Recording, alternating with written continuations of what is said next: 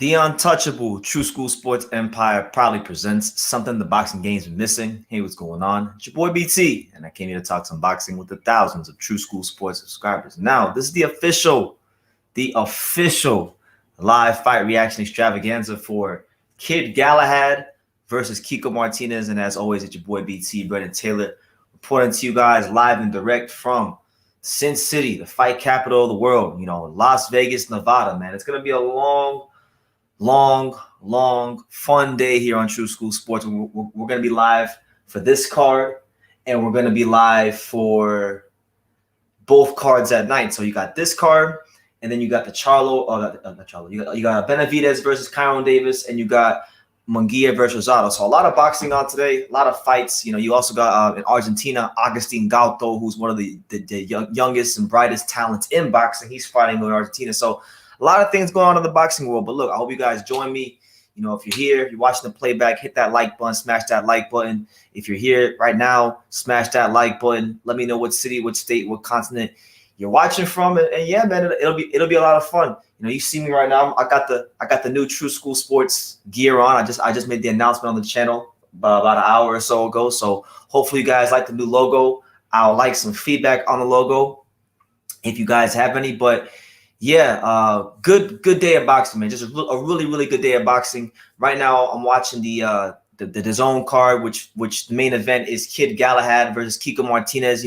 Kid Galahad right now, as we speak, he's the IBF Featherweight champion, and right now there's a fight going on right now. We got James Flint versus Dom Hunt for the Central Area Super Lightweight title. So I'm watching it, but I'm not paying it the most attention because it's just a domestic little British fight. But I'll let you guys know what's happening as things unfold. But I wanted to talk about the main event and really just camp out there on this main event because Kid Galahad, and we're gonna go to screen share for this. Kid Galahad, right?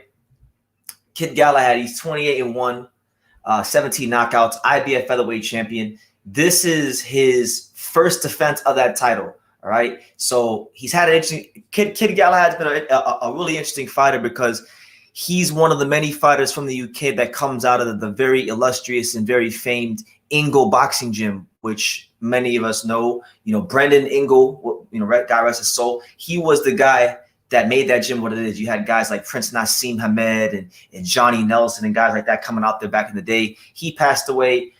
Dominic Ingle took reins of the gym, and then since then you've had guys like Kell Brook coming out that gym.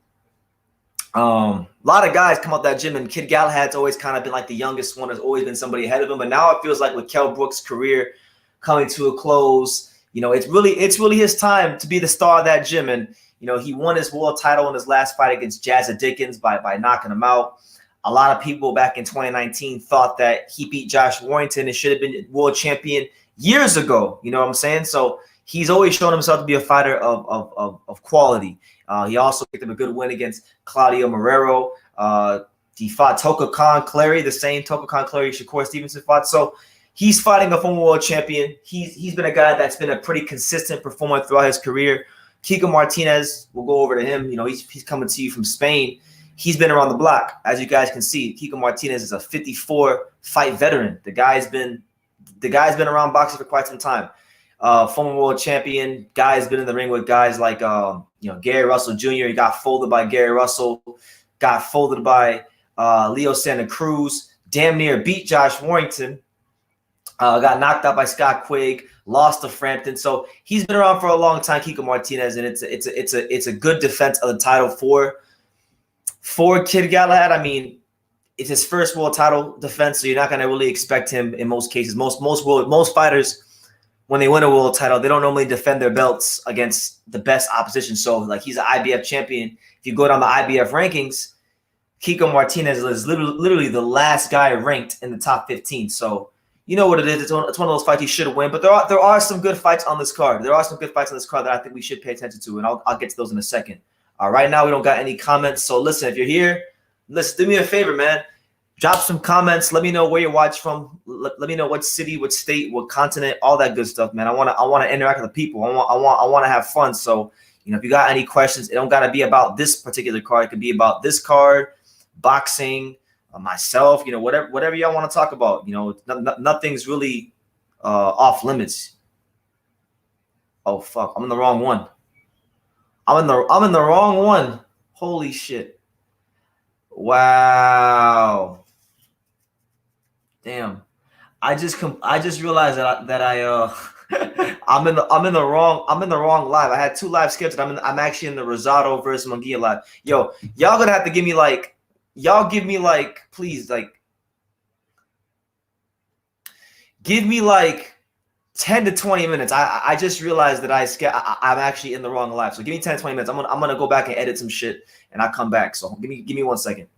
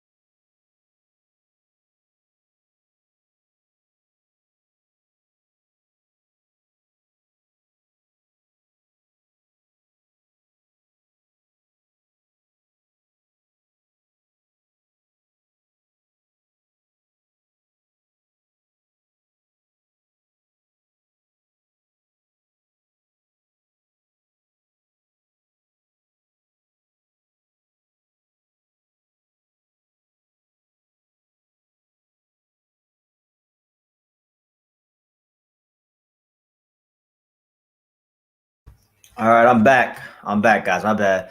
Yeah, what happened was what happened was I scheduled two lives, and then when I clicked live, I just realized I just realized that I was live in the wrong one. I was live in the Rosado Munguia lives and the Benavides Karen Davis live. So I had to go back and re-edit it and switch it over. But now we're good. Now we're in business. Now we're up and running. It's your boy BT, the untouchable True School Sports Empire. What's good? What's good, everybody?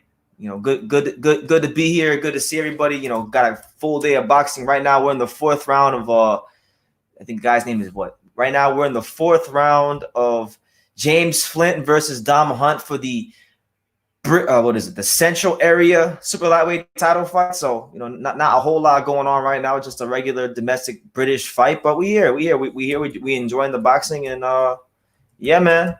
But yeah, like I was saying, Kid Galahad, he's waited a long time to become world champion. He's waited a long time to be the star of the Ingle Gym, and I think now is his time. I think everybody in life has their time. Everybody in life has their has their time to shine. I think it's his time to shine. 126 is a good division. You got guys like Mark Maxio, Mauricio Lara. There's Isaac Lowe. Isaac Dogbe. There's some decent fights out there for him. There's some decent fights. Let me see. We got some comments. See, is the only way to see the fight on DAZN. I mean, to my knowledge, yes.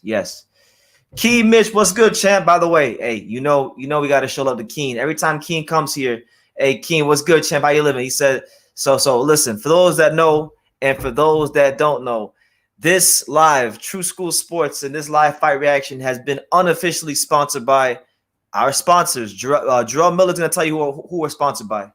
Vienna sausage cinnamon buns, Wonder Bread, Kool-Aid with no motherfucking sugar. There you go. Vienna sausage cinnamon buns, Kool-Aid with no motherfucking sugar. Shout out to Jerome Miller, man. Shout out to him and our unofficial sponsor. But yeah, good card though. Good card. I wanted to also touch on some of the other fights on the undercard while we're sitting here waiting. If y'all got any questions, if y'all got any boxing related questions, anything y'all want to touch on, y'all let me know. Smash that like button, run it all the way up. I see we're at like 11 likes right now. Let's try to get it to 100. Run those likes up, super chat, all that good stuff. The fight, to me, the real reason why I really have any intrigue in this card is not because of the main event, but actually because of the co-main event, because I think the co-main event is a pretty good fight. Now, in the co-main event, it's a women's fight. I know a lot of people really aren't into women's boxing. I get it. It's not everybody's cup of tea, and I understand why. But I really think this fight right here on this card is one that you guys are going to want to pay attention to, and that's the fight between Terri Harper and Alycia Baumgardner. They're both girls that can punch. They're both, Terri Harper, she's been in there with everybody. She's been in there and rumbled with a lot of top names in women's boxing in her weight division. She had that fight last year that I went live for with Natasha Jonas that ended in a draw. A lot of people thought that Terri Harper won that fight, but she had that fight. Eva Wallstrom, Vivian Obanoff. She's been in there with some names, and for the most part, when she fought Vivian Obanoff and Wallstrom, she didn't knock those girls out. So it showed, like, early in her career, she was knocking a lot of girls out. And then when push came to shove against girls that were more elite, she didn't really show that extra bit of quality, but she still won. She just didn't knock them out. She's fighting a girl today, Alycia Baumgardner, that I've been high on for a very long time. I even made a prospect review video about Alycia Baumgardner.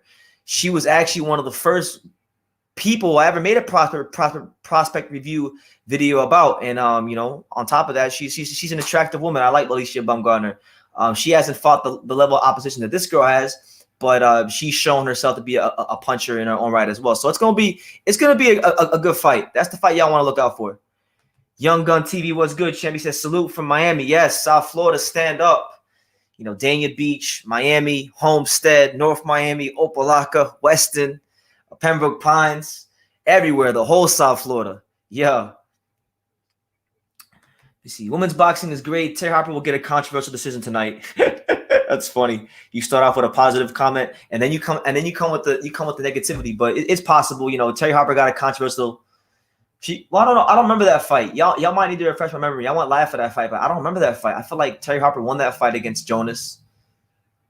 I could be wrong, but man, Alycia Baumgardner, listen, y'all know me. Y'all know me. I love when it comes to these women's fighters, y'all already know who I like. I'm Sneesa Estrada all day. She's the baddest girl in all of boxing to me. But after Sneesa Estrada, right there, number 2 for me, Alycia Baumgardner. So we definitely really excited about what Alycia is bringing to the table. And she could actually fight. Like she got punching power. She can box. I feel like she's got star potential. It's a really good fight. It's a really good fight. Yeah, my man Quay the God says she's the baddest thing lacing him up right now, and I can't blame you for that, man. She's a work of art. She's a work of art. I love me some Alycia Baumgardner. You know, good fighter, nice person. I've had a chance to talk to her a couple times. Nice person. You know, definitely someone worth watching and following. You know, but yeah, for those that know, and for those that don't know, we're gonna be live tonight. We're gonna try to pull it off. We're gonna have I'm gonna be live doing a damn double header. We're gonna be live for Munguia Rosado while we're live for Benavidez versus Kyron Davis. So I'll be following both. Like I kind of gotta watch the Munguia Rosado card, at least the undercard, because you know Sneesa Estrada doing commentary. So I gotta see how she does the commentating. I like hearing her do commentary. She's pretty good, and I want to see how she does tonight.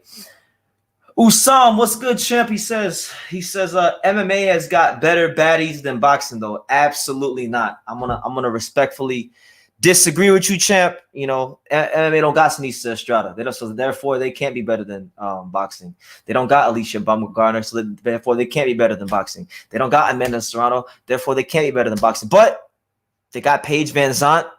They got Rachel Ostovich, so they ain't too far behind. They got Valerie Loredo. They got some nice ones, but I got boxing just ahead, just ahead, man, just ahead.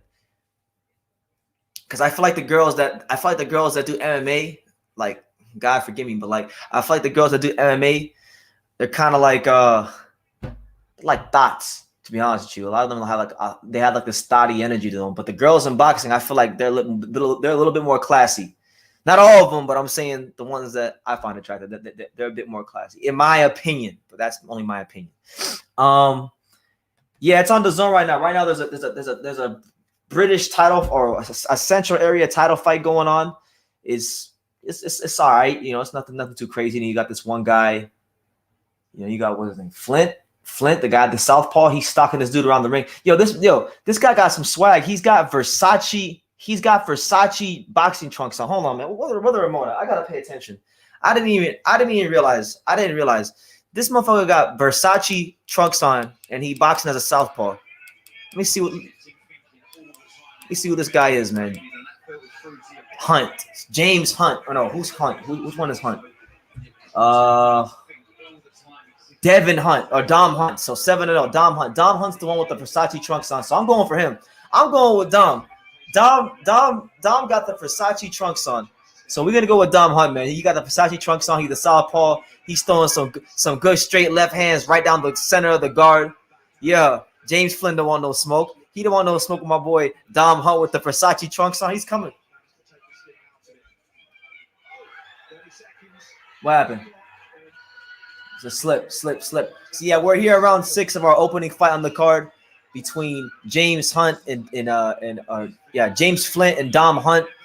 You know, both undefeated, both at that Central Area level. This is a very important time in a British fighter's career because the way it works is you progress through Central Area level, then you got English level, then Commonwealth level, then British level, then European level, then your world level. So it's a progression. This is the first step in that progression. And right now, in that round, Dom Hunt with the Versace trunks on, he was throwing a nice piston-like jab. He was throwing the straight left hand down the guard. He was doing his thing. So that's what it is. And by the way, for those of you wondering who is the next fight on the card, the next fight on the card is going to be Donte Dixon, the 5-0 prospect, against Jordan McCrory. Right now, he's warming up in the locker room. So that's the next fight on the card. But you know, not the worst card. There's been worse cards in the world. Yeah, man, boxing got better women than MMA. No doubt about it. Hands down. No doubt about it, you know.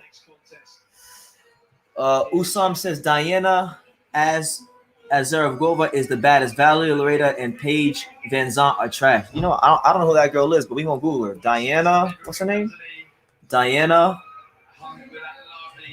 Zaragoza. Let me see. Who is this? Who is this, bro? Who is he? Oh, she Russian? Yeah, she not bad, champ. She not bad, but she not touching. She not touching Sinisa Estrada, so or Alycia Baumgardner, but she nice. Round 7 of James Flint versus Dom Hunt. Dom Hunt with the Versace boxing trunks on. Ooh. He may got the Versace boxing trunks on, but he's got caught with 2 left hooks. And then here we go, man. Yo, this is turning into a nice little fight.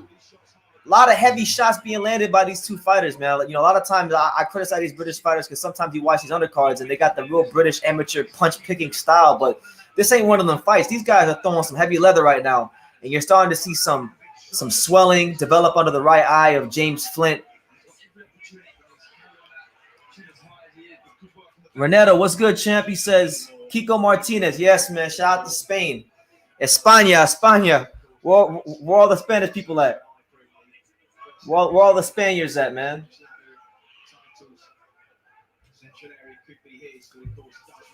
Man, it's a good fight, though. I like this fight. It's a good fight. I probably should have paid more attention to this fight earlier, but these rounds, right, these last couple rounds have really began to pick up. Yeah, if y'all got any questions, comments, thoughts, concerns about the cards tonight, cards in the future, let me know, man. This is probably gonna be my my last like extended live fight reaction until Figueroa versus Fulton, because I'm gonna be here in Vegas till the 26th. I'm probably gonna be at the Crawford versus Porter fight, so I'm not gonna be live for that fight when it happens. I'll be at the fight. I'll be live in the flesh of the fights, but let me know, man. Let me know what y'all got. Y'all got me here. So y'all got any questions? Let me know. But yeah, here comes Dom Hunt. Dom Hunt throwing that left hand. That left hand keeps finding a way to hit James Flint. Flint does a good job of holding his ground and whatnot, but sometimes he squares up and has these lapses, and it gives Dom Hunt that little bit of time to throw the left hand. And you saw right there, Flint stopped. Dom Hunt stepped to his right and threw the left hand. So he's using angles too.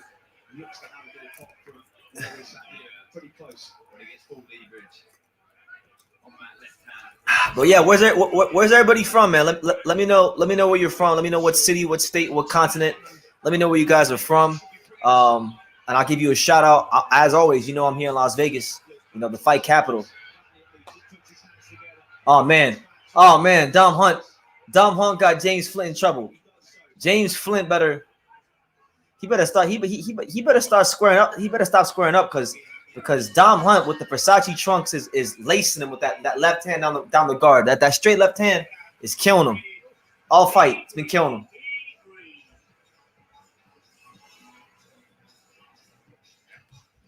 Yeah, another reason I'm watching this card is you know, I got a scout, man. I'm over here scouting for my boy Angelo Leo, man. My boy Angelo Leo, he might be at 126 soon, so I got to make sure that I know it. I see how these guys are fighting, and I can go tell them, you know, what to expect, what not to expect, because it's very likely that my boy Angelo Leo might be at 126 in the near future. I think I'll wind up moving up there probably really soon, really soon. Did I miss any comments? But yeah, give me your predictions. Give me your thoughts. We're here. It's the Untouchable True School Sports Empire. You know, make sure you guys go out, check out all the interviews. I got a lot of interviews coming out. Just the other day, I was at the Ismail Salah's Boxing Academy. I got a chance to see Joe Joyce train. So I got some video of him training. I got an interview with Luis Arias coming out soon. I interviewed did a lot of interviews, man. So yeah, definitely be on the lookout. A lot of great things coming out on the channel. But yeah, round number 8 of our first fight on the card between Dom Hunt and James Flint for the Southern Area title. Gunner Season, what's good, champ? How you doing? He says, yo, what's good, champ? Good to see you. How you feeling?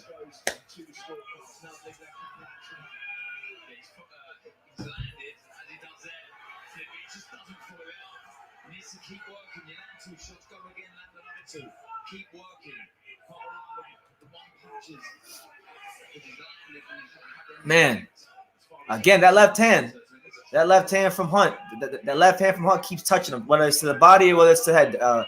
Hunt continues to find a home for that left hand. And I like Hunt, man. He's got some rhythm to him. He's got some dexterity. He's got some good movement to set up these punches. You know, Flint, he's doing his thing and he's trying to land, but he's the more of that textbook classic British style.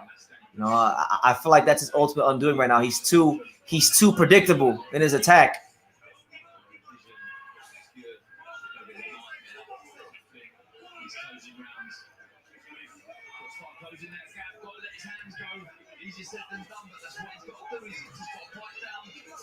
Let's see. Gunnar says that's awesome, bro. Are you gonna upload the Salas training footage? Yes, absolutely. I don't know when yet because I've got a lot of content that I'm still editing and going through, and I gotta schedule it all out. But yeah, at some point, I'm thinking at some point this week I'll release it. It's about 10 to 12 minutes of Joe Joyce just training with Salas. I actually had a chance to watch him spar.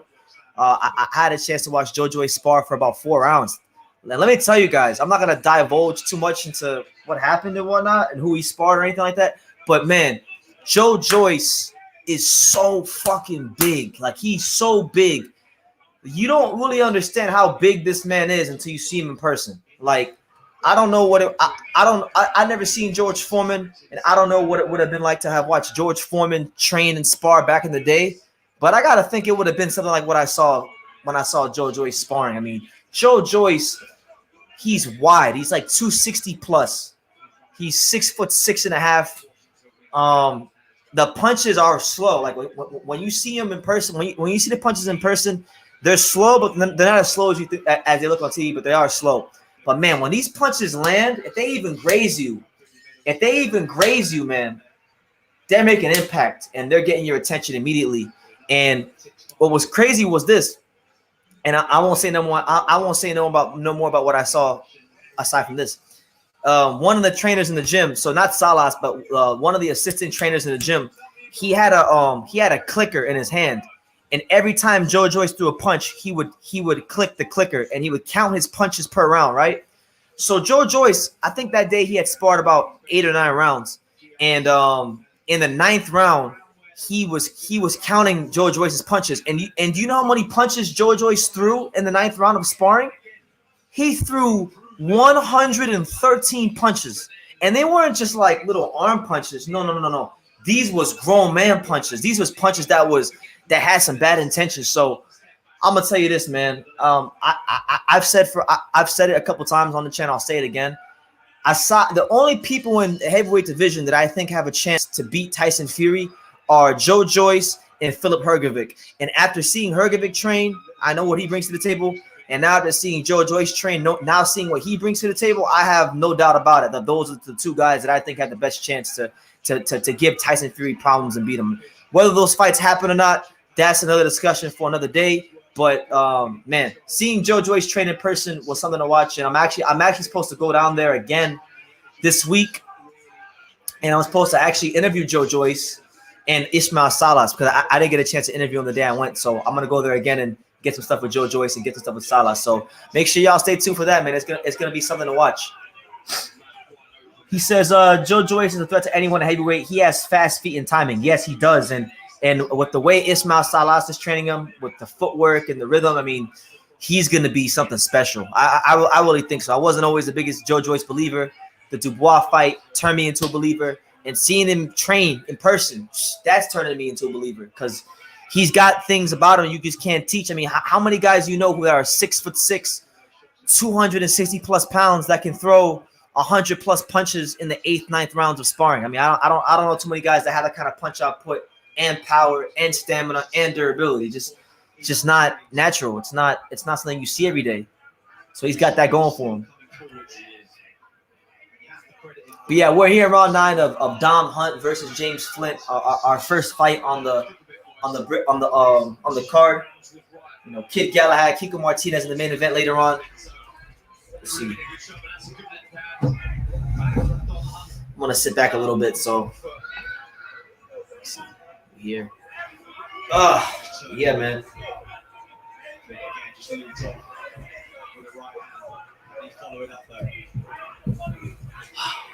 Great to be here, man. It really is good to be here. If y'all got any questions, I'm here. I'm just watching boxing, watching the fights, seeing what the UK has to offer. You know, last week I didn't get a chance to even watch the top rank card. I tried watching the top rank card, Michaela Mayer, last week. Haven't even finished that. So I've got quite a lot of boxing to catch up on. But we're here in Vegas. We're working extremely hard. Hopefully, you guys have been enjoying the content and all the interviews because there has been quite a lot that's been coming out.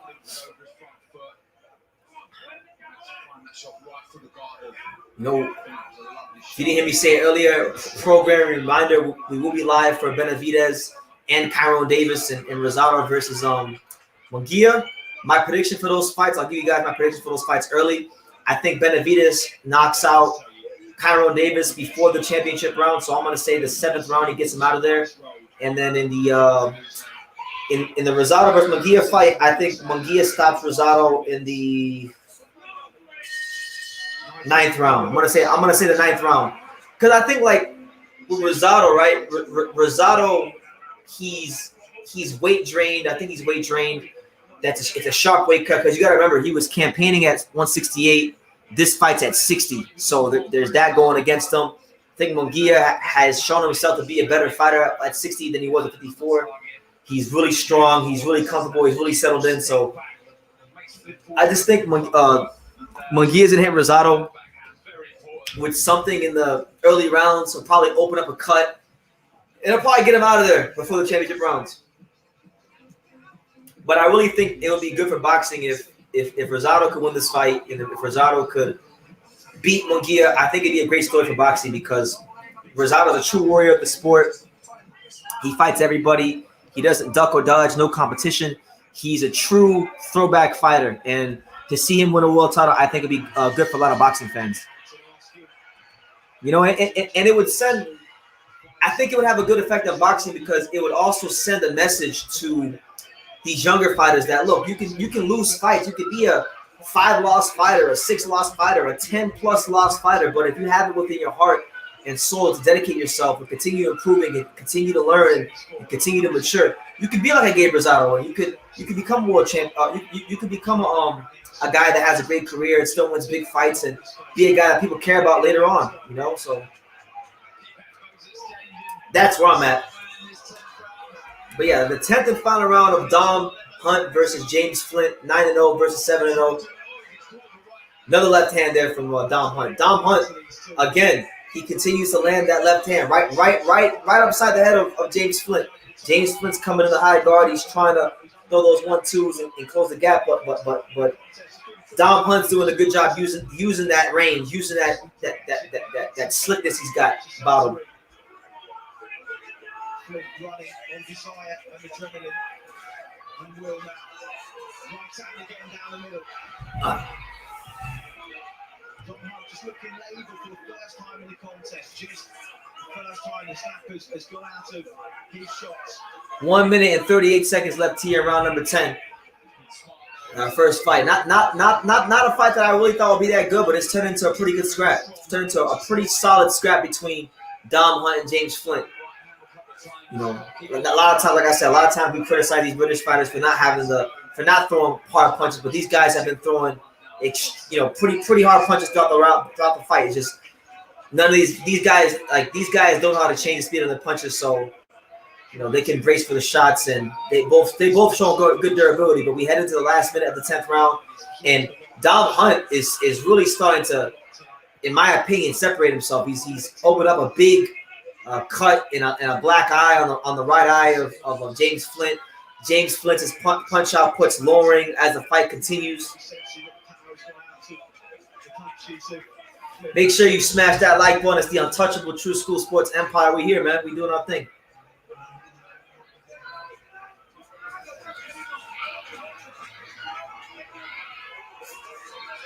Oh, good counter left hand by Dom Hunt. Dom Hunt, that left hand alone, that straight left hand alone is winning him this fight. His jab is whatever. It's not the best jab in the world. He's not really stepping behind it, but he's setting it. He's using that right hand to set up that straight left, and he knows how to do that. So that right now for me is what's winning him the fight.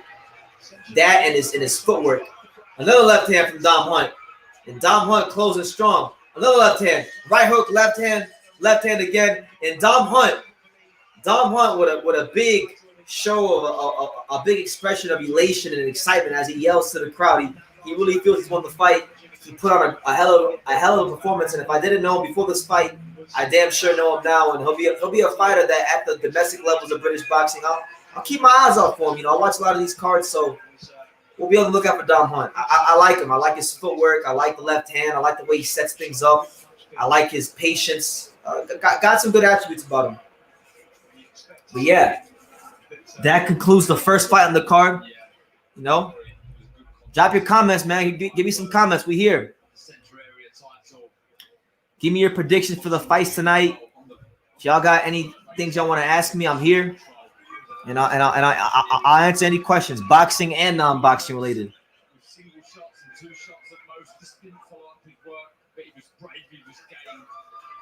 Got a busy week ahead of us. Next week, you got Crawford Porter fight week, so we're gonna be running around, you know, getting content for you guys for Crawford Porter fight week. It's gonna be a lot of fun. You know, Terrence Crawford versus Sean Porter, one of the biggest fights in boxing, one of the most interesting fights in boxing, one of the most impactful fights in the welterweight division in a long time, because you know Terrence Crawford's been waiting so long for his shot, and you know when he's fighting a guy in Porter that's fought everybody, so should be a lot of fun.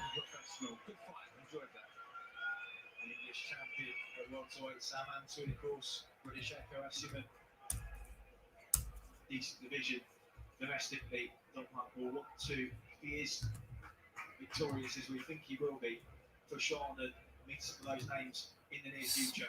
But yeah, well, I think we're probably like what we got this fight. We got Donte Dixon next in a fight, and then we got Chris Billiam-Smith. Then we got so we're looking at like 3 fights before the main event. So for those that want to know how far is the main event's probably like 3 fights away. But here comes the decision. It reached 98-93 for your winner. He's still undefeated, and the new Central Area welterweight champion, Dom the Hurricane. There you have it. There you have it. So Dom Smith becomes the Central Area 140-pound champion. Puts on a good performance against James Flint, and I'll be looking out for him. You know, really good performance from him. You know, I'm really pleased what I saw from him. My first impression of him is pretty good and good form, man. And you know, he improves to 8-0.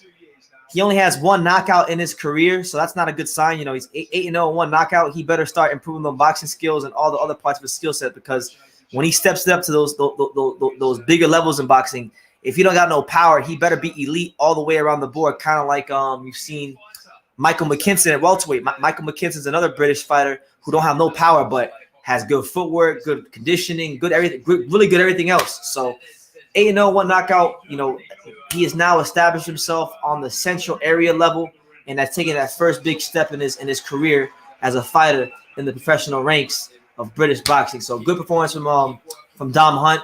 You know, looking real swaggy with the Versace boxing trunks. Ain't nobody ever did it like him. So it's gonna be, you know, hopefully he has a long, fruitful, and successful career in the sport of boxing, and I'll be looking out for him. But yeah, that's the first fight in the card.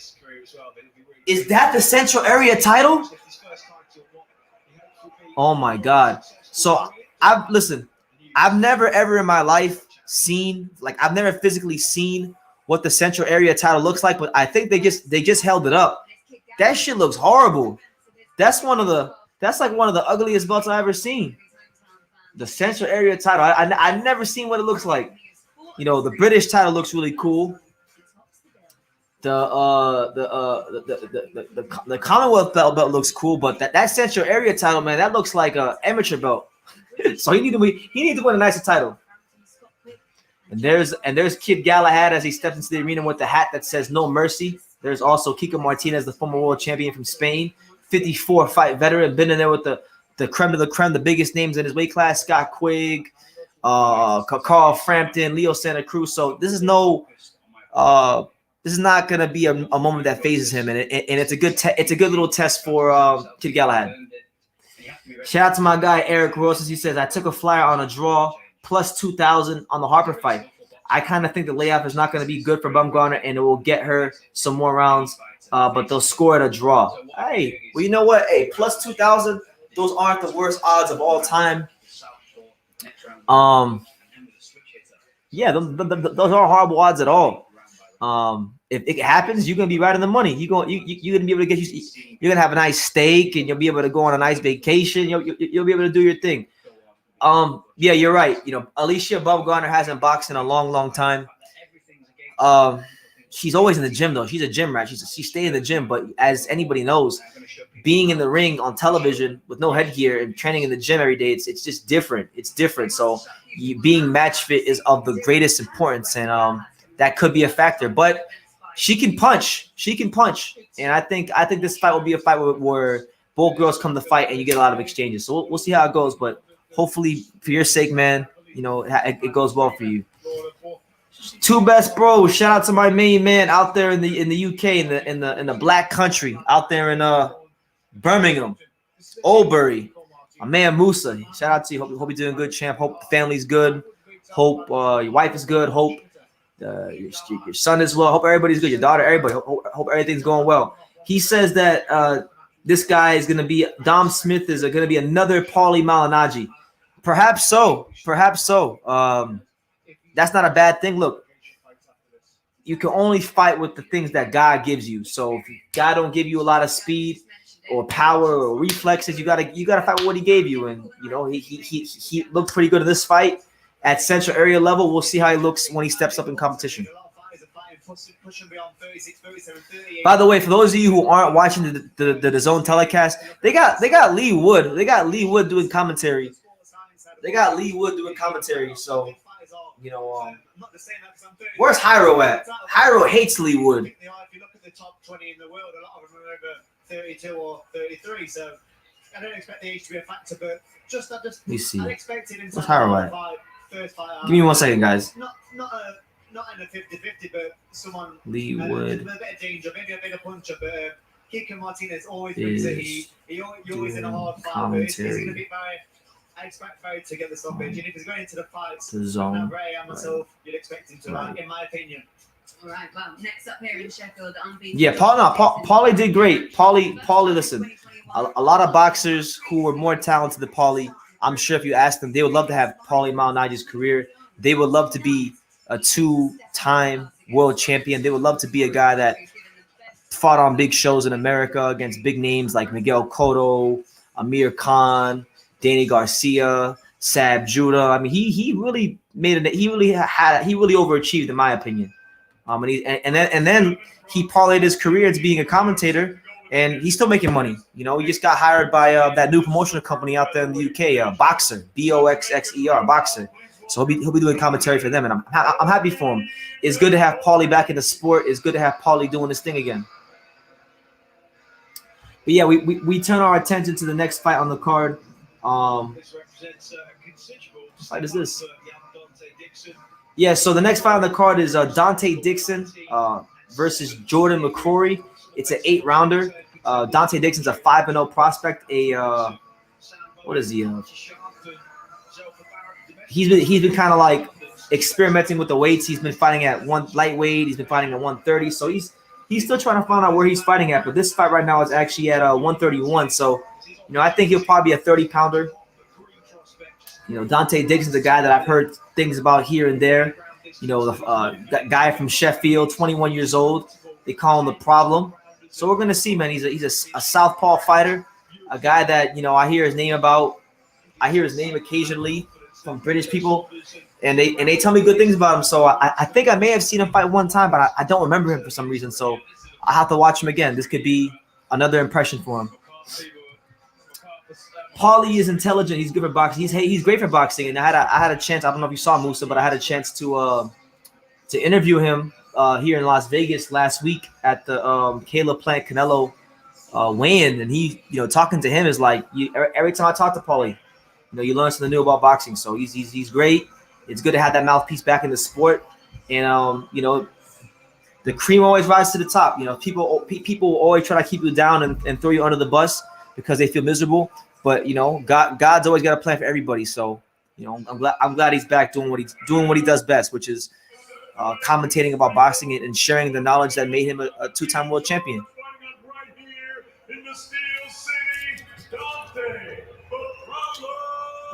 Dixon. All right, so here he is, Donte Dixon, the 5-0 prospect, the fighting pride of Sheffield.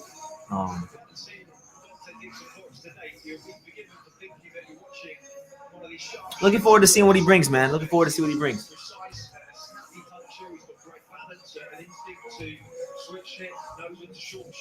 But yeah, give me y'all's predictions, man. If anybody has predictions on the fights tonight with Rosado and Munguia and with Benavidez versus Davis, I mean, I think everybody's picking Benavidez. I mean, I don't think there's a snowball's chance in hell Kyron Davis can win this fight, to be honest with you. And I'm as you guys saw yesterday, I'm not the biggest Dave Benavidez fan, but I'm a realist. Like, Kyron Davis is really just – PBC could have got a better replacement opponent for Jose Uzcategui, but they picked Kyron Davis because Kyron Davis is not a 68-pounder.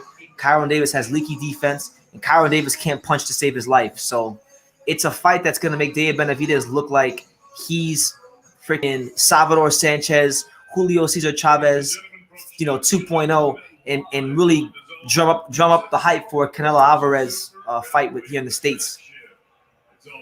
That's all this fight is about, to be honest. That's all the Benavidez Kyron Davis fight is about. It's all about making Benavidez look as good as possible to create as much hype as possible for a Canelo fight. But I wish Kyron Davis the best. I hope it's a competitive fight. I hope he can prove all the doubters wrong and put up a good fight and make it competitive. And who knows, man? Crazier things have happened in boxing, but I really don't see it as a fight where he could do anything to Benavidez, because from what I've seen, he doesn't have the attributes. He gets hit too much. His professional record, 19 wins. Yeah, 126 is a good division right now. I know Kid Galahad's headline on the card. He's the IBF Featherweight champion. Right now the division is interesting because you got Gary Russell, who we don't hear about too often, but he has the WBC belt hostage. You got Leo Santa Cruz and Lee Wood, who both hold titles in the WBA. That'd be a good fight. You got Navarrete, who's a WBO champion. He's probably going to move up and fight Oscar Valdez's next fight. So that belt will more than likely become a vacant belt. And then maybe Mark Magsayo fights somebody for that belt, and maybe he becomes champion and Kid Galahad can fight him. There's some good fights. But 126, I think 126 is lacking that it doesn't have a guy. Everybody's just kind of good, and then if they're really good like Gary Russell, they're inactive. So 126 needs a savior. 126 needs somebody to spice things up.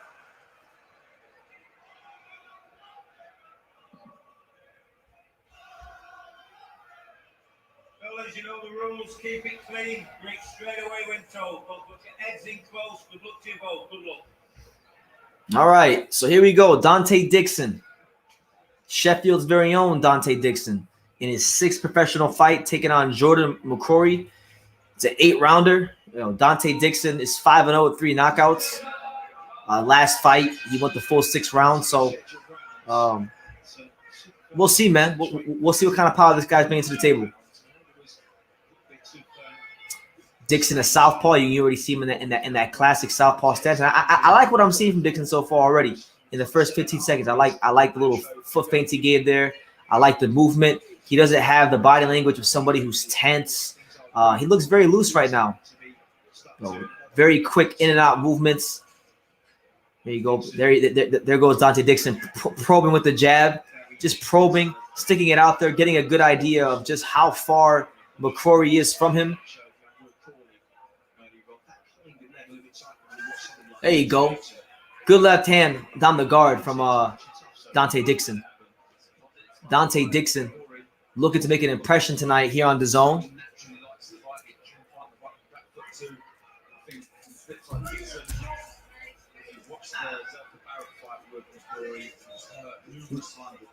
Yeah, it is worth noting McCrory. He has been in the ring with a notable name.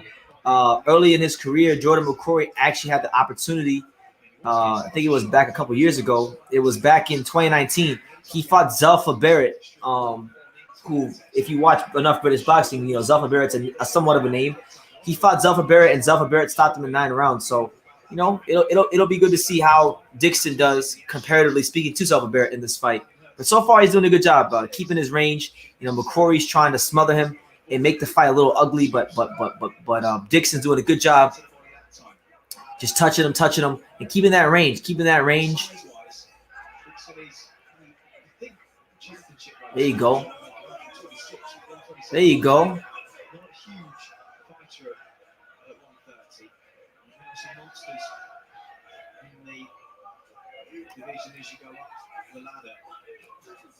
go. Good right hook there from Donte Dixon. Okay, Donte Dixon got good. I like Donte Dixon's footwork. I like the way he pivots in and out. You know, he seems like he's got some good composure. Sneaky little body shot there from Dixon. He's got good composure. This guy presses him, and this guy tries to tangle those feet, and Dixon pivots out there immediately. And that's always a good character trait of a fighter to have.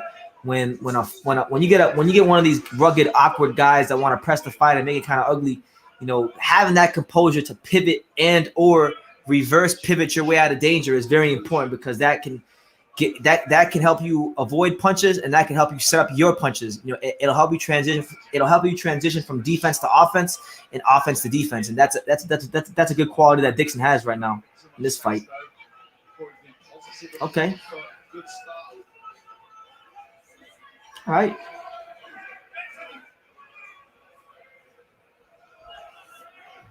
All right, so good first round from Donte Dixon. A good first round from Donte Dixon. Not the worst first round I've ever seen in the world. But yeah, it's your boy BT, the Untouchable, True School Sports Empire. Make sure you guys take the time to smash that like button if you're new, which I highly doubt any of you are. But if you are new, so smash that subscribe button. Join the Untouchable Empire.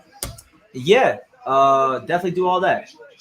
Check out all the content on the channel. Give me your thoughts on these fights tonight.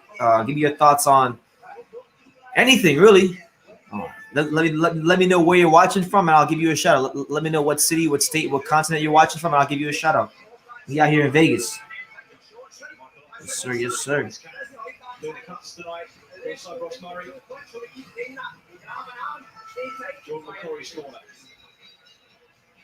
good action in the first round, wasn't it? It's a good counter punching on the back foot from Dixon, but a positive start from McCrory on the front foot. All right, so we head to round two. Donte Dixon versus Jordan McCrory. You know, the 6th fight in the career of Donte Dixon. You know what? Let me see. What the hell was this guy's amateur background? Does he got an amateur background? I don't even think he got an amateur background. There's no amateur page on BoxRec. I want to learn more about Donte Dixon while I'm sitting here watching him, because I don't know anything about him.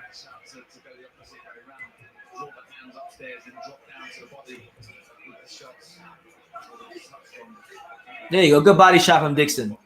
So that's good. Dixon's already shown in this fight that he's not afraid to go to the body, and he's not afraid to. He doesn't forget going to the body. He goes to the head, obviously, but he's not a fighter that's afraid to go to the body or that forgets the body. Because a lot of times fighters can forget that. Quay to God says Dixon got to use that speed advantage. Well, he's starting to now. He's starting to throw some punches now, but I agree. He needs to start doubling up and tripling up on some punches, and he's got to turn them. I agree.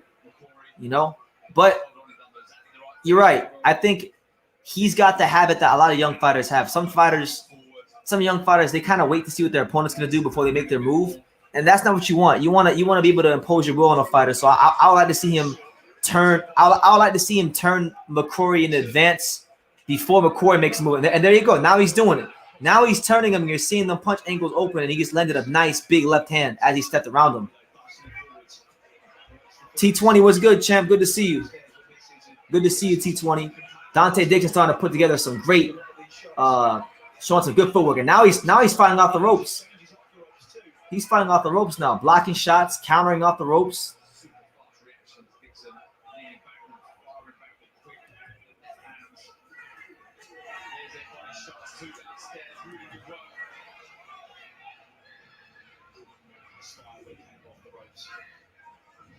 Ooh, good body shot from Dixon. I like what I saw there. McCrory closed the gap and tried to press him. Dixon took like this little half step back, bent his knees, and threw a big left hand right to his stomach. So I like that, man. He's doing some good little subtle things. Okay, another left hand to the body. Okay, Donte, we see you, champ. We see you.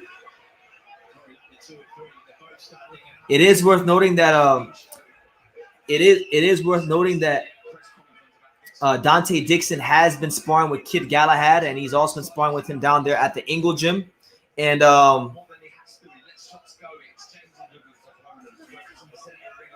He's been sparring with Kid Galahad at the Angle Gym. From what I was just reading now, there's an article that I'm reading. He was sparring with Kid Galahad at the Angle Gym, and everybody's saying that this guy's gonna be the next world champion. So hey, we'll see what happens. But he's got some good things about him. He's got some good footwork, and he's doing his thing. So yeah, Donte Dixon, Sheffield, stand up. Sheffield, I think you might got another one. You might have another one. He might be the next Sheffield world champion. He might be joining the likes of Naseem Ahmed and Kell Brook and Kid Galahad and Johnny Nelson as the next Sheffield standouts, Sheffield world champions.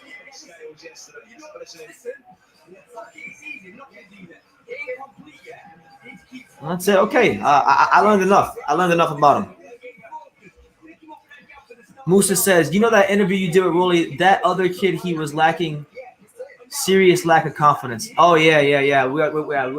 It was crazy, man. We were at the gym, so I was down there at City Athletic Gym. I had got invited to come watch Teofimo Lopez train and do some interviews with him and Rolly. So like at City Athletic Boxing Gym, there's two sides to the gym. It's a pretty big gym. There's two sides to the gym. When you walk in, the side on the left is where Tio trains, and the side on the right is where like the kids and the amateurs and whatnot. And Rolly trains on that side as well. So Rolly came from the other side of the gym. I started talking to him and whatnot. And then one of the kids that was taking one of the boxing and fitness classes, he's just staring at Rolly and Tio.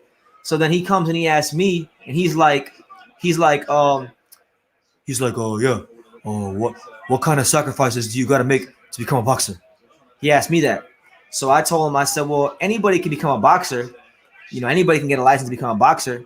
But, you know, do you want to be a good boxer? That's the real question.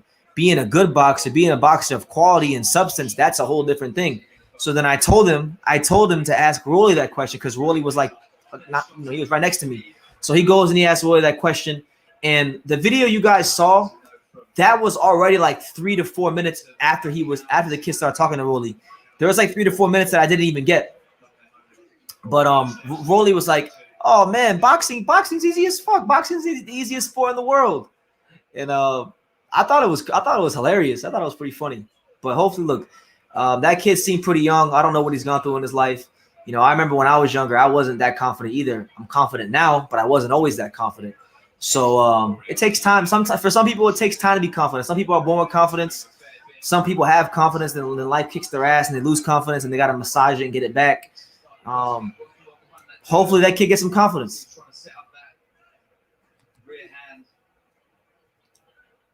Yeah, man. Big up BT. Galahad versus Navarrete. Who you got? That's a good fight. And shout out to you, Moeller. It's good to see you. Oh, man.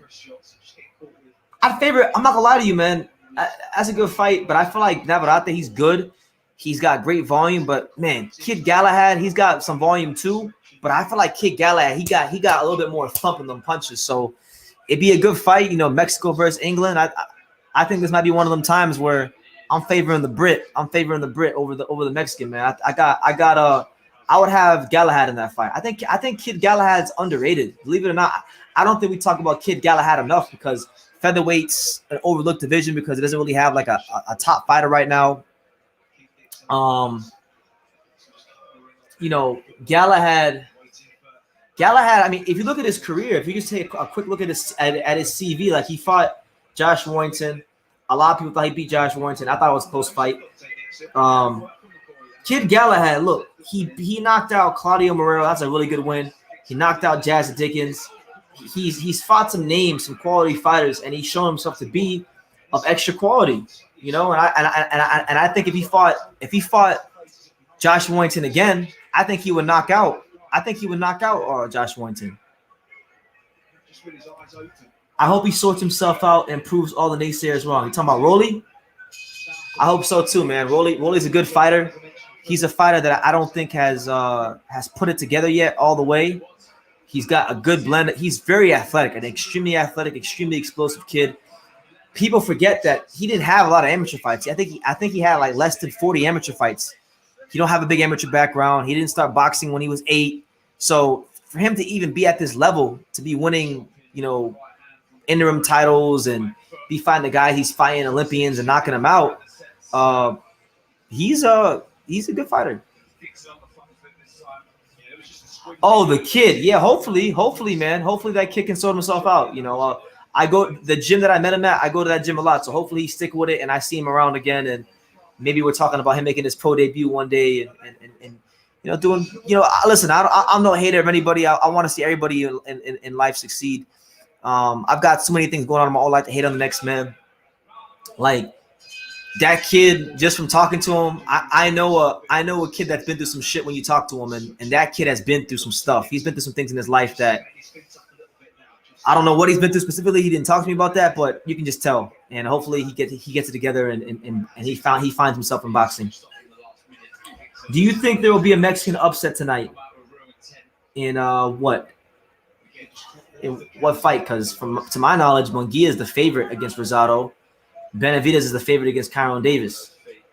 And there's no, like, Kiko Martinez is from Spain. So, no, it's not like Kid Galahad's fighting a Mexican. So which Mexican fighter are you referring to? Which Mexican has a chance to have an upset? Yeah. Yeah, it was a close fight. I mean, a lot of people thought Kid Galahad won. I thought Kid Galahad could have won the fight, but look, he proved himself to be of extra quality. And man, Donte Dixon's throwing some really good body shots. Jesus, man, I like Dixon. He's been getting hit. He's been getting hit a lot more than he probably should in this fight, but he's doing a good job of punching on the move and placing these shots. So shout out to Donte Dixon. He's showing some good attributes. I'm gonna keep my eyes peeled for young Donte Dixon. No, listen. It'd be nice. Like, I'll be honest with you. Like, I like Benavidez, but being here in Vegas and just the hype he's been getting, it's been kind of pissing me off, man. Like, he's good, but people are making him sound like he's Julio Cesar Chavez Sr. 2.0. Like, it's getting ridiculous. I hope it's a competitive fight, but I've seen Kyron Davis fight enough to know that he gets hit too much. He's not naturally a 68-pounder. He really isn't even naturally a 60-pounder. This guy is a guy that's fought at 54 on a couple of occasions, and a small guy, not the most punching power in the world, gets hit way too much. Benavidez gets hit too, but Benavidez has tightened up his defense. He used to get hit a lot more, but he's been slowly. If you look at his last couple fights, he's been getting hit a lot less. The guard has become a lot tighter. So I think Benavidez stops him before the championship round. I'm gonna say he gets him out of there like 8th round stoppage. I'm really hoping and praying to God that one of these fights tonight goes. I'm hoping one of these fights tonight goes past the championship rounds, or gets to the championship rounds, because I don't know, man. I think Munguia Rosado will be a war. I'm hoping that Rosado can duplicate the performance he had against Daniel Jacobs. Don't get caught up in the Mexico versus Puerto Rico hoopla. Don't get caught up in all that stuff about, oh, you gotta be a warrior, you gotta be a dog. Fuck all that. Do what you did against Daniel Jacobs. Box, move, show your veteran experience, show your veteran savvy, and really just show yourself to be of extra quality. Show yourself to be a more experienced fighter. You know, if he can do that against Daniel Jacobs, I think Rosado got a good chance. I'm not writing him off at all. If he can stay disciplined again and duplicate some of what he did in that fight, but if he's going to come out to be a hard, rugged Philadelphia fighter and all that stuff out the gate, out the box, he's going to get pieced up. You know, I hope I'm wrong, though. I want to be wrong. I'm praying to God I'm wrong. I want Rosado to win this fight. I think it'd be a great story for boxing, but, you know, they picked him for a reason. They boiled him down from 168 to 160, and I think that weight cut will have an effect on him in this fight. You know what I'm saying? So we'll see what happens.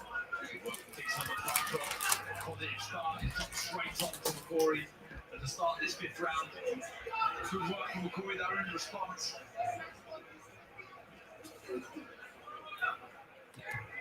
Big circles now in the orthodox stance, just changing things up for the first time. Oh, damn. Took it well, seamlessly. to the left-handed stance. Cutting the ring off again. Short shots up the middle. Eric says, I don't like Rosado going down to 160 after having that big upset at 168. It just feels like that Rosado is being used to build Munguia's resume, and he is. It kind of reminds me, in a way, it kind of reminds me of when, if you guys remember, Adrian Granados got that. Remember when Adrian Granados beat Amir Imam, and that was a big upset? It was like the 2015 upset of the year, or one of the upsets of the year. And then after that, he was supposed to get a title shot, never got it, and then he got used against Porter, Broner, Garcia, every welterweight and the mother, Conor Ben now. So it's the same thing. He got a career best win, been through the hardest, the highest of highs and the lowest of lows in his career. Finally gets a big win, and then now he's getting used. So y'all don't understand, man. Like, I try not to be pessimistic. I try to be positive about boxing and be a good ambassador for the sport of boxing. But man, the boxing business, the boxing business is truly disgusting business. I mean, the business is horrible. I love the sport, but the business is such a cutthroat, dog eat dog business. And if y'all knew the half of it, you go nuts. Yeah, yeah. Golden Boy's not stupid. They know what they're doing. They know exactly what they're doing. But it would be great. It would actually be great if they could good body shot from Donte Dixon. I think McCrory's hurt. Oh, he's hurt. McCrory's hurt. Jump on him. Come on, Donte. Pick your shots. Pick your shot. There you go. There you go. There you go. Body shot again. Sit down on that shot. Sit down on that hook. Man. I like Dixon, man. Dixon got a nice pro style. He's got some good things about him that I like. He's gonna have a future in I don't know what weight class he's in. He can't be a featherweight. He's too big and too thick to be a featherweight. He's a 30-pounder. Okay, good round for Dixon. Good round for Dixon. But yeah, that weight cut is exactly what they're banking on. They know that if Rosado fought at 68, it would be a much more dangerous fight. But I hope their cherry picking backfires and he knocks him out, and that Rosado wins, because like I said, I think it would be a great story for boxing, and it would be an amazing message to send the fighters that you can still be in big fights and win big fights even if you have 10+ losses. So, and yeah, Granados was used after his win, but the good thing about Granados is that at least he's my boy. I love him to death, and we're great friends to this day. I still have to call him. I've been meaning to call him. I haven't called him because I've been so busy. But Adrian Granados, even though he's been used by the boxing game, he's made some good money, and he's got life after boxing in a good place for when he does retire, which I don't think will be too far away. What do you think about T.O. being so outspoken on these promotion companies? It seems like he even took shots at Bob. What do you think? I like it, man. I like that T.O. is transparent. I like that I like that T.O. Speaks his mind. It may come to he better not lose no damn fights, because I'll tell you this, all this shit talking he's doing with these promoters, it will backfire on him if he loses a fight. He doesn't have that position of power right now. He's the man, and he's in that power position in the lightweight division. But when he's not in that power position, all this could come and backfire on him. So, we'll see how it all plays out. Howard, what's good? Chevy says, I'm going with the guy from Creed. They didn't call him out. Gabe called him out. I won't watch the fight, but I got work. I will listen to it. Oh, and there it is. Donte Dixon drops McCrory with a body shot here in round 6. Man, McCrory didn't like that.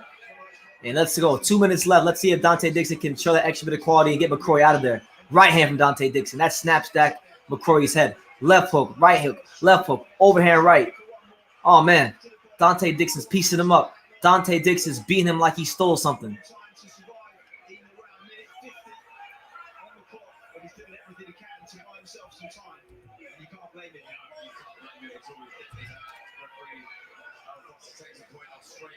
All right, so referee just took a point away from McCrory for throwing Dixon to the floor. So 1 minute and 47 seconds left here in round number 6. Donte Dixon looking for that stoppage, and he continues to go to the body. Left hook, right hook. Can Donte Dixon stop McCrory before Zelfa Barrett did? Zelfa Barrett stopped McCrory in the 9th round. I think we're in the 6th right now, so Dixon got a chance to make a little bit of a statement here early in his career. Oh, but credit to McCrory. McCrory's still throwing. He's still throwing punches. He's still his spirit hasn't been all the way broken yet. So Donte Dixon got to show that extra bit of quality to break his spirit and get the stoppage. Good right hand to the head, right hand to the body, left hook to the head. Dixon steps around him, ties him up.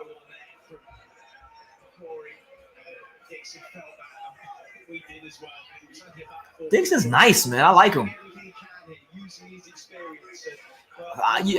Listen, I know Dixon's a British fighter, but he got that American style. He looked like an American fighter. The way he boxing. I criticize a lot of British prospects for having that British amateur style, but he ain't one of them. He ain't one of them. And now he's showboating. Now he's doing a little bit of showboating right now, Donte Dixon. And now he's switching stances. Who does this man think he is? Who does he think he is? Terrence Crawford? You think he over here think he's Jerron Ennis?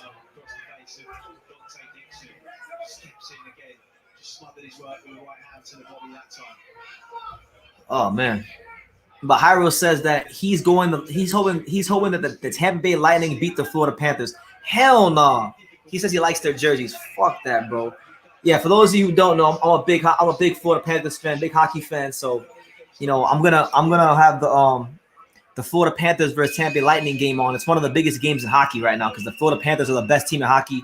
The Lightning are the defending Stanley Cup champions, but they're not really playing to it right now. So it's a big game. You know, South Florida stand up.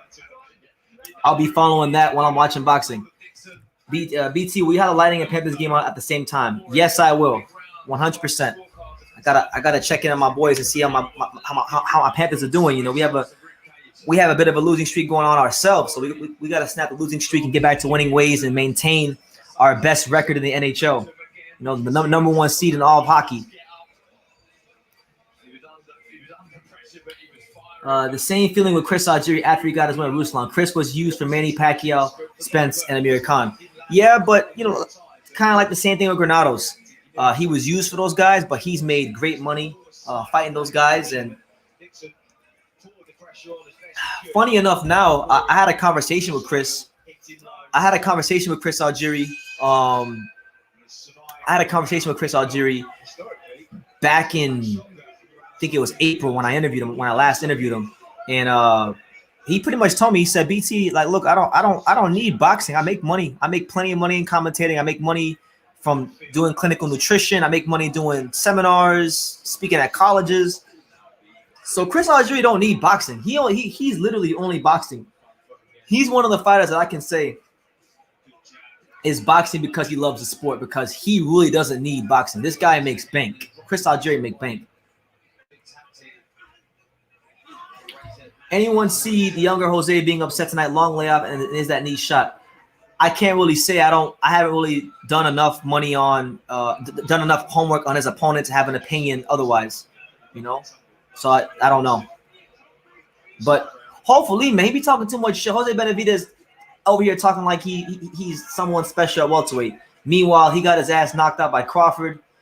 He got a gift decision against Mauricio Herrera, which I'm still pissed off about. You know, to this day, I always say Mauricio Herrera should have been the 2014 Fighter of the Year because he really beat the brakes off Danny Garcia and he beat Benavidez easily, and they took it from him. I think Dale Kale. I think this. I got David. He wins. He's got a parlay with the Munguia at plus 100. I think Rosado and Davis both get stopped. Don't bet against Florida hockey right now. The Panthers look good. Look very good this year. That's right. You know, shout out to the Florida Panthers, the untouchable Florida Panthers hockey empire. You know, I've been a Florida Panthers fan since I was 7, so we're going on 20 years of being a fan. I've been there through the best of times. I've been there through pretty much the worst of times, which has pretty much been the entire time I've been cheering for them. I've been through it as a Panthers fan, and I'm glad I've lived long enough to see the Panthers with a team that's this good. You know, so hopefully we keep winning. We get to the playoffs, we win this, and we go far. And if if God can ever give me my wish, you know, one of the things I really want to see is the Florida Panthers win the Stanley Cup. If the Panthers win the Stanley Cup, y'all ain't gonna see me for a week. I'm taking a week off. If the Panthers ever win the Stanley Cup, I'm not gonna be here for a week. I'll be partying and making babies. Eric Rosa says, true, Chris made good money during his career with his fights. He had them with guys, but they picked him knowing he was not dangerous.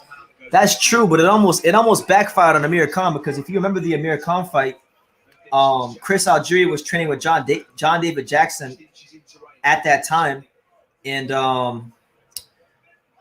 when he was training with John David Jackson made Chris Algieri do the opposite of what everybody thought he was going to do. He made Chris Algieri come forward, and Chris Algieri fought like this bootleg Antonio Margarito style against Khan, and he damn near beat him. It was a close fight. It was a really close fight. MB Boxing Official, what's good, champ? He says, salute. He says, my predictions for today are Kid Galahad, knockout 6-10. Rosado, he's going with the upset.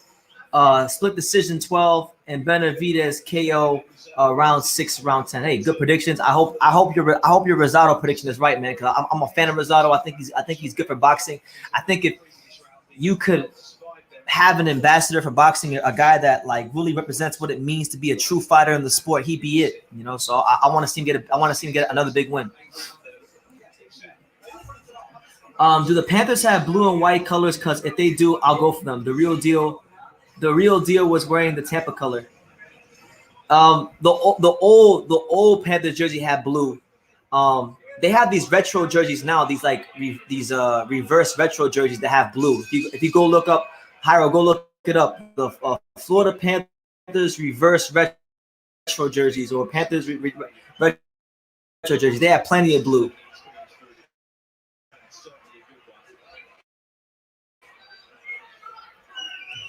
If Chris, what's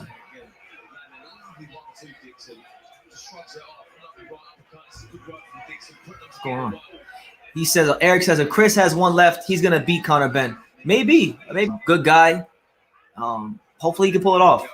But right now we're in the 8th round of Donte Dixon versus McCrory. I haven't been paying attention to the last couple rounds because Donte Dixon's kind of put it in cruise control, and you know he's landing his shots, he's placing his shots. But I'll tell you this, Donte Dixon is definitely on my radar now. He's a good fighter. He's got a lot of things about him to like. He can switch comfortably, can box, can move, can pivot, can slug, can throw punches to the body. He's got a lot of tools, man, and if he keeps sharpening them up and getting more experience, he's going to be someone to deal with. Thomas says, BT, you used to cover the NBA, right? Is Oklahoma City shutting down Shai Gilgeous-Alexander later for Tank Mo later this season? To answer your first question, yes. I covered the NBA from 2013 to 2015. I covered the Mavericks, the Magic, the Nuggets, the Mavericks, the Nuggets, the Hornets, and I had a little stint in the D League. I covered the NBA D League for like 3 months, and I saw Seth Curry in the D League. I saw a lot of players in the D League that are now in the NBA now. Troy Daniels, who had some stints in the NBA, you know. So I put some work in the D League. I saw Juwan Howard make a run at the NBA when he was in the D League. But as far as Oklahoma City shutting down Shai Gilgeous-Alexander, I don't know. I haven't really been following outside of boxing and my own favorite teams. I haven't really been following like the leagues as much, so I don't know too much about that. But if they're doing that, then yeah, they're definitely tanking. Rosado has to fight off the back foot, jab, and counter. Plus, Munguia struggled against guys like Hogan and Toriano Johnson. He did, and that's the interesting thing for me in this fight. I was saying earlier, MB, but probably before you got here, I was saying that if Rosado can duplicate some of what he did in the Daniel Jacobs fight, I think he's got a hell of a chance to win this fight, because he showed in that fight that he has the mental discipline and the maturity to box a 12 discipline rounds. So if he can do that, then I give him all the chance in the world of beating a guy like Munguia, because like you said, and like we've seen in the past, Munguia has struggled with boxers like Hogan and other fighters as well, Takashi Inoue. So, all right.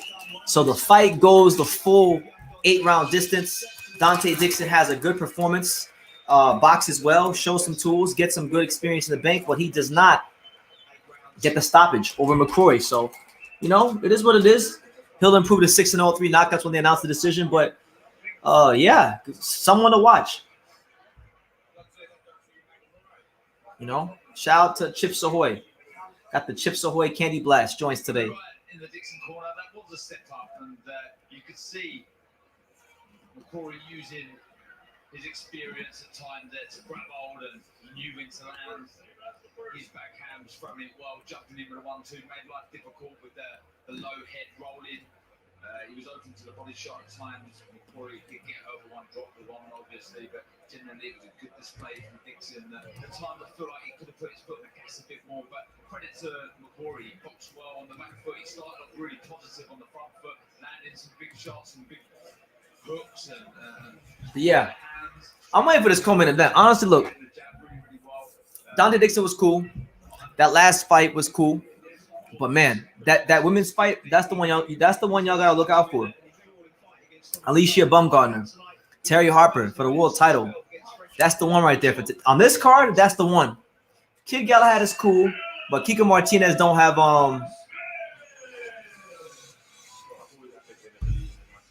But Kiko Martinez has shown many times he don't have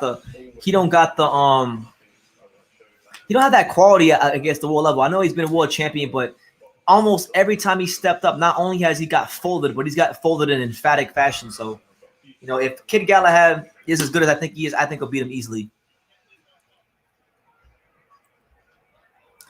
Jaime blocks punches with his face. Ladies and gentlemen, Boy, after 8 rounds of all right, hold on. action Here's the decision. Sheffield, England, we go to referee Howard Foster's scorecard. It reads 77-73 for your winner. He's still undefeated. Donte, Dixon. The problem. So we got a new problem, and his name is Adrian Broner. His name is Donte Dixon, and he improves to 6-0 with 3 KOs. Good performance from him. A lot of tools were shown in this fight, and he's definitely on my radar. You know, he's a guy that has been training with Kid Galahad, sparring with Kid Galahad in Sheffield. And yeah, you know, I think now, you know, we might be able to question his power a little bit because he didn't get the guy out of there, but he knows how to place his shots. He's got a lot of tools with him, and I think he's got a future. I think he's got a good future in boxing. But it's your boy BT, Brendan Taylor, the untouchable True School Sports Empire. We're live for Kid Galahad versus Kiko Martinez. This is the official Kid Galahad versus Kiko Martinez live fight reaction extravaganza. Make sure you smash that like button. Definitely take the time to subscribe. Super chat if you like what's going on and if you've been enjoying the content on the channel. Let me see, man. Let me see. Hyros also on. So, yeah, Jaime blocks punches with his face, but he do got power. He's extremely strong, and he's not someone that you can afford to get into too many exchanges with. And if you do, you better know how to swim without getting wet. You better have good defense in that pocket. Those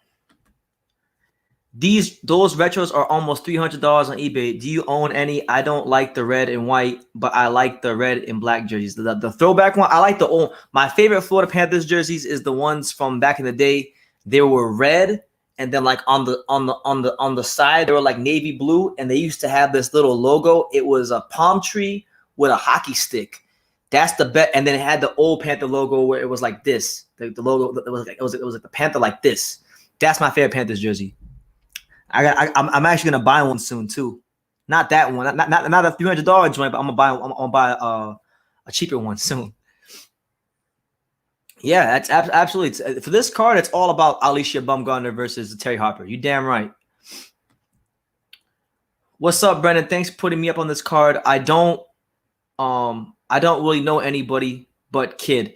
Yeah, I mean, I know Alycia Baumgardner because I've been following her for years, and I know her from Instagram because she's an attractive, beautiful black woman. I love Alycia Baumgardner. So I know her from that, and I've seen her fight, and I remember I heard about her when I was following.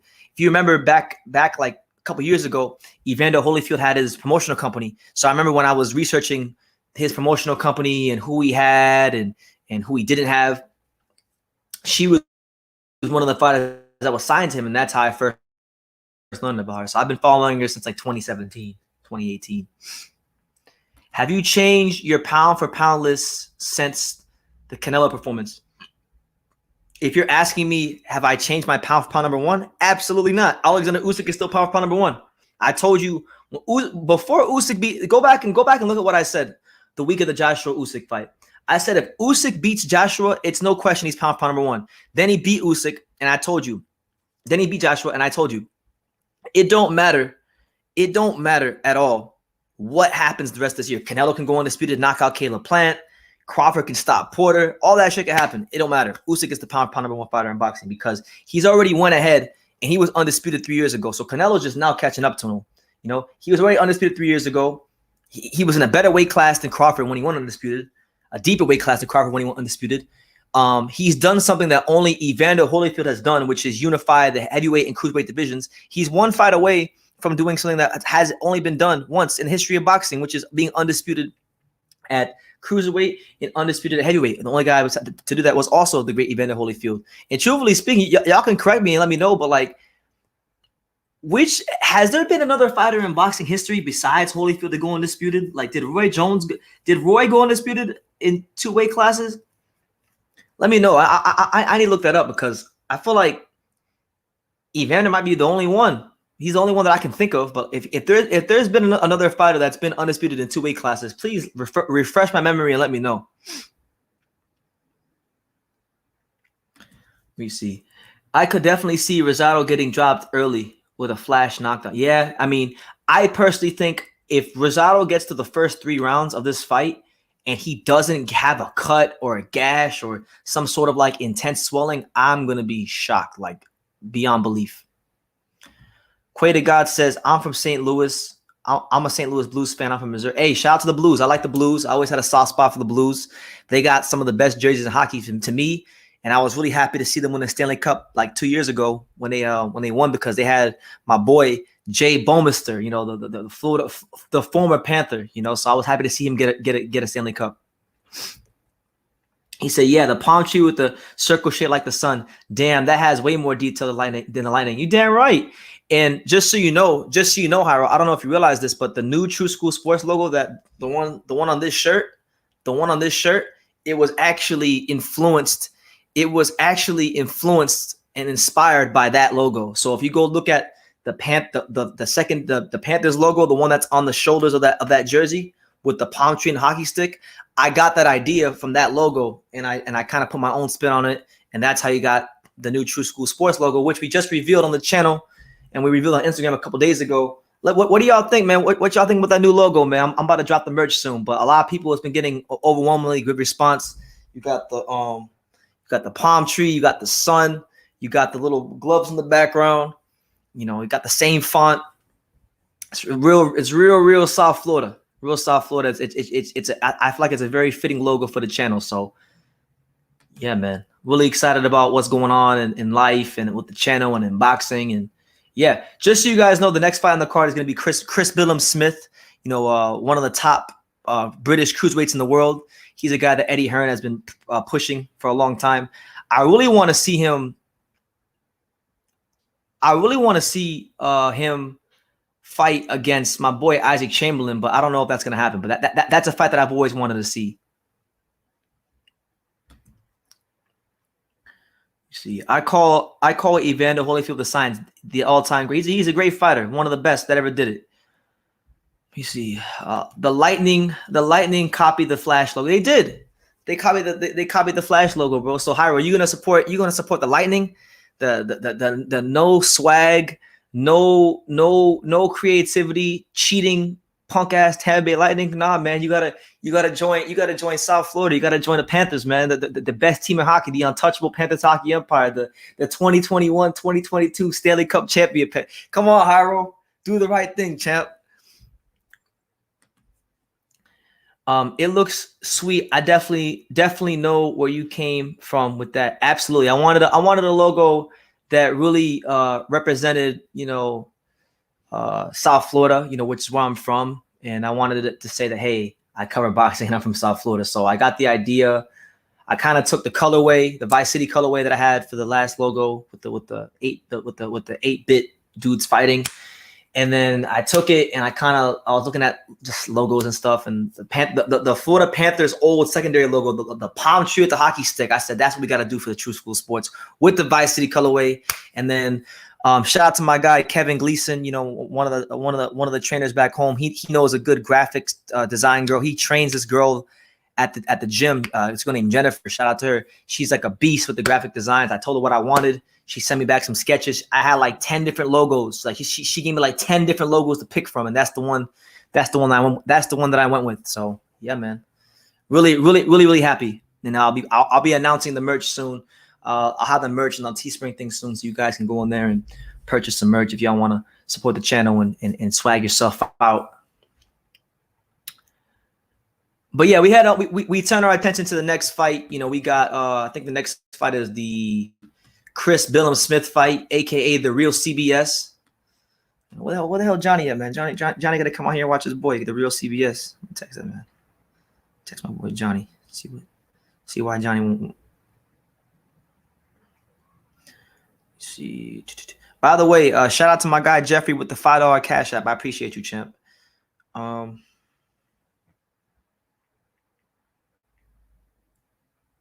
See Chris Billiam-Smith about to fight.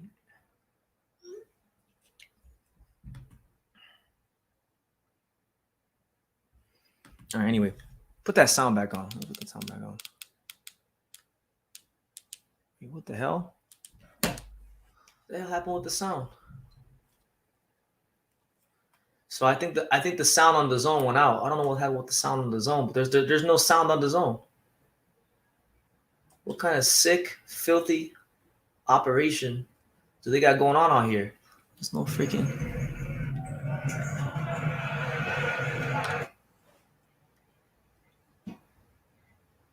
Bro, the zone has no sound. So I don't know what's going on with the zone, but there's no sound on the zone anymore for some strange reason.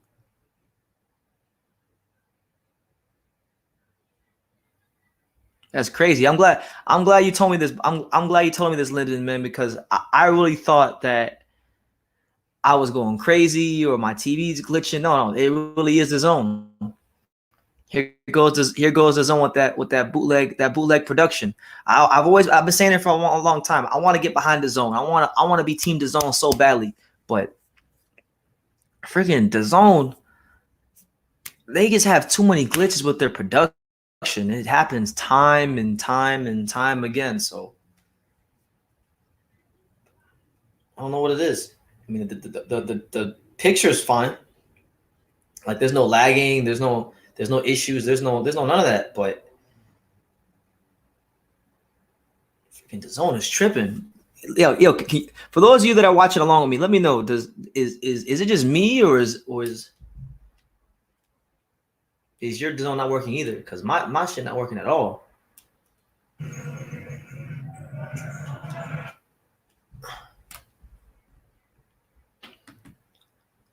It's not like I don't have the volume up. I got the volume all the way up on 37. Now I'm putting it back to 22. Yo, it is what it is, man. We can see the fight, so we'll just do the commentating. How many more fights before the Terri Harper fight? I think this might be the last one because pretty much everybody's fought except Chris Billiam-Smith. So Chris Billiam-Smith, he's gonna fight this guy Dylan Bregian for the EPU for the European Cruiserweight title. After this fight is the Terri Harper fight. So after this fight, for those of you wondering, after this fight is the real main event.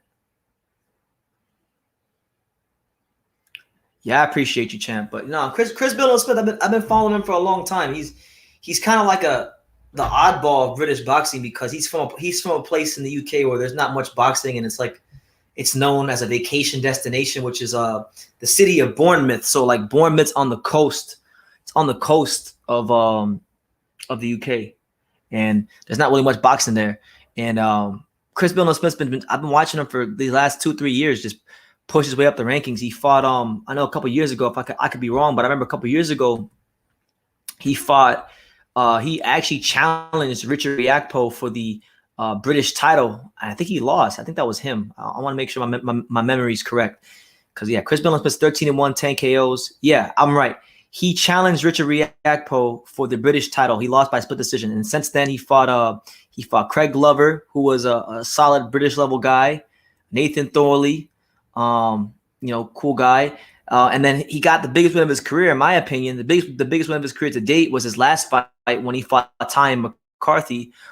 McCarthy was coming in on great form. A lot of people thought Ty McCarthy was going to beat Chris Billiam-Smith, and Chris Billiam-Smith found a way to grind it out and make things happen.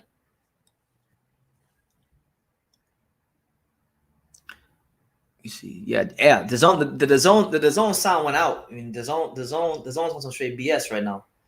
The zone. Come on, the zone. Come on, John Skipper. I want a refund, even though I get free the zone, but I want a refund anyway. I don't know how the hell I still have free the zone. Freaking, I hadn't paid my zone bill in like over 3 years, and I still got the zone.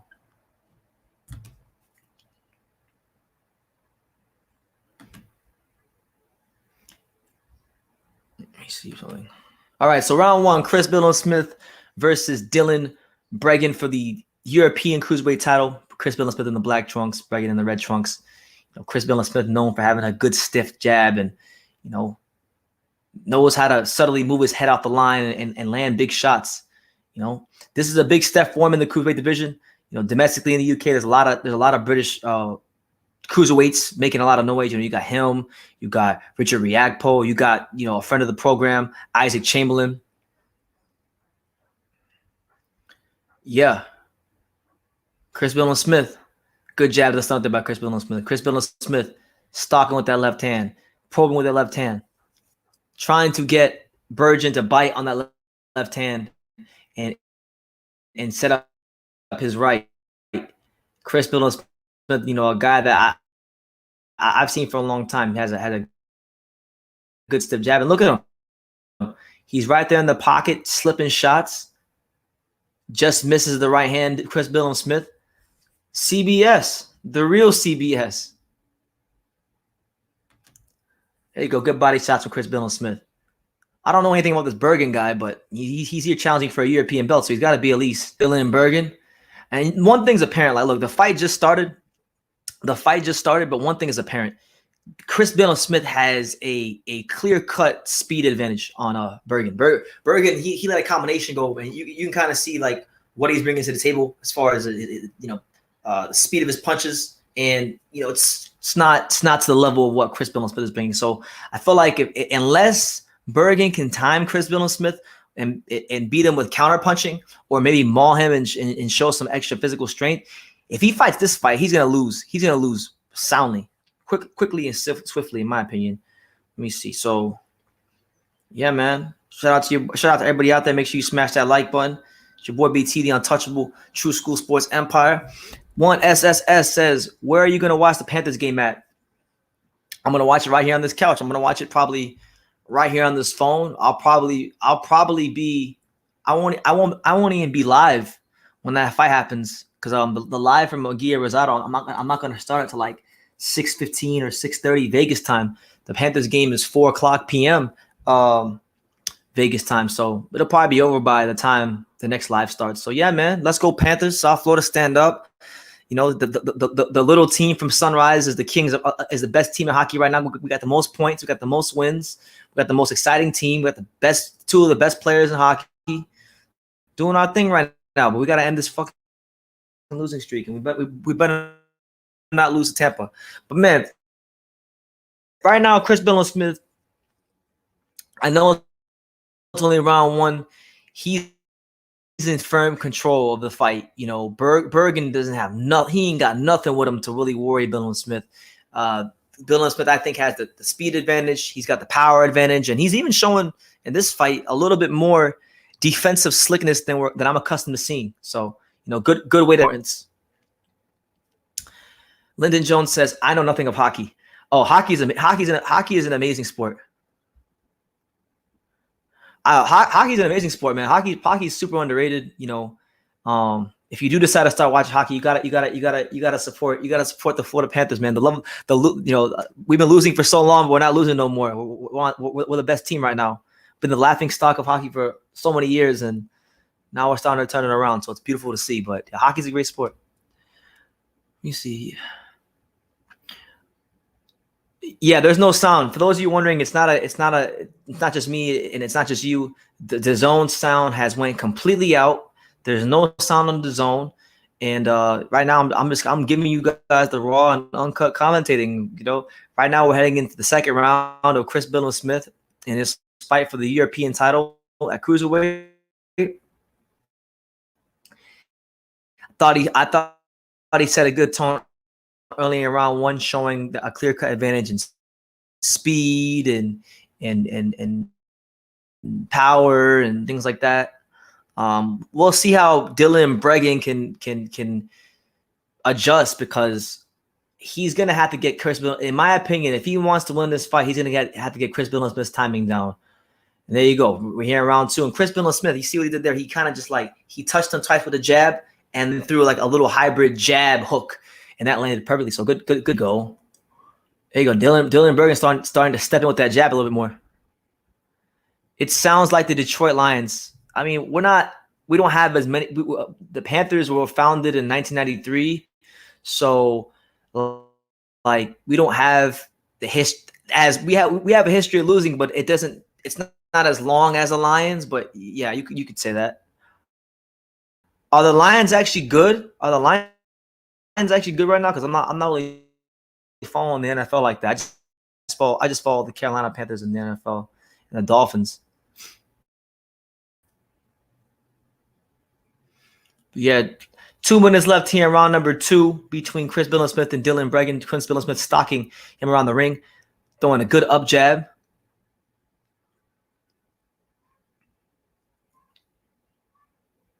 Man, Dylan say nothing. I mean, like nothing.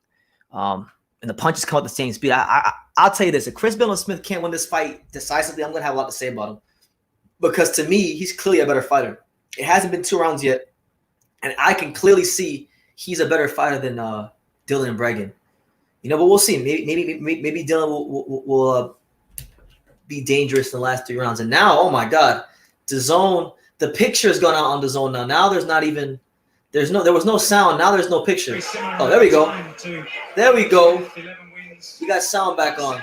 Let's go, champ.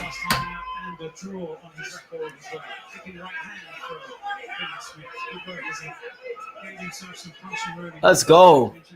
All right, so here we go. We got some sound now, some ambiance. You know, it's your boy BT, the untouchable True School Sports Empire. We're here watching Chris Billiam-Smith, the real CBS, trying to win the European Cruiserweight title. Good overhand right from Chris Billiam-Smith. And now, there's a bunch of blood. There's a bunch of blood on the eardrum of Dylan Bregan. Dylan Bregan is bleeding profusely on his left ear. Oh man, it ain't gonna be long now. Chris Billiam-Smith is gonna stop him sometime in the next 3 rounds.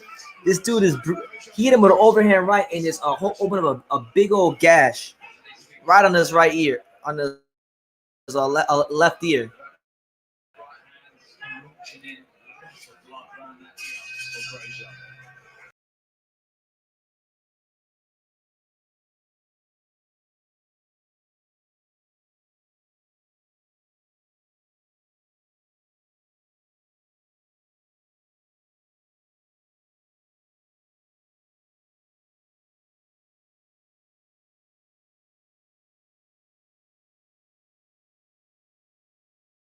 The damage was caused.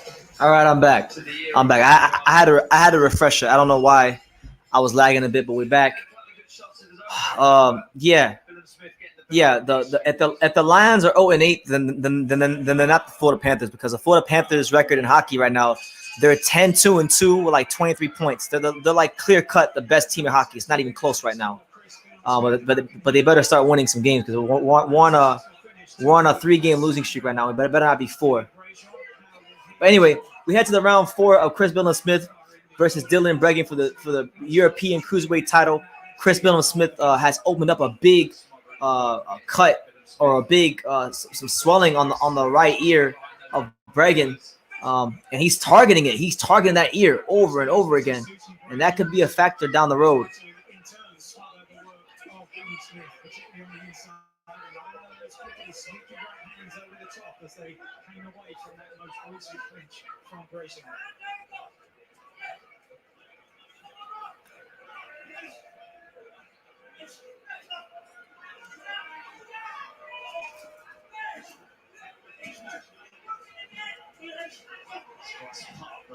Holding on to Billiam-Smith inside, very subtle. Referee hasn't noticed it. That's where Fraser wants to be able to be very close to CBS or work out break. Don't want to get arms length against the killer function. In the right field in there.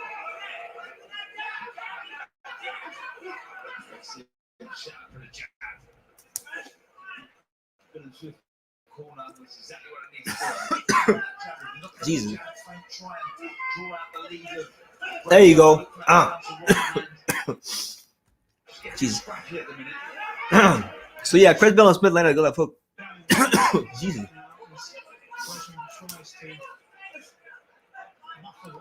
Oh, gotta chew your food, champ. Yeah, that punch he landed that opened up that left hand on his ear. If you look at his ear, man, there's a lot of blood. I'm surprised that Dylan Bregan can't even stand up straight right now, because normally when that happens, that normally means you got to bust the eardrum and the equilibrium's all off. But so far, he's acquitted himself quite well, and he's still in there fighting. So a lot of heart being shown from Dylan. But Slugfest wanted me to. He wants to know Kelly Pavlik versus Canelo. Who wins? And you know who wins that fight, man? Ohio, Youngstown, Kelly Pavlik. Yeah. It depends on where they fight. What if they fought Slugfest? What are they fighting at? Are they fighting in Vegas? Because if they fight in Vegas, I don't think Kelly Pavlik got a chance. I got Canelo. They fight in Vegas. Let me see. Kiko versus Galahad is when. You have this fight, my friend. You got this fight with Billiam-Smith and Bregan. That's like 12 rounds. You got the co-main event, which is the women's fight between Terri Harper and Bumgarner. Then it's the main event. So you got 2 fights. Slugfest says Benavidez in 8, Munguia in 10. I'm calling it right now. Screenshot it, champ. Screenshot it so they know it's real. Screenshot it. No. Make sure y'all smash that like button. And there he is. There's Liam or Anthony as Anthony Fowler. Well, there's Anthony Fowler, fresh off his knockout loss to Liam Smith, doing commentary. Hey, Hyro, you never answered my question, Hyro. So now that you've seen that the Tampa Bay Lightning copied the Flash logo, and now that you've seen that the Florida Panthers have nicer logos than the Lightning, who are you going for now? Panthers or Lightning, Hyro? Let me know. Panthers or Lightning? Who you got? You want 160 now? When you at again? 175, mate? 175? Cruiserweight? Well, that's it.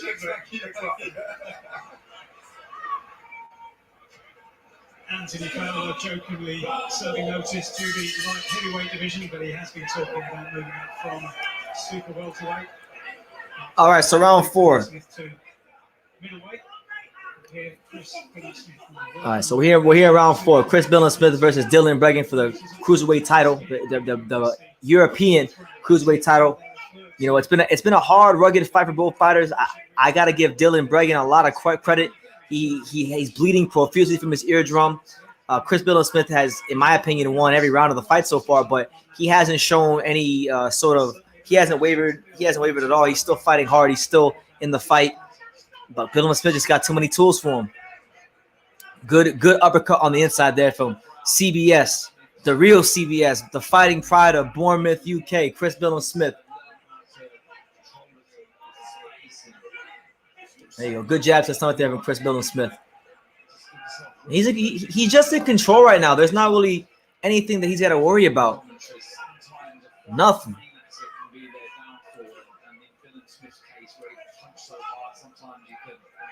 everything else out the window and looking for the big shot and trying to go in there without. All right. 1 minute and 46 seconds left here in round 4. You got any comments? Drop them down below. Got anything you want to ask, anything you want to talk about, drop it down below. I'll be here. Man, Chris Billiam-Smith starting to maul now. So early in the fight, Billiam-Smith was starting to outbox him. Now he's starting to outmuscle him. And I feel like for Bregan, that's actually better because you don't want to be on the end of a Chris Billiam-Smith right hook, right hand, or a power jab or hook. It's better to be right there where he can't extend those arms. There you go. And there it is. There's a left hook from Chris Billiam-Smith.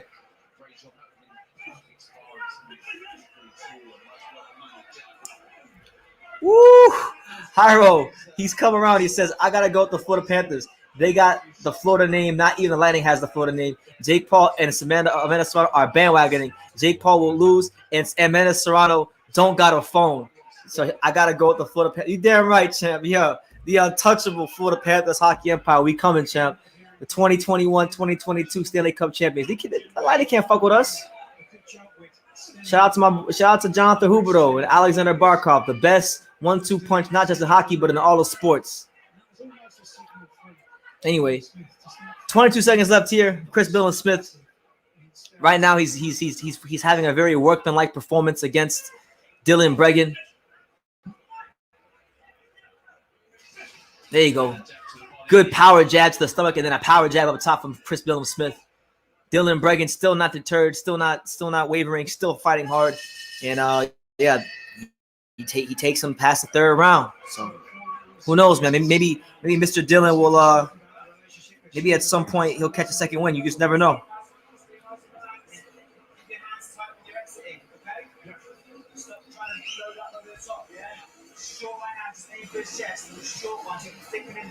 So Shane McGuigan, who's Chris Billiam-Smith's trainer, is telling him when they get on the inside, throw the straight right hand and aim for the chest, because anybody who knows anything about boxing is if you're fighting somebody, right, and let's say they're close to you, you always want to aim for the chest, because sometimes when you aim for the chest becomes a head because your opponent might bend his knees and dip.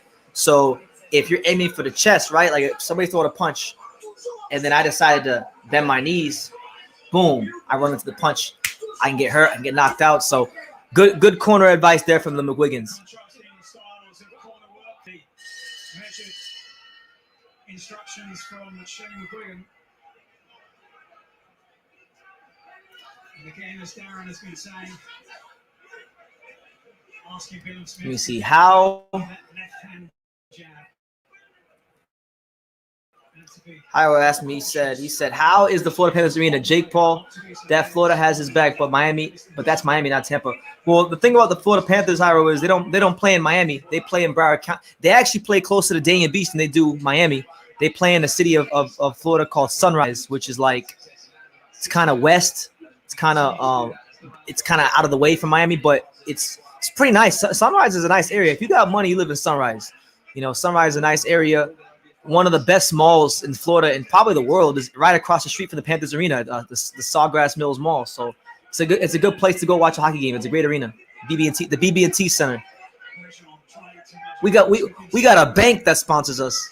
I don't want to hear it. Who do the Lightning got that sponsored their arena? Good right hand for Chris Billiam-Smith. There you go. An overhand by Chris Billiam-Smith. And Chris Billiam-Smith right in the chest. And Dylan Bregan right in the chest of Billiam-Smith, trying to not let him extend those arms. So this is a good test for Chris Billiam-Smith to work on his inside fighting, work on how he can impose himself on fights, because this guy's not going away. I mean, this.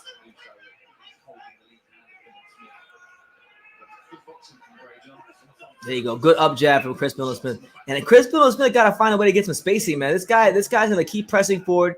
He's going to stay in your chest. So if I'm him, I'm pumping that jab out there like crazy. I'm probing with that jab. There you go. Probe with that jab. Keep that jab in his face. Knock the fucking taste out of his mouth. Knock the taste. You want to knock the taste out of his mouth, because I feel like Chris Billiam-Smith, the mistake that he's making, that's making this fight harder than it has to be, is he's allowing Dylan Bregan to get inside those arms and close the gap. Nah, man. Probe, step. step, pro, pivot. Like do something to keep this guy off balance. I feel like I really feel like this fight is a lot more difficult than it has to be for Chris Billiam-Smith. He's got enough skills. He's got enough tools. He don't gotta be on the inside with this guy. This is gonna make him more tired. This is gonna put him in a dangerous position. It's gonna give the other guy a chance to potentially catch a second win and come on strong in the back half of the fight. It's just not a good idea.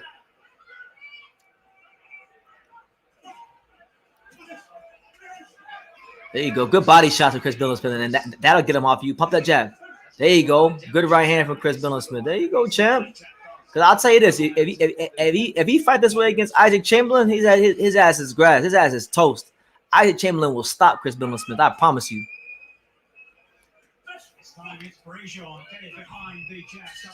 All right, so that's another Chris Billiam-Smith round, but kind of a little disappointed right now because he's making this fight harder than it has to be. And there they are. Terri Harper and Alycia Baumgardner warming up backstage as they both prepare to fight for the WBC and I guess the IBO super featherweight titles. So yeah, the best fight on the card is next. For those of you wondering, I'm gonna go with the black girl, the black Asian girl, Alycia Baumgardner. You know, talented fighter, very attractive woman. You know, has some star qualities to her.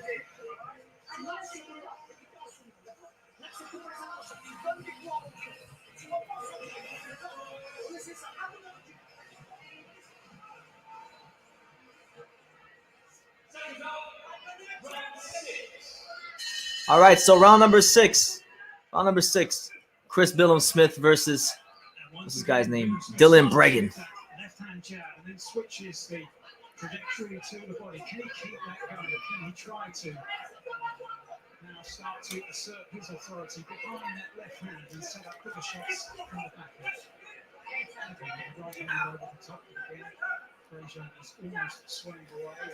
The good thing about Billiam-Smith is I think Bregan might have got a little tired too. So Dylan Bregan looks like he's trying to box him from the outside as well. So this if this continues, this builds over for CBS. Good body shot by CBS, Chris Billiam-Smith. Chris Billiam-Smith has a little bit of space to work with now. So if I'm him, keep that jab in his face. Don't wait for him. Be greedy. Be greedy, champ.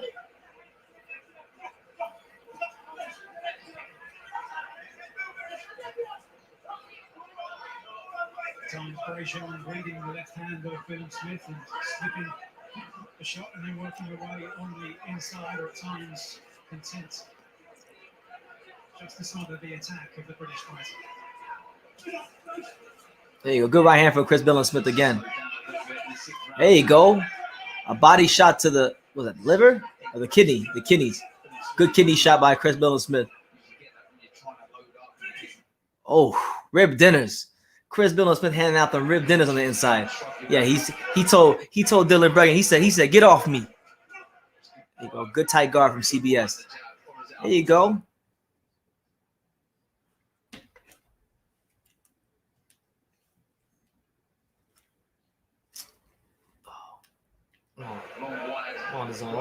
Don't be this way, champ. Don't be this way. Having success this time with the copybook left-right combination. Last night's Slap Fight Championship was real pay-per-view television. I didn't see that. What's that about? You gotta explain that to me. I don't know what that is. They had people slapping the fuck out of each other on TV on pay-per-view. Sounds like a good time. Sounds like something that sounds like something that I should be watching. And maybe even participating in. That sounds fun. You just slap the hell out of someone.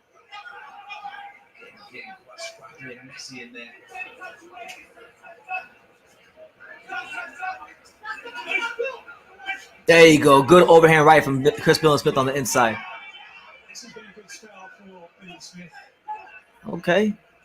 Come on, CBS. You got to break him down. He's right there. He don't want to be in the... You got to show that extra bit of quality. There you go.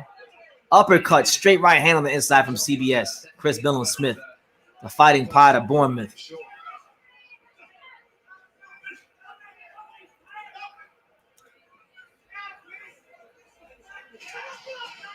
Make sure y'all smash that like button. This is our first of 2 live fight reactions on the day. You know, if you don't got nothing else to do later on, make sure you join us for the big ones.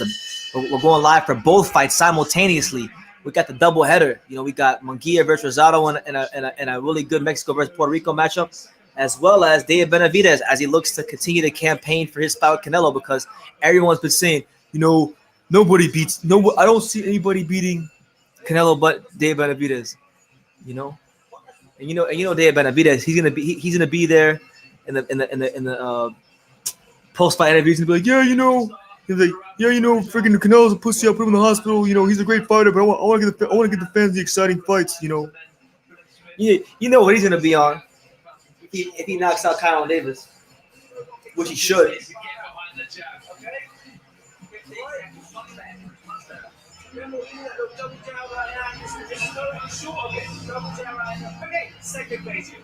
But shout out to all 21 of you here, man. Make sure you smash that like button. Let me know what city, what state, what continent you're watching from, and I will go ahead and give you a shout out. I want to see how international we are.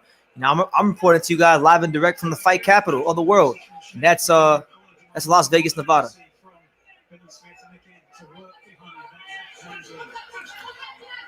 Those PBC on Fox welterweights are trash. I feel PBC can develop their own welterweights properly, like Golden Boy. So you think Jesus Ramos is trash? I like Jesus Ramos. He's a good fighter. You think he's trash? Or is he a 54-pounder? I could be wrong, but I don't think Jesus Ramos is trash. But like Vita Melnecki and Joey Spencer and all them guys is basura. Hella basura. Then you can drop back upstairs.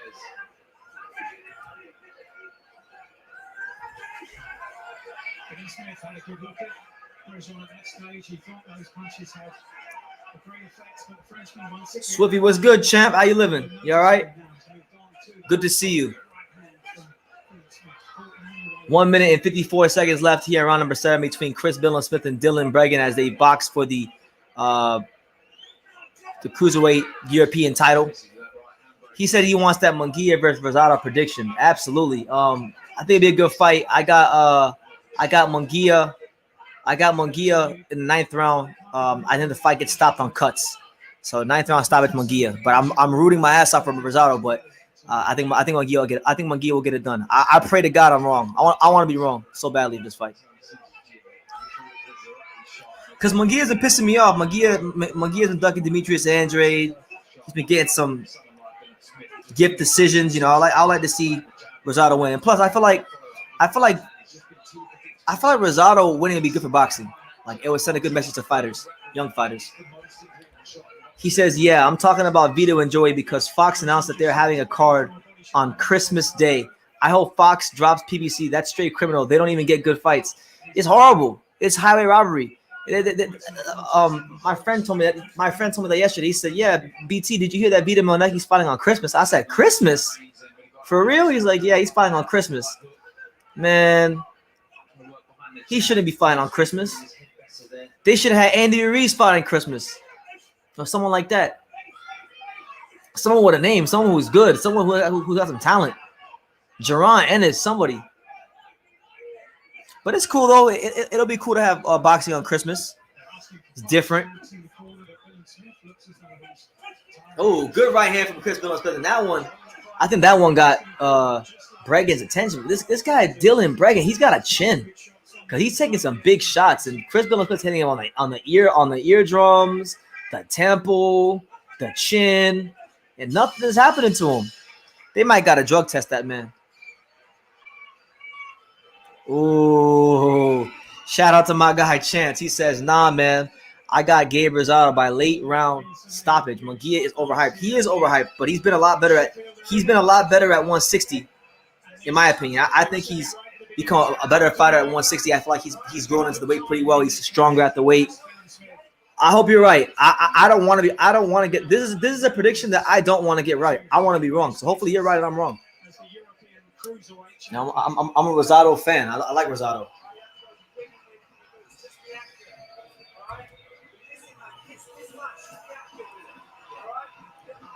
Yeah, we here, man. It's the untouchable. We here. You know, big things happening today. Got a lot of boxing on TV today.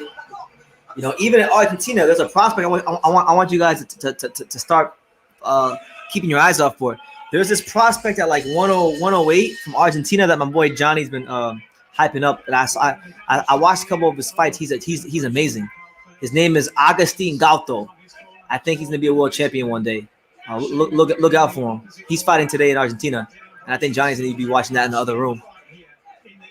He'll probably fight like Junto Nakatani one day, and that'll be a big fight. But he's freaking talented. Probably the most talented Argentinian boxer out there right now. And that includes Castaño. So we're here in round 8. Chris Billiam-Smith boxing Dylan Bregan for the European title. You know, it's been a tough, rugged fight. I think Chris Billiam-Smith has won almost every round. If maybe he lost 1 or 2 rounds at most, but you know, not hasn't been the most competitive. It hasn't really been that competitive, to be honest. If I'm being all the way honest with you guys. Kept it close here out of harm's way.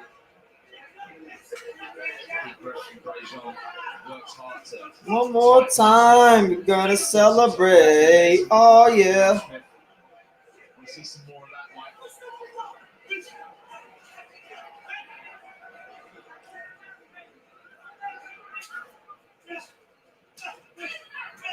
There you go. Good body shots from CBS. But when the hell are these body shots gonna pay off? This dude's just taking everything. Another body shot from Chris Billiam-Smith. I mean, they're landing. I'm watching them. The guy's body's red as a tomato. Like, they're landing. He's landing these body shots, but this guy just will not go away. So you got to give a little bit of credit to Dylan Bregan for showing determination and some grit, because I know it can't be easy right now. Eardrums all messed up. He's getting punched up left, right, and center, but hasn't been deterred. He has a desire to try to go in there and win.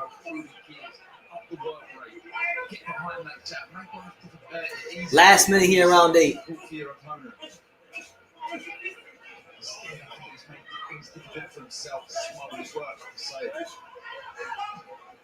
Jesus, man. Chris Billiam-Smith got to stop doing this. He can make this fight so easy if he stops smothering himself and he stops closing the gap. Use that jab. Dominate him with the lead hand. Like, what the fuck's McGuigan doing, bro?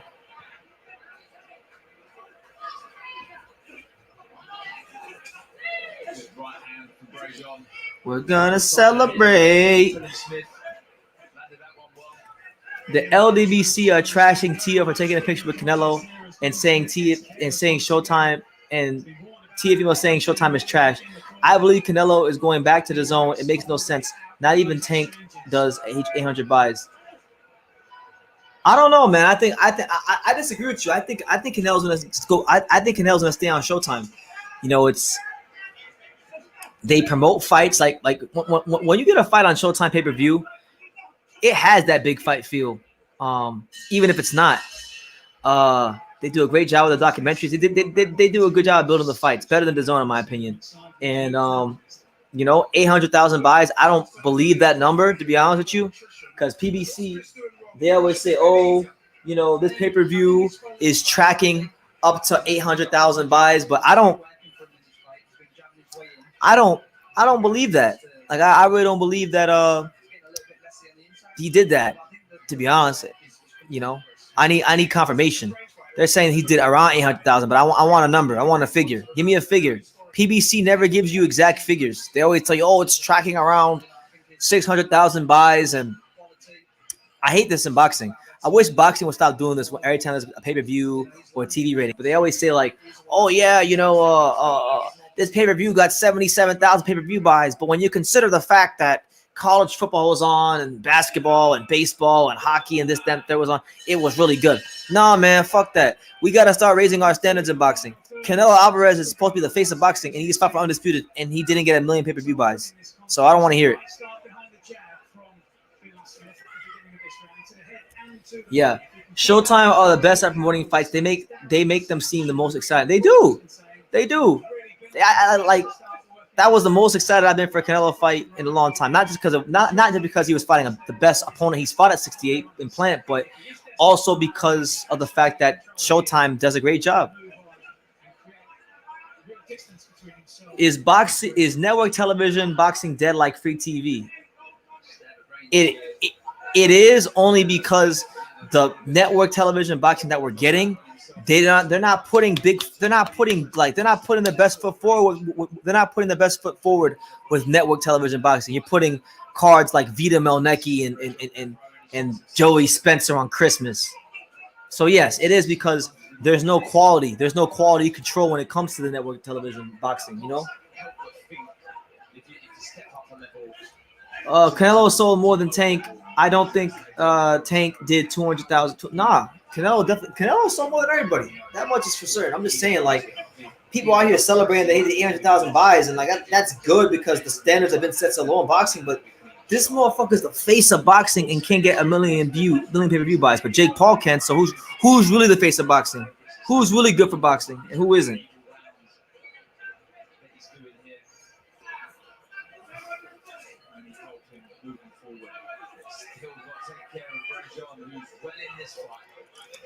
All right, round number 9, man.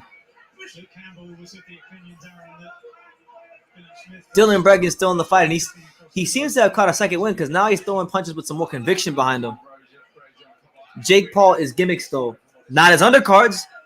His last undercard, he might be a gimmick, but Jake Paul and his promotional company, they're giving you better fights than most of these promoters.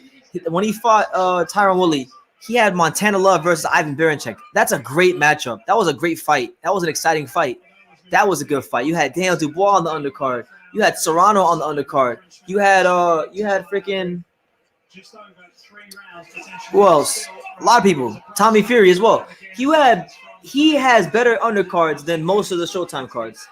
And he actually has better matchups, and there's more quality on Jake Paul undercards than there is on most cards in boxing. But everybody says he's a gimmick and he's bad for boxing, but he's the one who's giving you better fights, and he's the one who's helping pay for these fighters. He's fighting a no-name implant. You're wrong. You're wrong. Oh, snap. Chris Billiam-Smith piecing him up right now. Caleb Plant, first of all, he's not a no-name. Caleb Plant had the highest ratings of any PBC fighter on Fox over the last 2 years. So I wouldn't call him a no-name.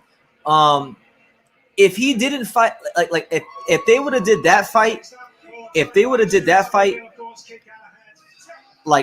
did Callum Smith versus Canelo on Showtime, that it wouldn't have been a big fight. They wouldn't have touched anywhere close to 800,000. The only reason I think the fight got that much is because of the fact that Caleb Plant helped sell the fight. Caleb Plant talking trash helped sell the fight.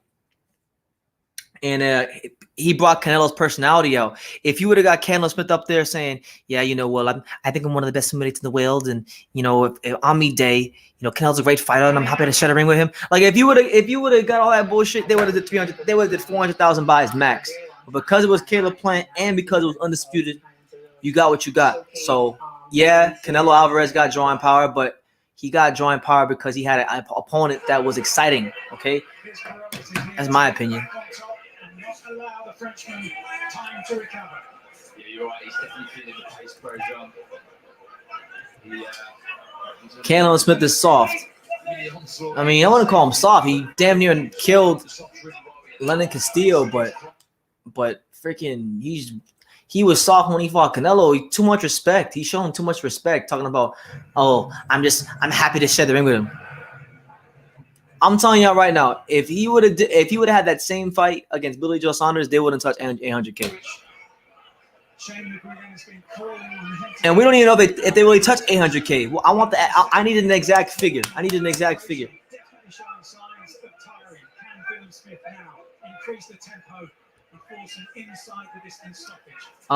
LDBC saying Canelo couldn't do what Floyd did, but Floyd did 500,000 with Andre Berto and McGregor.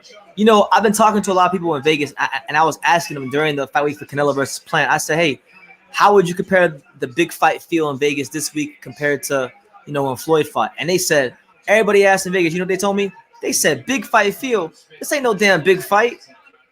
So, my boy Johnny, he told me that when Mayweather fought Andre Berto, that had more of a big fight feel in Las Vegas than Canelo versus Plant. Man. Because I was telling him, I was like, yeah, when I went to the weigh-in, all there was Mexicans. I was the only person there going for Caleb Plant. And he was like, well, there you go. That's why it's not a big fight. Because when Floyd fought, you had the Mexicans, you had the Americans, the white Americans, the black Americans, the Filipinos. You had everybody, all cultures, all creeds, all nationalities at these fights. For Canelo, it's just the Mexicans. So it's very niche.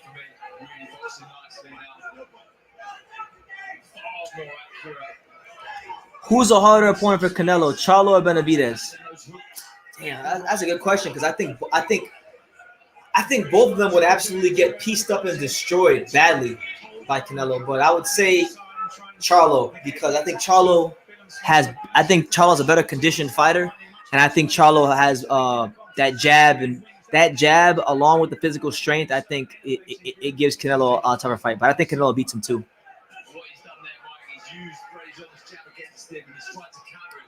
Why did Floyd do really bad buys with Berto? Because it's Berto. But he only did bad buys by his standards. He did like, what was it? Hold on. Let's look it up. Let's not take no guesses here. Really has taken control of the contest in a way that holds much more authority than anything he did earlier on. Bro, he did. Yeah, he was a busting Rajon up there inside. Good variation. What was that buys? They're saying the pay-per-view for that fight, it did as much as it did as low as 400,000 and it did as high as 550. And that's with Berto. That's a Berto. Like Berto is a really.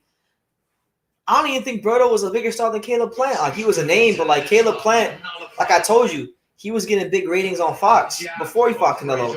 You know, Caleb Plant's got the story with his daughter. Like he's got things that get people that only like boxing intrigued in who he is to tune in. Berto is just a guy that he's just a welterweight. He's just a fighter. And Floyd still did $500,000 with him, pretty much. So that goes to show you how big of a star Floyd was.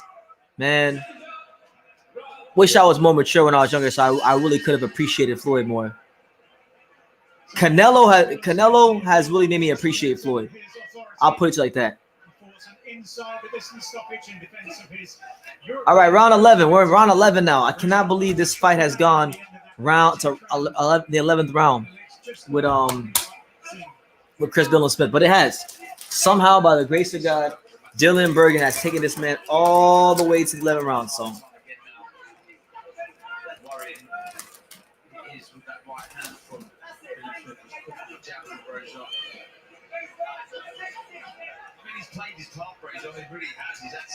yeah, very niche. It was very niche. Like there were some people. I remember because I've been taking Ubers back and forth everywhere in Vegas. I've been Ubering everywhere. If I take another damn Uber in Vegas, I'm gonna be sick. But like, I would talk to Uber drivers on the way to the weigh-ins and the grand arrivals and all the events that were going on during Canelo Plant Fight Week. And a lot of people that live in Vegas didn't even know the fight was going on.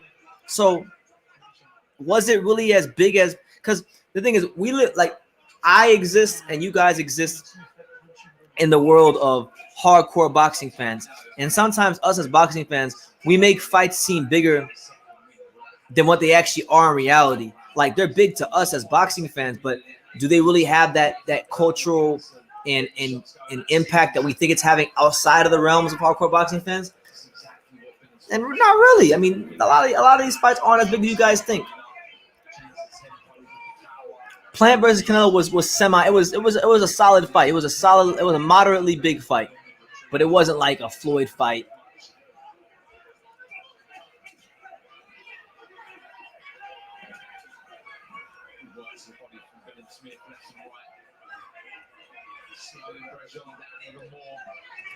Fighting very much at his distance and at his tempo. He's having the successes at long range. Griggin in the corner asking for that left hook and right hand combination sharp and then move back. Yeah, like they do a great job. These documentaries, they do a great job. They are A+ production value, A+ narration, A+ everything. They make everything seem bigger than it is. It was big. Like, don't get me wrong. They had signs all over Vegas. They had signs on the MGM Grand. It was advertised well. It was marketed well. But aside from the Mexicans that came to the fight and the hardcore boxing fans that came to the fight, if you're just a regular person who lives in Vegas, it didn't have that kind of impact. I'm being honest with you. You know, boxing needs stars, man. That's why I'm saying, like, y'all think I hate on Canelo when I tell you guys he's a big star, but he's not anywhere as big of a star as people think. Like, man, he's big on the West Coast. He's big in the West Coast. But like where I live in South Florida, we don't give a fuck about Canelo. If Canelo was a big star, he would sell 70,000 at Hard Rock Stadium, but I think he sold like maybe 15K or 20K, something like that. He's a cool little star, but he's not no Floyd. He's not no Evander Holyfield. He's not no Mike Tyson. He's not no Julio Cesar Chavez. But he's a big name. He's slowly starting to come. He's slowly just now starting to get to those guys' level, star power wise, like because he's speaking English and people are starting to see his personality more. But boxing needs I'm sorry, man. Boxing needs an American. We need an American to come back. We need an American star that people can get behind, or that people hate, like Floyd. Because boxing gonna die. Boxing gonna be in a really bad position if we have the Canelo Alvarez's and the Munguias and the Joshuas of the world just carrying the sport. We need an American star in the worst way. All right, so round 12, Chris Billiam-Smith versus Dylan Bregan. I cannot believe this fight has actually got to the 12th round. So one thing I can say is that Chris Billiam-Smith is not a big puncher. That much we know.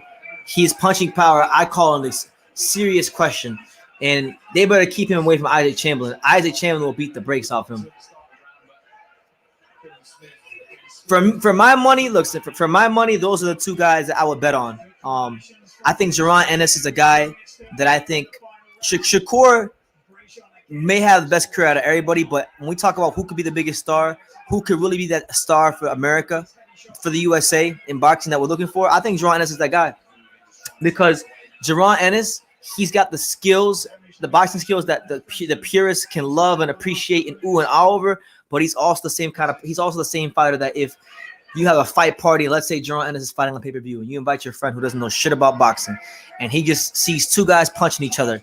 When he watched Jaron Ennis, like I don't know how you guys feel, but when I watch Jaron Ennis fight, I feel like I'm actually a part of something special. I feel like I'm watching someone that we're going to have to remember. I feel like I'm watching somebody that has all the skills, all the charisma, all the style to just be everything that the sport of boxing needs right now. Boxing's perfect storm. You know? And truthfully speaking, man, every time I see him fight, the more and more confident I'm becoming in him. If I had to pick a guy from America that will not only be the next dominant fighter, but also be a star at like the box office and, you know, resonate with people, like to really resonate with people, I'm thinking it's Jaron Ennis, in my opinion. How long before the main event starts? Well, we got the last minute of this current fight going on. We got the women's fight next, which to me is really the real fight on the card, and then it's the main event. So you got some time. The LDBC is saying Tank is fighting Mexicans and beating them. They claim he is a star. I think he's overrated and people don't know who he is. What do you think? I feel like Gervonta Davis is a star to a point. Like, I mean, he's known because he's got that Floyd cosign. People really only know him because of the Floyd, and people only know him because of he's been in some music videos like with like Meek Mill and just bullshit like that. When it comes to boxing, people don't know him for boxing. People know him for things that have nothing to do with boxing. And I don't think he's as big of a star as people think. He sells tickets. I give him that. He can sell 10,000, 14,000, 15,000 tickets, but he's not no big star that's going to transcend boxing. Like, the reason boxing is struggling, I'm going to tell y'all guys this. The reason why boxing is struggling, and you can choose to hate it, you can choose to love it or hate it or not, is because that in the USA, which is the entertainment capital of the world, there are no American like superstars. There's guys that are great fighters, but they're not stars. They're not the kind of fighters that I can't go down the strip and ask somebody, hey, do you know who Terrence Crawford is or Teofimo Lopez? You know, there hasn't been anybody that's really resonated and caught fire from the USA like Floyd or, you know, De La Hoya or anybody like that. We need like one of them type of stars. And the way looking at the landscape now, there's only a handful of guys I think even have a chance to be that. Maybe Virgil Ortiz could be that. Maybe Boots Ennis could be that. Maybe Shakur. I mean, I don't know, but boxing, for the health of boxing, we need that. We need that. Like, boxing needs an American superstar, not a guy that's manufactured like Tank, not a guy that they're trying to tell you is this great fighter. No. We need someone that resonates with people. That when people watch him fight, they feel like they're part of something special. We need someone that when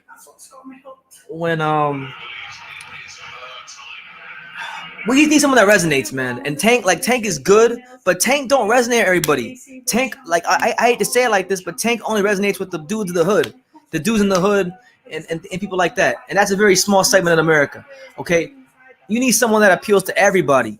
You know? Everybody. And I feel like the guys that fit that description are Jaron Ennis and Virgil Ortiz. Those are the two guys I think. Those are the two guys. If I had to put my money around the next American superstar, it's one of them two. So Chris Billiam-Smith making the first defense of his European cruiserweight title, and Dylan Brayshaw, the game Frenchman, was with him for long periods of the contest.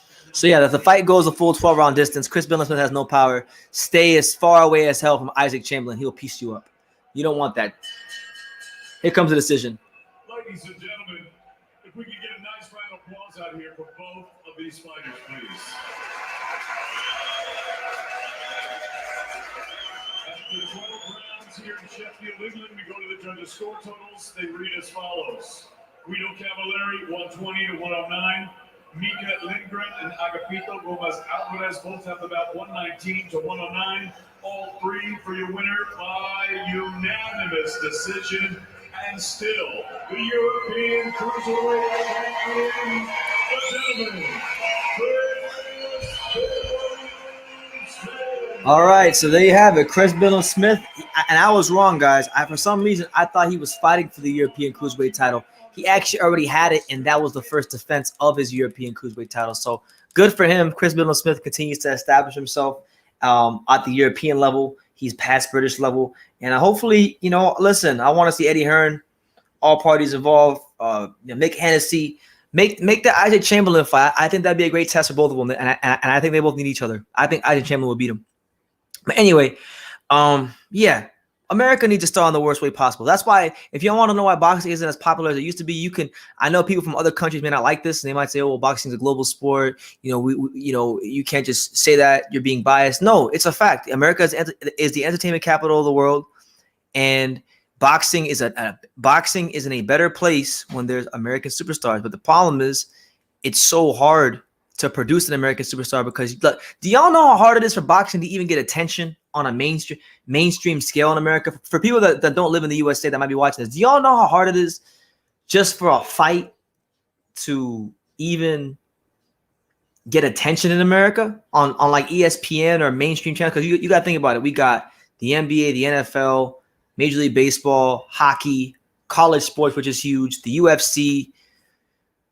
And yeah, it's a lot of stuff. It's a lot of entertainment options here. So to get at the attention of the American public beyond just the hardcore boxing fans, which is a very niche audience, is very hard to do. And then once you do that, you have to make the most of your opportunity. And there just hasn't been an American fighter to do that as of late.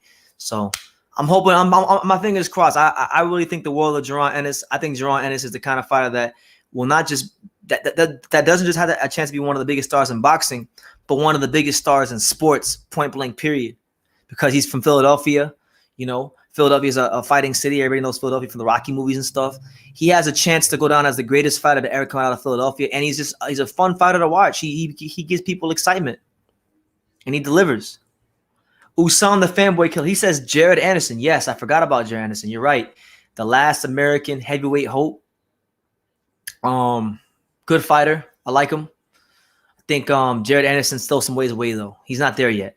He's not there. But yeah, by the way, guys, make sure you guys save the date. Next Friday, I will be live for Demetrius Andrade. Yes, that Demetrius Andrade. We'll be live next week for Demetrius Andrade's fight with Jason Quigley. Demetrius Andrade, the most talent, in my opinion. And yeah, listen, I'm not saying he's going to be a superstar because I think his chance to be a superstar in boxing, it's came and passed him by. But as far as who's the most talented, who's the best, and who's the hardest fighter from the USA to beat, that's my guy right there. I'm picking him. So he's fighting next week. He's fighting against Jason Quigley. You know, I'm looking very forward to seeing him in the ring against Jason Quigley. And yeah, the best fighter from 160. I'm gonna keep saying that. I know Canelo went undisputed. Cool for him. God bless him. Viva Mexico. All that good stuff. But when we talk about the hardest puzzle to solve and the best fighter from 160 to 168 is Demetrius Andrade. And if you disagree, and if Canelo disagrees, and if Charlo disagrees, and if Murata disagrees, and if GGG disagrees, then how about this? How about you draft the contract and you make it happen? Make it happen if I boo-boo and shut me up. Till then, I'm gonna keep saying what I'm saying. If Ryan Garcia gets back on track, he could have the potential to be he's already a big star. Believe it or not, he's already a big star. You know how many people I know here in America that don't know shit about boxing, but they know who Ryan Garcia is, and they'll say, hey, Brendan, hey, BT, what do you think about this guy, Ryan Garcia? He's so fast. And then they'll pull out their phone and go on Instagram. He's already a big star here. So you're right. Ryan Garcia, really, to me, I would say I'm not a fan of him like that. I think he's corny. But if we're talking about who has the most star potential, I actually think he has the most star potential out of everybody, even though I don't like him. Shakur, shout out to you, champ. Virgil Ortiz can beat Boots. He could. It's a good fight. I think if boxing gave a fuck about what's good for boxing, build those two guys up the next year or two. I would say the next 18 months. Just get those guys as many fights as possible. Hopefully they both stay undefeated. And then make a trilogy. Make a damn trilogy. The best thing for the welterweight division and for boxing would be if Virgil Ortiz and John Ennis had a trilogy. Absolutely. That's what boxing needs right now. And yeah, Ryan Garcia has the TikTok audience. And that's a whole nother audience. Like, that's a whole nother audience. The TikTok audience, that's like a whole nother audience. And he's got a big reach. That's why I think him versus Tank will be a big fight, because Gervonta Davis has the hip-hop audience. He's got that demographic. And Ryan Garcia has the young TikTok audience, and it's two different demographics. So, you know, Hyro says, BT, screw Artman. He gets all his predictions wrong. He's picking Devin Haney to beat Tio. Near a person who I dislike more than Artman. I can't name one, champ. You really seem adamant about that.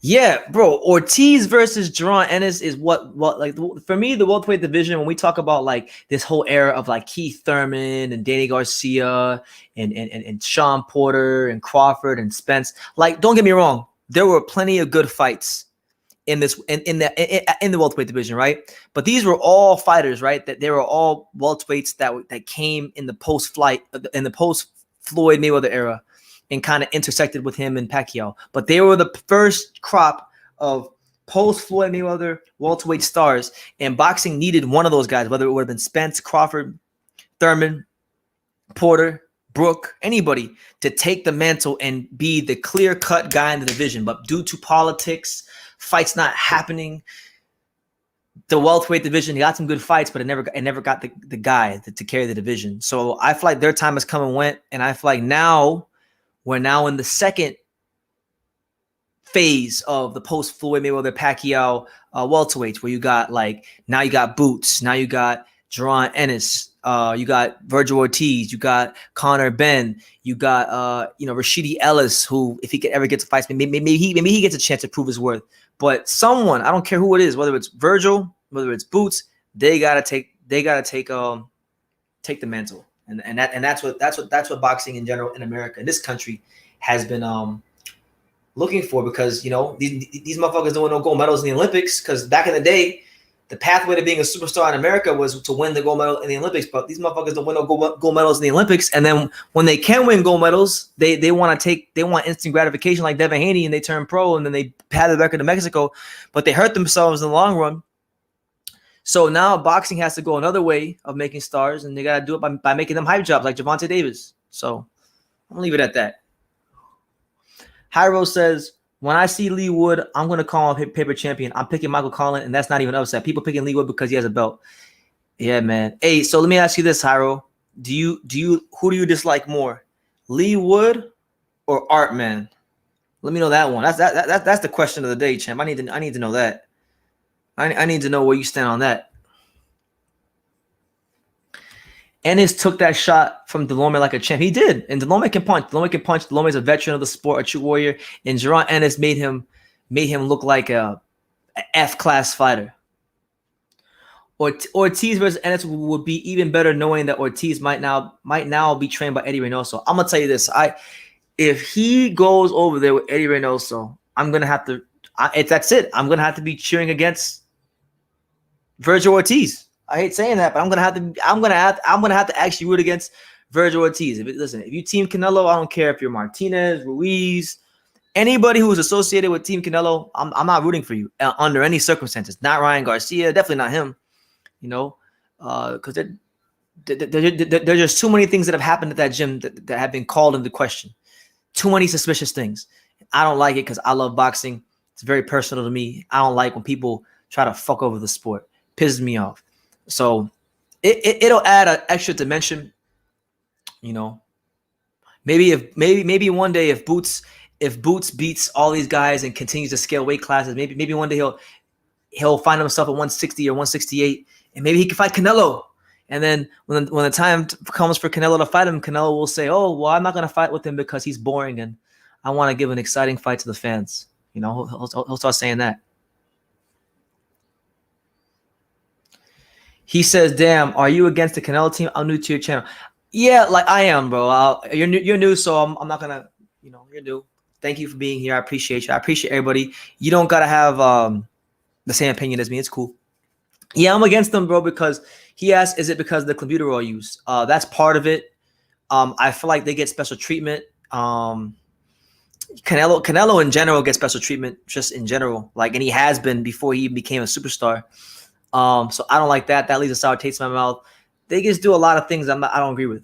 I don't agree with. You know, I'm not a fan of most of the fighters. Like, most of the fighters in that gym have a checkered past and a checkered history. But that doesn't mean they can't fight. It doesn't mean they're not good. It just means that I don't agree with things in their character. That's all it is. But you know, congrats to Canelo. He won undisputed fair and square. You know, shout out to him. Caleb Plant could have been the next U.S. star. They could. And I feel like, you know, it's unfortunate he didn't win the fight. You know, I have my opinions about the fight, but, you know, Canelo won. And, yeah, you know, it is what it is. Caleb Plant, I think if Caleb Plant would have won that fight, he would have been bigger than everybody. Everybody, because he already had the ratings. He was already getting the ratings. I wish Virgil Ortiz would have still. Is the Eddie Reynoso thing official? By the way, I'm gonna turn my attention back to the card because we got Alycia Baumgardner versus Terri Harper now. So here's the entrances. Here's Alycia Baumgardner. Predictably hostile reception for Alycia Baumgardner, and it's her first fight outside the United States. It was such a whoop 20 months ago when Terri Harper became world champion. Like so many, her career has been played out since then. Oh, she coming out to that "I'm too sexy for my shirt." Okay, so here comes Alycia Baumgardner, man. One of the baddest women in boxing in and out, definitely outside the ring, but we're going to find out how bad she is inside the ring tonight because she's fighting Terri Harper, who has earned her stripes in women's boxing, and this is a great opportunity for her. You know, I made a prospect review video about her a couple years ago, and you know, I thought back then, in 2018 or 2017, whenever I made that video, I thought that Alycia Baumgardner had the chance to really be something in boxing, and tonight's her chance to prove me right. So I'm going for it. Come on, champ. Alycia Baumgardner.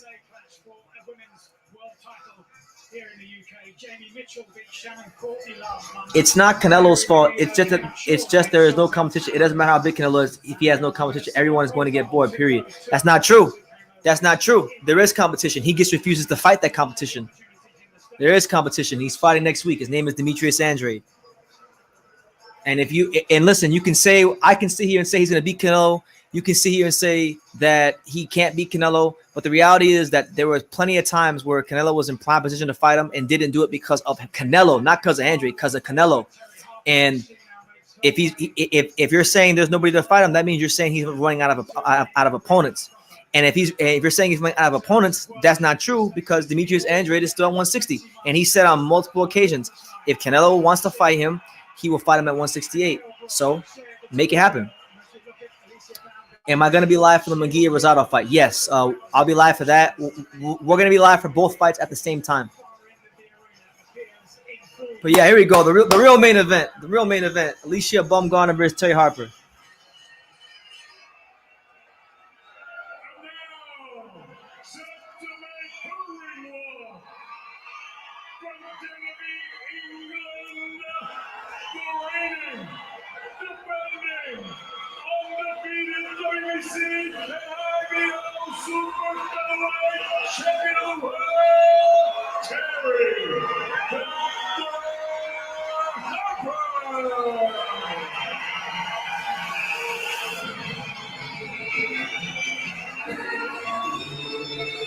And so the atmosphere changes to welcome the reigning world champion. Stranger Danger says he's got Harper. Okay, he got Harper. Hey, I'm going with the upset. I'm going with Alycia Baumgardner. I think she was made for this, so I'm gonna go with her.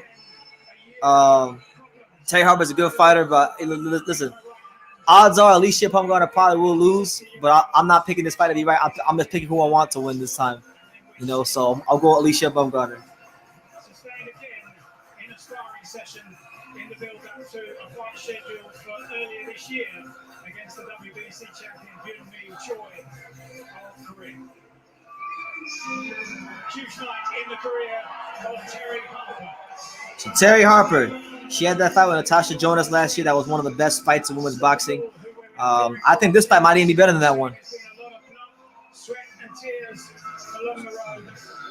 And the smiles and the relaxed nature of Terri Harper that we've seen around the fight hotel this week is because she's been telling me she genuinely thought that her career... Demetrius Andrew needs to fight Laura. Laura got a belt. If he wants to prove all the naysayers he didn't duck, he needs to fight him. That's the best opponent.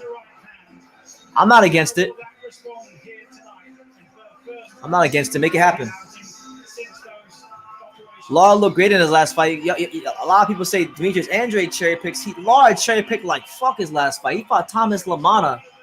That was one of the biggest cherry picks of the year. Argentina. Oh, I'll tell you his name. His name is Agustin Gauto. I'll spell his name for you, champ. Give me a second. 20 months ago, can she reproduce I don't know how to spell. Hold on, give me a second. I don't know how to spell his name, so I want to make sure I get it. I want to make sure I give you his name properly because I'm not even sure how to spell his name myself. Agustin Gauto. How do you spell his name? Gauto. Okay, Gauto. Augustine Gauto. Augustine Gauto.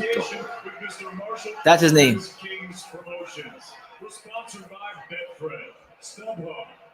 Oh, there it is. From my alternate account, there it is. Augustine Gauto. These sanctioning bodies are trash. I'm not blaming Laura. I'm just saying, like, you can't blame Boo Boo Andre for weak spot either. If you're gonna use that logic, I'm just saying, like, I'm not against the fight. I'm just saying he didn't really fight anybody either at 60. Come on, champ. Come on, Alycia. She coming. From Scotland, Victor Laughlin, and from the United States of America, Michael Ross. At the center of the belt, your third person in the ring from England. So the real main event is on. The real one. Alycia Baumgardner versus Terri Harper for the WBC Super Featherweight title. There you go. So yeah, that to me, this was the most interesting fight on the card. This is really the card that made me want to go live. Fight that made me want to go live, to be honest, because I know Bumgarner can punch. She's bad as hell, and I know Terri Harper can punch.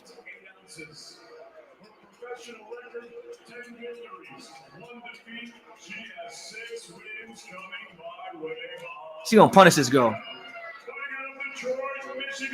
Oh, there's Tony Harrison in the back. There's Tony Harrison.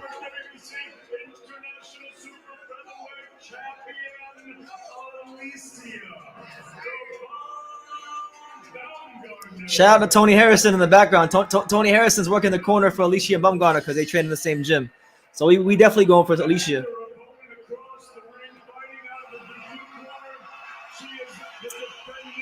Lara can punch. It's a good fight. I like that fight. Make it happen.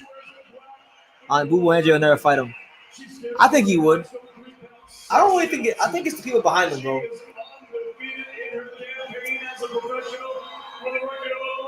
No defeats, 1 draw, and 6 wins coming my way on knockout. Fighting out of Derby, England, here is the reigning.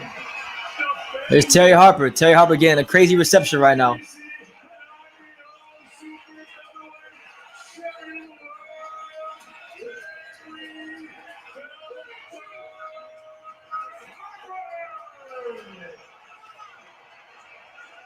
All right, so here we go. Co-main event.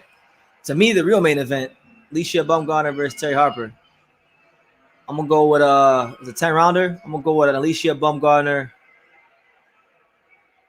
UD. Yeah, UD. Tough UD.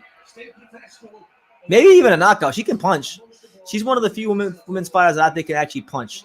Both of these girls can punch a little bit, although I would say I think Alycia might punch a little harder than Terri. Terri, in the 2 girls she's fought whose names are recognizable on the resume, she took them both the distance. So Paul Andre looks like Riddick Bowe. Yes, and so does Lionel Thompson. I think Lionel Thompson looks a bit like Riddick Bowe too. Shout out to you, El Jefe. So here we go, round number 1. Alycia Baumgardner versus Terri Harper. He says he's back in Texas. Shout out to you, man. Hope things are going good for you over there in Texas.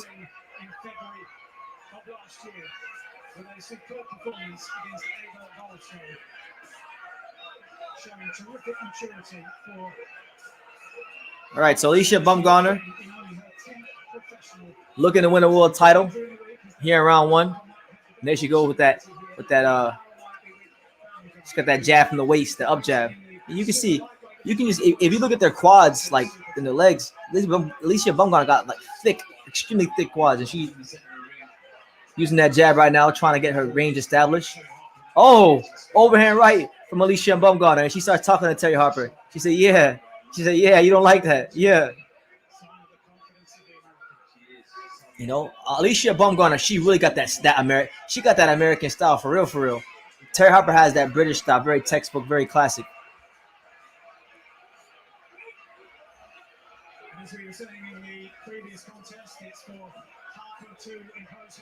Oh, good up jab from Alycia Baumgardner. Stopped Terri Harper right in her tracks. That up jab killing her right now. Oh, good right hand from Terri Harper, and then Alycia ties her up and then spins her out, gets back to the center of the ring. Terri Harper presses forward. Oh, man. I love what Alycia Baumgardner is doing with that jab. There you go. Sometimes the overall ability, the level of experience isn't the same as we see at World Championship level in the women's game. Trying to get herself going, trying to build some momentum at the end of this. Oh, overhand right from Alycia Baumgardner that catches Terri Harper, and then a left hook. Alycia Baumgardner doing her thing. Terri Harper is pressing the action, but man, good first round. Really, really, really good first round from Alycia Baumgardner, or a hell of a start. Landed some nice jabs, landed some right hands. You know, good start. I got it 1-0. What do y'all score it? Where that came from? No kidding. It's everything you wish for, including the tights. Hyro says, BT, you need to find out who Fabulous Fiona is. She's probably in Vegas and you might not even know. She might be, man. Welcome to America. Shout out to let me see. Your battery solution. She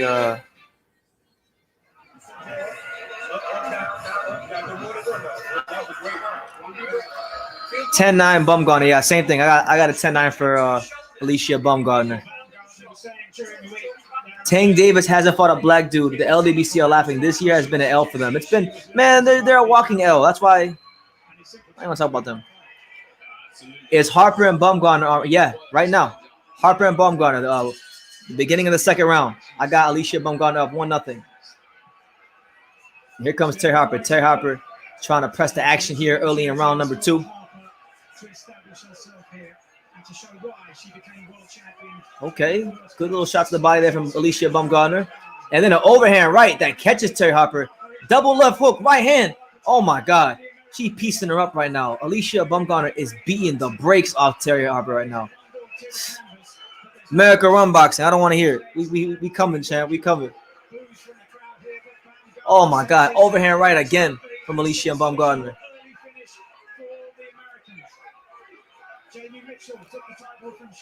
Jamie Mitchell just beat Shannon Courtney for the title in England. Now about to have it happen again.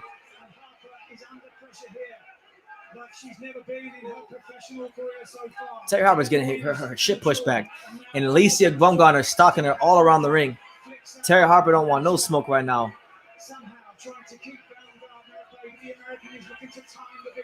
Oh, she just missed a big overhand right. Oh my God. She's fighting very well right now. I'm happy to see this. This is good stuff from Alycia so far. Terri Harper needs to show us something in this fight that she hasn't shown us before, because if she comes with these straight punches the whole fight. What weight is Alycia Baumgardner? They're 130. 130. So, you know, she's around the same weight as Katie Taylor. I think she's even around the same. She's around the same weight as Amanda Serrano. She's been one of the best kept secrets women's boxing for a long time, and you know, I'm glad now she's boxing like it. Right now, she's boxing like one of the best kept secrets of women's boxing. You know, you got Michaela Mayer, you got Delphine Persoon, you got Maria Hamadouche in the division. But right now, she got to take care of Terri Harper. None of that matters if she don't beat Terri Harper. Terri Harper right now, 2-0. 2-0 Alycia. Easy money. Easy money. 2-0 Alycia. MB Boxing got a 20-18.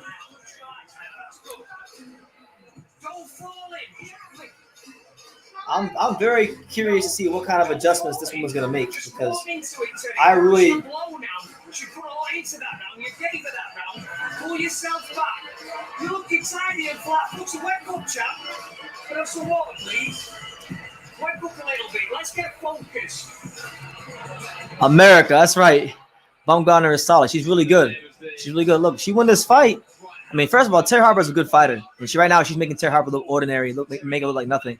If she beat Terri Harper, man, there's some big fights out there for her. Maybe you can get the All-American super fight with her and Michaela Mayer. Maybe a fight with her and Katie Taylor. I mean, there's. I got a crush on Michaela Mayer, man. I need me a tall woman, an American Unified Champion. Damn, that's a keeper. What's up, BT? Where's Pops? Pops is back. I'm still in Vegas, champ. I'm in Vegas till the 26th.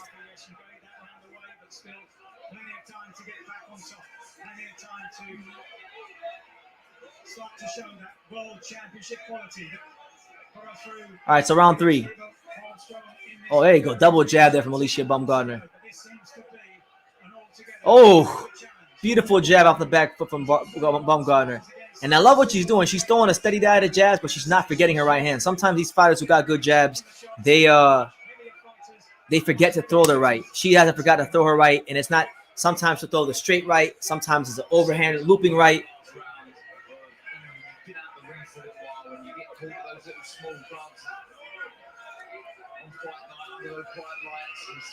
There you go, man. She's controlling the style with the jab. I mean, I know Tony Harrison's in control of her.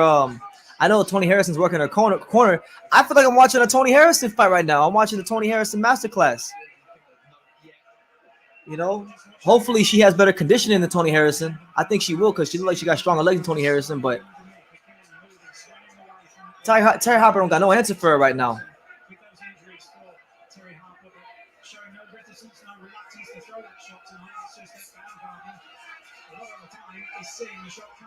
Yeah, she's looking for that right hand over the jab of Terri Harper. You can see her waiting all the time to sort of let it go.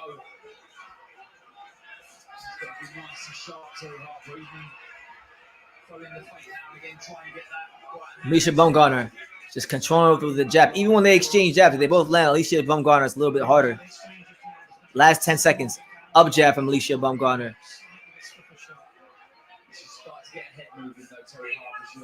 Man, double jab from Alycia Baumgardner. Another round. 3-0 masterclass. A 3-0 masterclass. USA, we coming. The back-to-back World War champions. We here, champ. USA. Harper started a little bit slow, and she's taken advantage of that. And I think Harper started to come good in that round, get a composure back a little bit. But yeah, Alicia's impressing me. One thing we knew before the fight was that Alicia's probably the stronger of the two.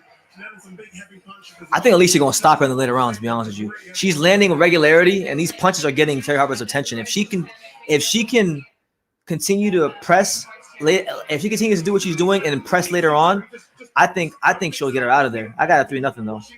Usam got a 2-1 for Alycia Baumgardner. Absolutely. I mean, I thought she won every round. I thought she hasn't lost a round yet, but.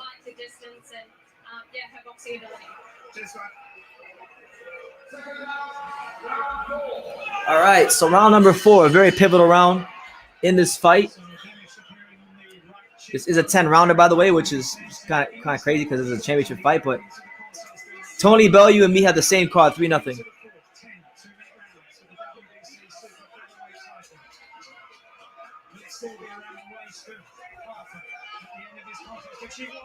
Oh shit! Oh shit! She stopped her. Yo! A star is born. A star is born.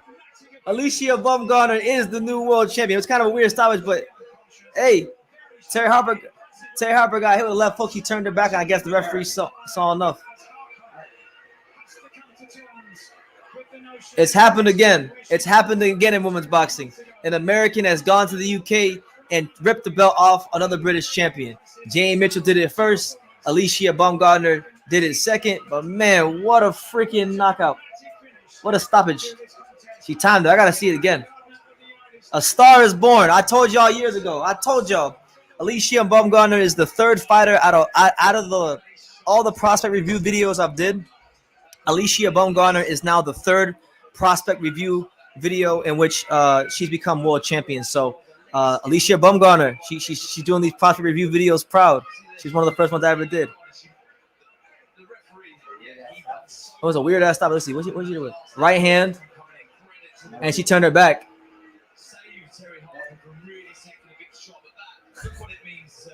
It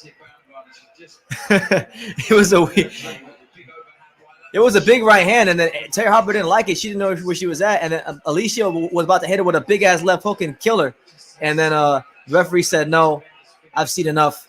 So a star is born. A star is born in England. Alycia Baumgardner is the new world champion, and there's big fights for her, man. Michaela Mayer, where you at, champ? This is at 130. This is my girl, 130. Michaela Mayer, where you at, champ? Delphine Pursoon, where you at? Katie Taylor, where you at? If you can't fight Serrano, fight Alycia. She was sleeping standing up. Hell yeah. She did with that steak knife.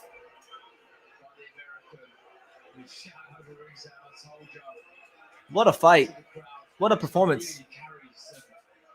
She absolutely outclassed and beat the fuck out of Terri Harper from round 1 to the stoppage.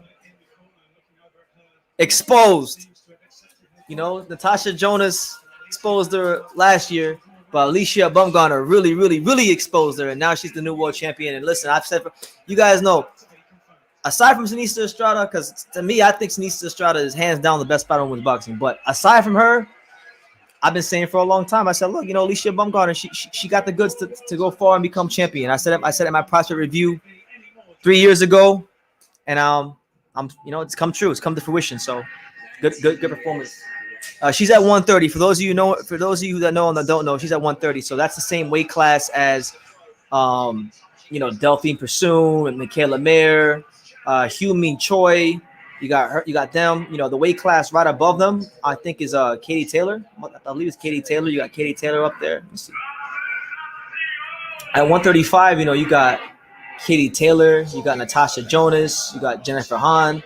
The weight class just below them, you know, you got Serrano, who's fought there before. So there's fights out there. You know, I think the big fights for her will be Serrano. Huh? Vamos Kiko. Man, the fake main event is next. Kid Galahad versus Kiko Martinez next. And the new. Yeah. By the way, Johnny just woke up, so if you hear Johnny, he here now. I'll be in there right now. I'm not looking too hot right now. Give me a glass of milk and cookies. That's right. And I'll be there in the main event. Can you pour me a glass? Can you pour me a glass? Can you pour me a glass of milk? No. Yeah, I'm not doing that right now. Oh. So I'm gonna get that. But I'm not. Okay, okay. Alycia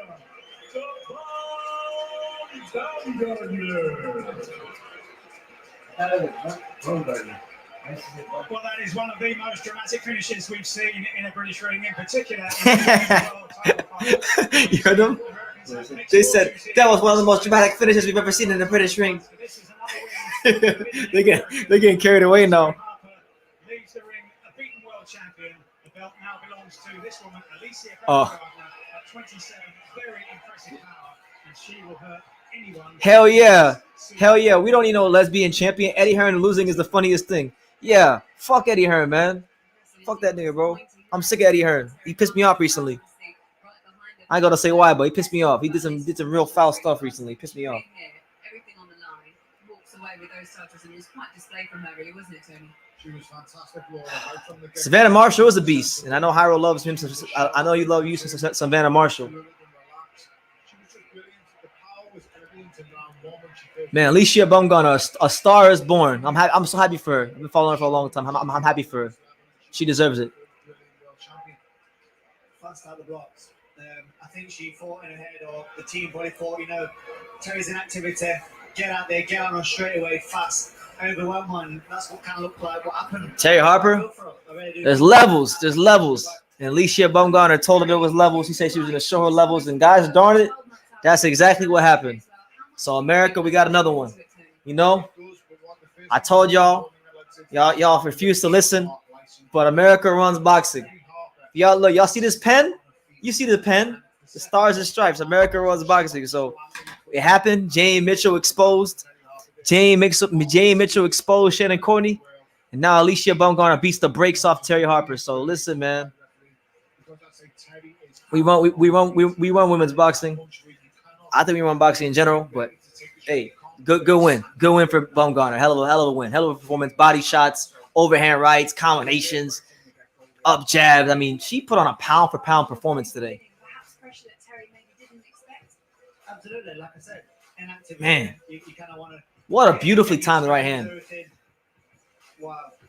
She slept. She was sleeping standing up. Holy hell! If the referee didn't get in between Alycia Baumgardner and Terri Harper, she was gonna get annihilated with that left hook because she had no clue where she was at.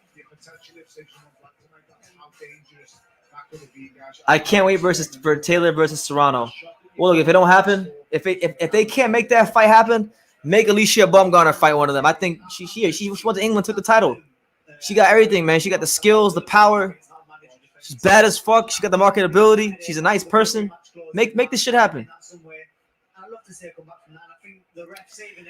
Let's talk about the heavyweight division. What's there to talk about? What about the heavyweight division? By the way, Hyro, you see your boy Lee Wood. He's doing commentary. Shout out to Lee Wood doing the commentary. It wasn't close. It wasn't, when is Kid Galahad fighting? He's fighting next.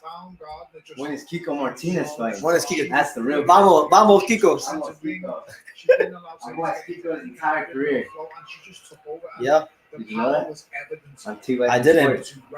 Oh yeah? Yeah. I'm not sure she's going to go back in. Never missed a Kiko fight. All right, well, look, all credit to her. Let's hear from Alycia Baumgardner now because she's... Kid Galahad is one of the most talented fighters in the UK. Here's Alycia Baumgardner. WBC Super Featherweight Champion of the world. How does that sound? Man, it sounds good. I dreamed of this moment. I put it in my head. I looked in the mirror every day, and I told myself, you become a world champion. You've been bugging this man here, Eddie Hearn, for an opportunity for a fight. You wanted the Terri Harper fight for a while. What did you see in her that made you know that you could do what you did this evening? Just building up to the fight, just coming here, I just seen her energy, and I just read it. When I came over here as the challenger, as the underdog, my confidence was 100, and I didn't see that in her. So I knew that, she was fragile. So I'm like, I had to jump on it. I think we all knew about the power of 6 knockouts from your 10 wins. Maybe a lot of people assume that Terri Harper was the better boxer. Do you think you showed in there in the first couple of rounds as well that you're the better boxer as well? Yes, absolutely. I know a lot of people haven't seen me, and I have been given the platform to showcase that I can box and that I can punch. But boxing was what we were doing because we knew she was going to come to box. And I want to quickly bring you in. Again, she's been bugging you. You brought her over already. You know, to blame for something else as well.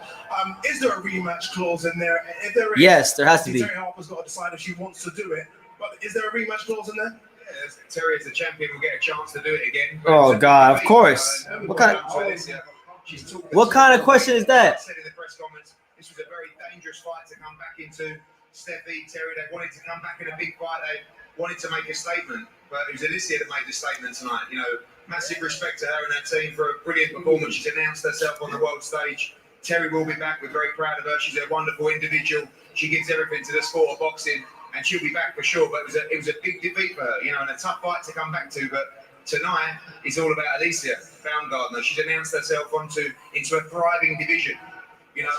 No, sorry, she certainly has arrived in the world division. There are bigger fights out there as well. Michaela Maya, I know that was a name you were linked with. Choi, unification fights out there for you now. All right, hold on. I just first want to say I want to thank my Lord Jesus Christ for getting me here and enjoying the process. Talk to him, Alycia. Talk that shit. Patient got me, and I'm just so thankful for everybody who, my team, everyone who set it up, all the believers who believed in me to get me to this place. I'm so thankful. And yes, for anyone out there at 1:30, you know what time it is, and you know I'm top dog at 1:30, so you can come get this work. Oh, I like it. She said, "Come get this work." You don't want no smoke. Jesus Christ. Versus Kiko Martinez for the Huh? IBF Featherweight title. So she's pretty much basically a champion in recess because she got beat twice. Yeah. All right, so y'all don't heard it. Y'all don't heard it. I know that, Jim. Champions are made when Oh, shit. nobody is watching. We know that, Jim. We know that, Jim. We've been there. Out there, the spotlight burns. I'm gonna get to Alycia in a second. I'm watching this Teofimo Lopez ad right now. Hold on. You should be thinking, You should thank me. The challenger shapes his legacy. come on, people. In the silence of sacrifice, we drink the pain. What a performance, man! I can't believe she boxed the fuck out of her. That really don't deserve no rematch. As the soldiers of the sweet science march, where there's a word, there's a war. All right, so listen, man. The Kid Galahad will be coming on soon. What are you doing, bro? I'm turning it down.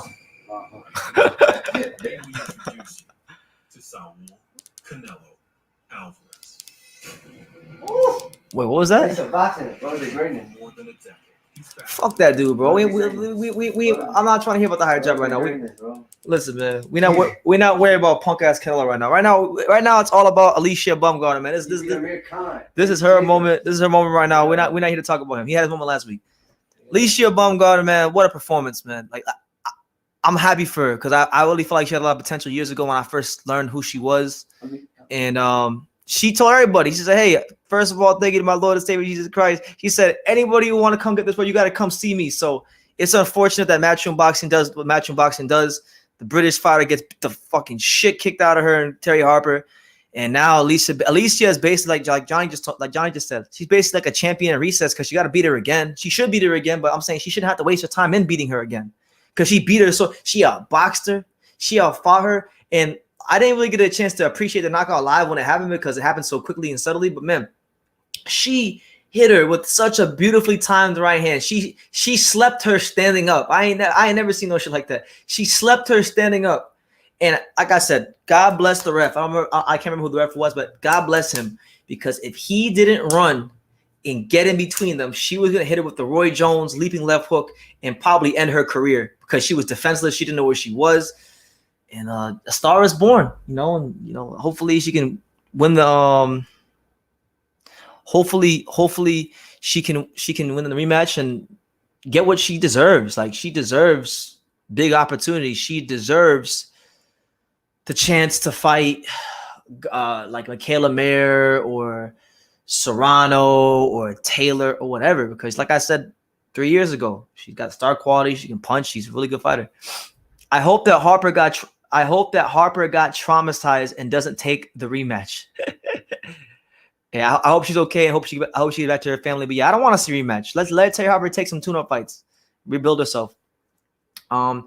Yeah, she can punch. I've been saying it for years. She's one of the only women's fighters in boxing that can punch. You know, like her, Amanda Serrano, Sinisa at her weight, Hannah Gabriels can punch a little bit. Like there's like maybe 10 at most female fighters who can punch, and she's one of them. That's why I got so intrigued with this fight, because I knew Terri had a little bit of pop. Alycia had more pop, and I knew because of that it would be a good fight. But Terri couldn't really get her shots off because she was getting hit with up jabs, and the athleticism and the boxing skills of Alycia Baumgardner really had her frustrated early. One that says you don't need rainbows to win fights. You need the Lord Jesus Christ. Talk to him, champ. King of Kings. Alycia versus Michaela Mir. Absolutely. I haven't even had a chance to watch the Michaela Mir fight from last week, but now that I see how Alycia Baumgardner has performed, I want to go back and finally watch her fight, because everybody keeps saying, this is one of the best fights in women's boxing ever. And then I asked, I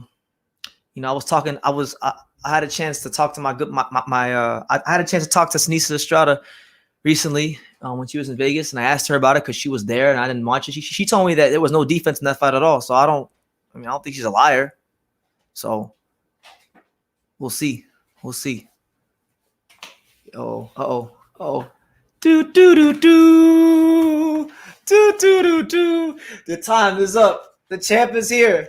The belts. We got the belts, champ. Yeah. It's the untouchable True School Sports Empire. We live for Kid Galahad versus Kiko Martinez. We'll be live for Gabe Rosado versus Jaime Munguia. We'll be live for David Benavidez versus Kyron Davis, because nobody wants to fight David Benavidez. He's the boogeyman. I can't see nobody else beating Canelo but David Benavidez. He's so scary. We live for all of it. So we're here, man. Shout out to Johnny for the belts. You know? The champ of the world. See, a lot of people on YouTube, they was handed champion. You know, I became champion. Some people on YouTube was made champion. I became champion. You know what I'm saying? But listen, Jesus M says women's boxing can't afford to milk fights. Exactly, and that's why I like women's boxing. I don't gotta sit here and worry about corrupt scorecards in most cases. Like, unless it's with Katie Taylor, because that's different. But like, in most cases, I don't got to worry about corruption in women's boxing, because they don't make enough money, and there's not enough people that care about women's boxing to rob people. Quay to God says, "My baby a champion now." Join the club, champ. Join the club. BT, you got any accounts to watch the Panthers or the Showtime card? I have. Well, I'm gonna watch the Panthers on this other streaming site on my phone called StreamEast.com. I watch all my Panthers games on there, so I'll be going there to watch the Panthers game. That's at 4:00. That's at 4:00. That'll probably be after this. This live will be done before the pucks even dropped. Yeah, shout out to the Florida Panthers, man. Got a big game today against those punk ass Tampa Bay Lightning. Hopefully we end our losing streak and beat the brakes off of them. Wacky movie clip. Shout out to my boy John. He says, on a different topic, great job on the interviews with Tiffany Mamoli. That was some great stuff, bro. I enjoyed it all.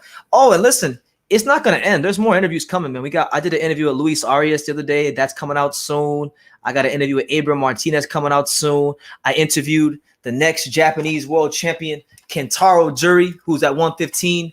You know, he's good friends with Kazuto Ioka, and now he's training with Ismail Salah. So yeah, man, gonna be a lot of great content coming on the channel. And then you got the Crawford Porter fight week this week. So you don't know. I don't even know what the hell to expect on the channel this week, let alone you guys. I don't even know. BT, I asked you if you want to use my account to watch Panthers game. The account for what? I'll be good, bro. I don't need your account, but thank you. So much great boxing this year. Hopefully, if it continues next year. Absolutely. BT, you ain't disputed. You ain't undisputed. The best belt in the world is the heavyweight title that King Booker had. You mean the WBCW title? You never said he was undisputed. You said he was unified. Five-time WCW champion. I want to meet him, bro. Yeah. But yeah, make sure you smash that like button. Subscribe if you're new to the channel. You know, definitely take the time to subscribe. Super chat if you like all the content we hear, man. The fake main event is on. We see the main event. I'm sorry. Ain't nothing Kid Galahad gonna do that's gonna be more exciting than Alycia Baumgardner sleeping this girl standing up. Kid Galahad ain't gonna do that. It's gonna be Kiko Martinez. Ooh. You going with the upset? No, bro. I hope he wins, though. Kazuto Ioka is the best 115-pounder in the world. And that's until he sees my boy Kentaro Ujiri. Kentaro coming for his ass. Yo. Ismail Salas train. Ishmael Salas train Kentaro Ujiri. He's coming. So, yeah. If you ain't got the world heavyweight title, you ain't unified. Man, stop hating. Stop hating, Hyro. We tried to get that fight lined up with the heavyweight champion of the world, and he was ducking. Who? I don't know, but he was ducking. Yeah, give me guys your thoughts. If you guys just tuning in, man, like, what a performance. Hey, Johnny. Yeah. You got that lamp? Because I look dark as hell on camera. Which one? The lamp in your room, the one in your room. Yeah. Could I use it? You don't just want to turn on the lights? Oh, the one behind the TV? Yeah. Oh, I'll do that. Hold on. Let's do that. Give me 1 second, guys. Oh, man.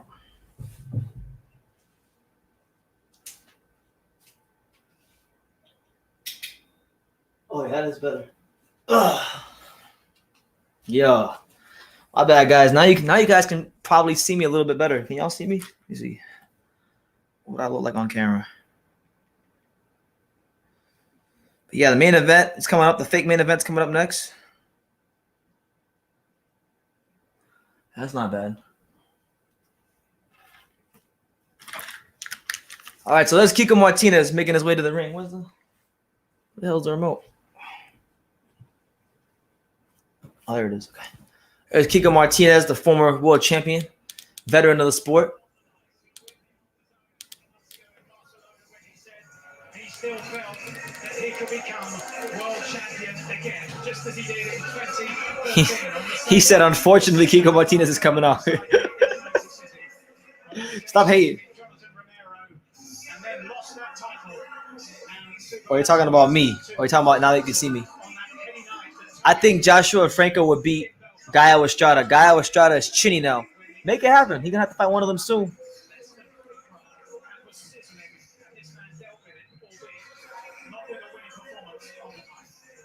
You still got to go see Fernandez from Argentina, the one that stopped you in that ground. Huh? You still got to go see Fernandez from Argentina that stopped that shit from going in that ground. Hey, when is Agustin Galto fighting? I'm going to check that out right now, but I think he should be fighting later on. He might even be fighting. Kid Galahad looks like a smaller version of Kell Brook. You do. It's his first title defense. And he's taking on the lowest ranked guy in the top 15.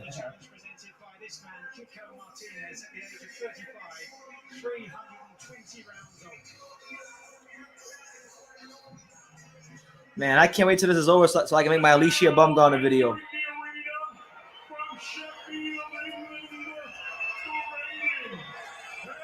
Defending.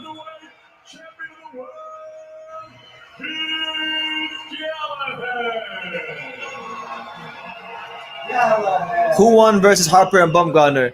Bumgarner stopped her in the 4th round. She hit her with the most beautifully timed right hand possible, and she hit her so hard she slept her standing up, and the referee had to jump in to stop her before Alycia Baumgardner hit her with a left hook that might have given her permanent brain damage and retired her. Great performance, a star-making performance of the highest order.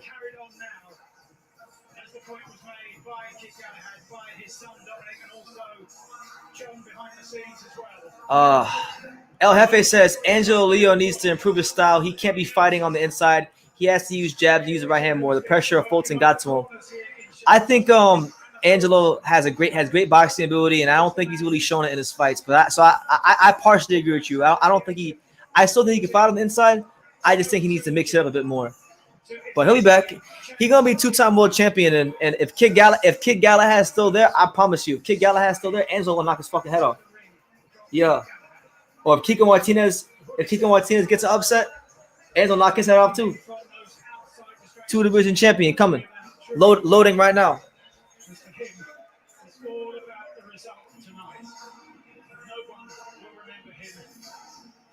Oh snap! There's Kell Brook. Man, Kid Galahad coming. He got Kell Brook in his corner. By the way, speaking of Kell Brook, man, I'm waiting for this Kell Brook Amir Khan announcement because I'm telling you this: when and if they ever announce that fight getting made, I'm gonna go freaking nuts. I'm gonna go nuts because I don't think I made a video about any other fight in boxing more than that fight.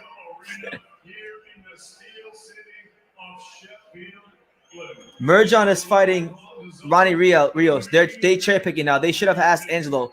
Well, they didn't ask Angelo. They didn't ask Merjan about Angelo because Angelo already punished him in sparring. And you know what? I'll take my word for it. You can go on YouTube and look it up. I know sparring doesn't mean that Angelo will automatically beat Merjan, but clearly there's something that Merjan's management team and Merjan know about Angelo that they don't like, which is why they didn't ask. They didn't want no smoke. To be fair with Merjan, though, I think the Ronnie Rios fight is a good fight because Ronnie Rios was like the regular champion, I think. It's not a bad fight. It may be a champ, and it's the one that you can make for the promotion. So I don't think it's bad, and it gives Ronnie Rios his like final paycheck. Hey says, "Let's go, Brandon." What's up? Shout out to you, champ. Let's go. How you living? You good?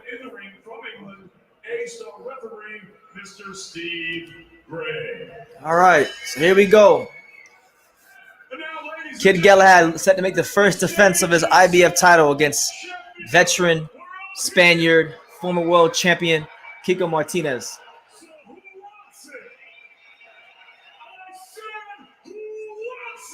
I don't like that answer, bro. David Diamante, he's getting too crazy now. We're all here. The fight starts now. There could be like 20 people in the stands. We're all here. Starts no.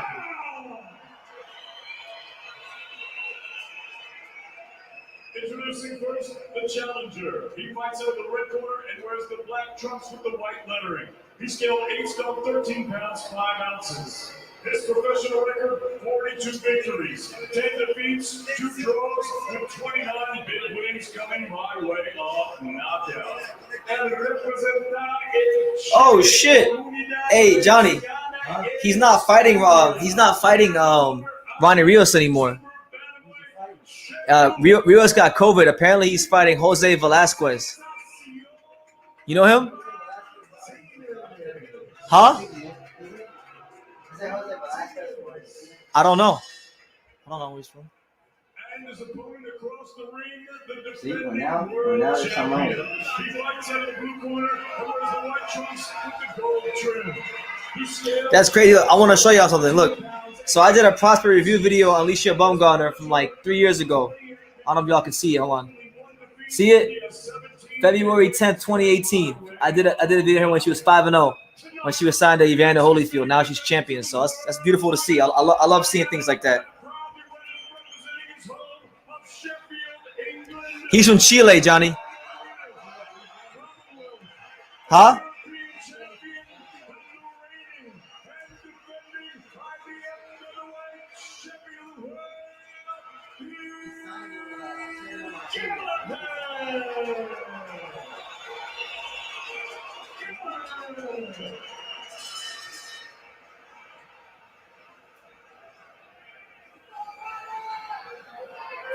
All right, so here we go. Kid Galahad, first defense of the IBF Featherweight title.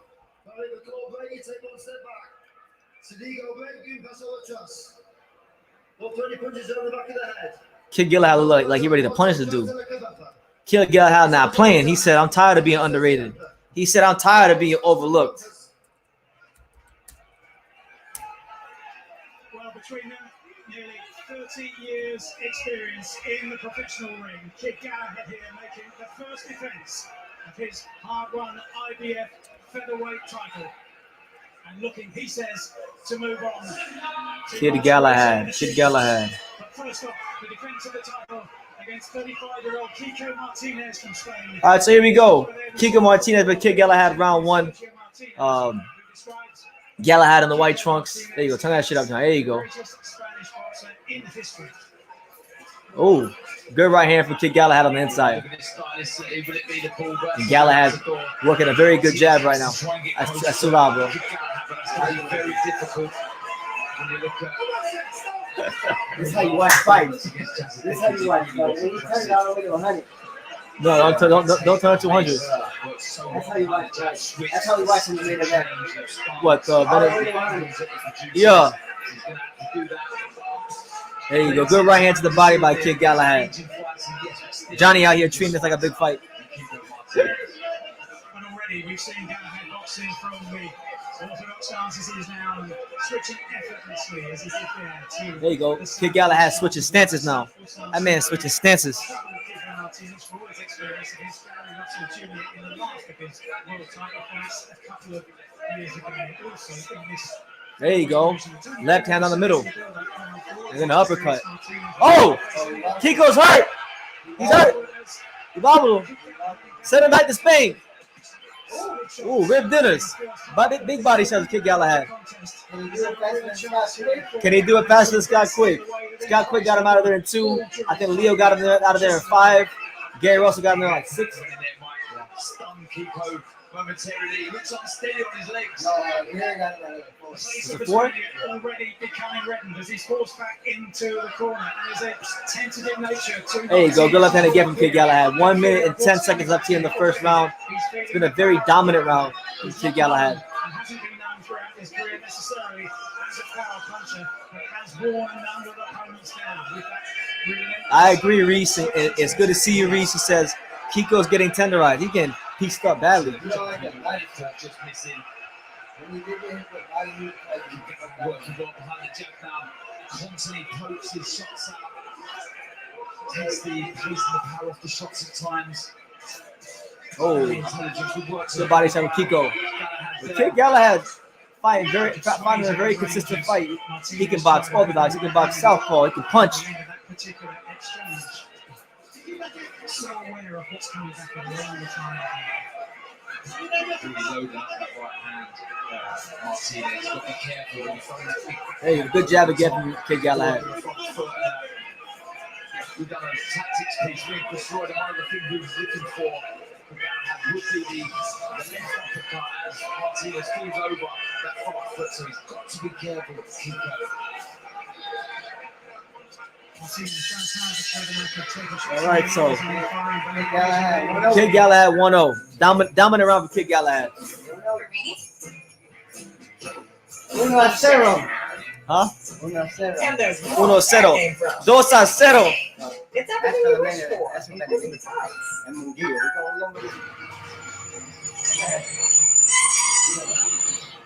That's not great. Okay. All right, so make sure y'all smash that like button. And the job done faster. Kiko's tough, and he got in a few minutes, but Kid won round 1. I thought so too. Nah, listen, Kiko's game, Kiko's good experience. Kiko's been at this world level for a long time. I'm sure he'll give Kid Galahad a round or 2 more, and then at some point, Kid Galahad will show his quality and get him out of there. Or maybe he won't. You don't know. Never really loads up with anything, Kid Galahad, but carries power in those fists.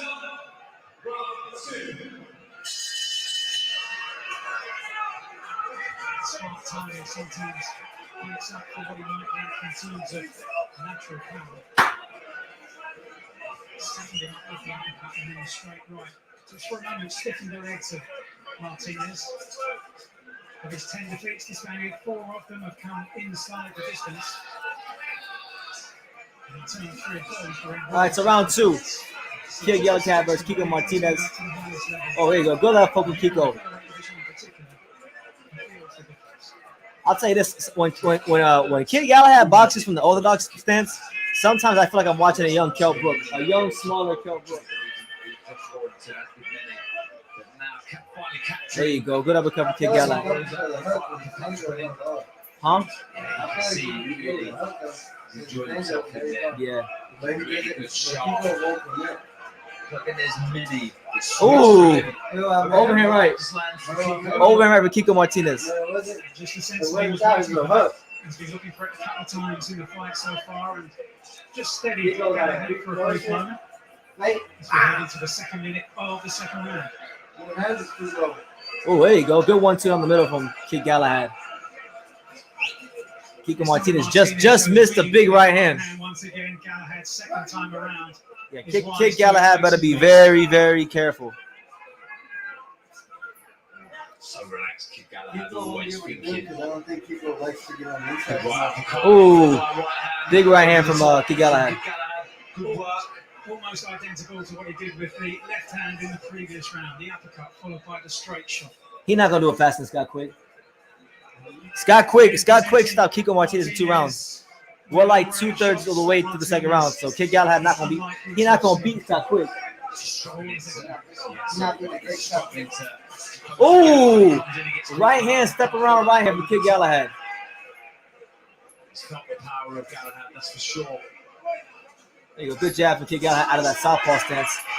And he puts together nicely, man. He puts together nicely, and Kid Galahad showing its consistency in his performance once again so far. One SSS says WBC has confirmed that they will declare Gary Russell Jr. a champion in recess. It will be mccy versus Ray Vargas. Huh? They're doing him dirty? The reactions of Galahad are running to sharp every time he throws his counter with sharp left and right. Try and close that gap. What does do really well. There you go. Good body shot from Kid Galahad. Trying to get close to do that. Okay, so a pretty clear. He couldn't do it faster than Scott Quick, so now But he won that round. we got to see if he can do it faster than Leo or Gary. Gary did it in 4. Martinez. Leo did it in 5. 320 rounds. No, Gary did it in 5. And Leo did it in 5. The opportunity Take punches? Yeah. so far, Galahad has been mightily impressive in quite any potential threat. Just grazing. Bro, he's like Kell Brook. He's really like Kell Brook. Oh, Martinez there. but He's it's gonna like lose if he loses the fight. He's gonna lose the same way Kell Brook lost. His hands are it's too low. It's too low. You think guys fight around? Right, yeah. Go over reach with backhand. Just like take opposite feet and then regain. All right, so we go to round 3. Kid Galahad, first defense of the IBF Featherweight title against the overmatched but game Kiko Martinez. It's your boy BT, Brendan Taylor, the untouchable True School Sports Empire, coming to you guys live and direct from Las Vegas, Nevada. Kid Galahad lands all of the cleanest and most. Oh, good body shot from Kid Galahad. Over the course of the first couple of rounds and starts smartly again in the third round, judging the distance well, only back foot, but holding his Hey. ground. 6 on the uppercut. Galahad. I said too big front foot as well. a bit more urgency from Kiko to start this third round. Really come out on the front foot, trying to force himself onto Kid Galahad, but walking on. How many rounds is the fight? This right now we're in the 3rd round. And yeah, Reese, you're right. Johnny just said the same thing. Galahad's been landing the uppercut whenever he throws it. If he sit down and commit to it, he might send Kiko Martinez home. But Kiko Martinez, look, he's game. He's not gonna be intimidated by Kid Galahad.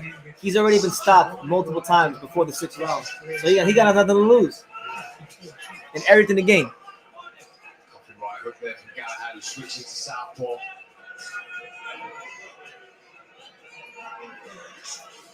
Good defense from Kiko. Right with that one, Martinez rolls under it, tries to look for a counter himself. Kid Galahad doing a little bit too much posing in this round. There you go.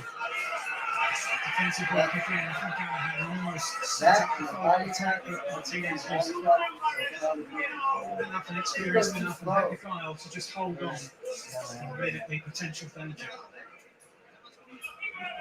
We commentated on Martinez, didn't we, in Barcelona way? And he dropped down a few levels and fought.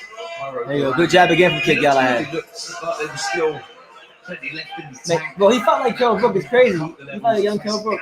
You can see He don't throw as much though. Young Kell Brook, he's not as good, but he got the same style. Like when he stood a punch and he put that lead hand out there, that's some Kell Brook shit, bro.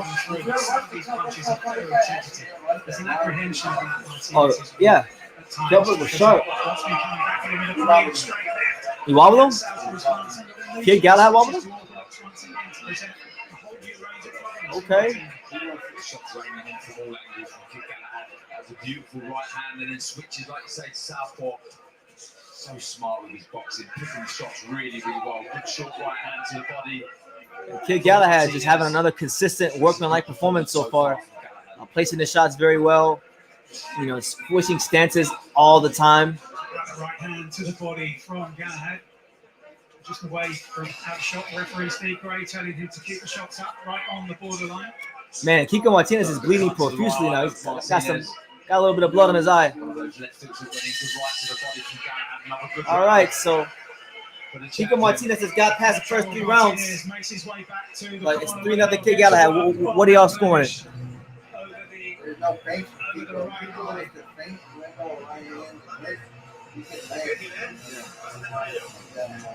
He's not waiting about it.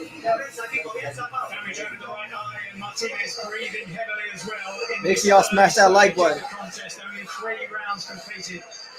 And maybe at this stage, age, experience, and those many hard rounds beginning to catch up. But the sharpness and the accuracy of Kid Galahad, very much key factors here. Because that shot where he hits him straight down the middle, rocks him to his boat. Resilient though, yeah? Yeah. Take your time. Concentrate. All right, so we go to round 4. Round number 4, Kid Galahad versus Kiko Martinez.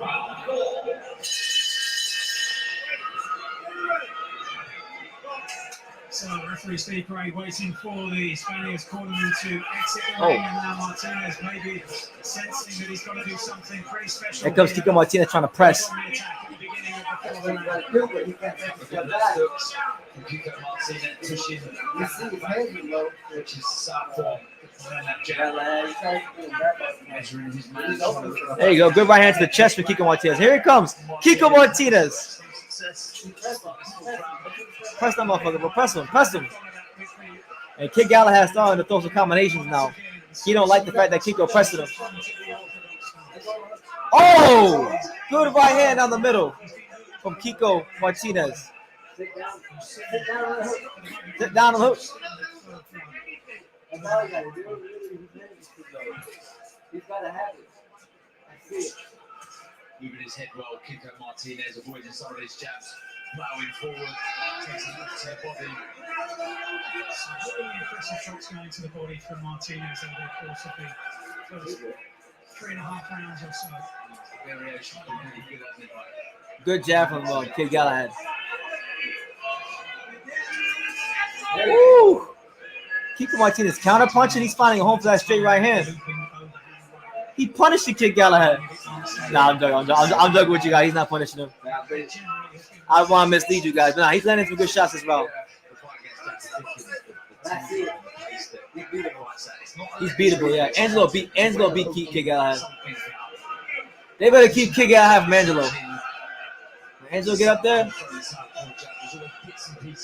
There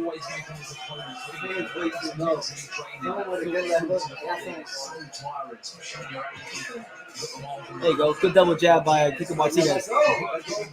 He's pressing him nice, though. He's making a miss now, too. Oh! Good counter right hand from Kiko.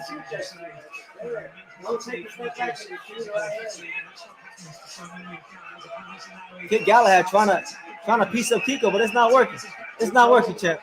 It's not working. He's too experienced. He's too experienced to be taken for a stroll. Kiko Martinez right in the fight. A lot of the Spaniards are asking, what round is it? Número 4. Round number 4. Martinez trying to get Kiko going. Kiko Martinez, he's finding a little rhythm here. He's finding a nice little rhythm.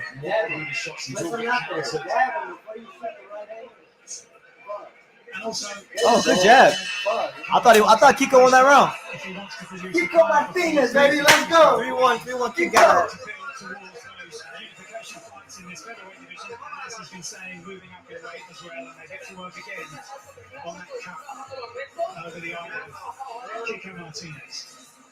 Yeah, good work there, but a 1-2 uppercut. He does that so well from both stances. Yeah, right now we're heading into the 5th round. You know, I got to score 3 rounds to 1 for Kid Galahad. So well, when you see the little change there, he just shifts over to his right. Just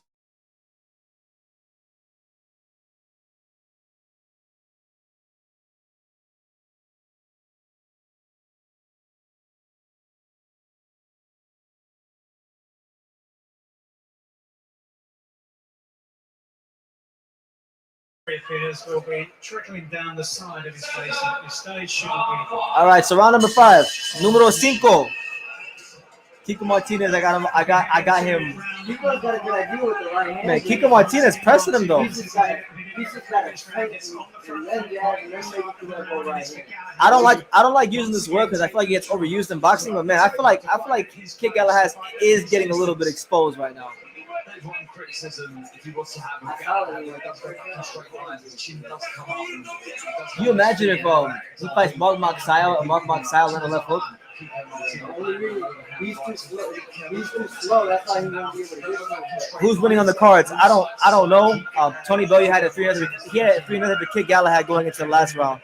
I don't know about the actual cards. I got a 3-1 for Kid Galahad. I thought Kiko won the last round. Let go of the jab.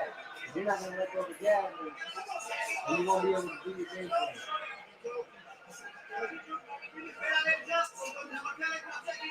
All right. There you go. Good jab for Kid Galahad. Trying to get some momentum going behind. He's just loading up. Kiko's just loading up. Kiko, if he jabs him and he'll eat the jab, but he'll be able to let go of his right hand. So there you go. Good uppercut again from Kid Galahad. That's been his money punch to this fight. Has been the uppercut. Now he's beginning to step around him using footwork.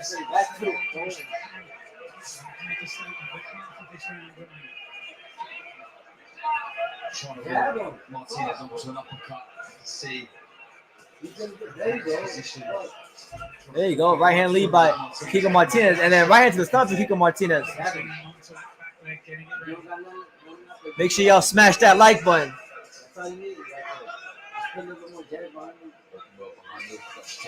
Oh, that was a good little right hand for Kiko.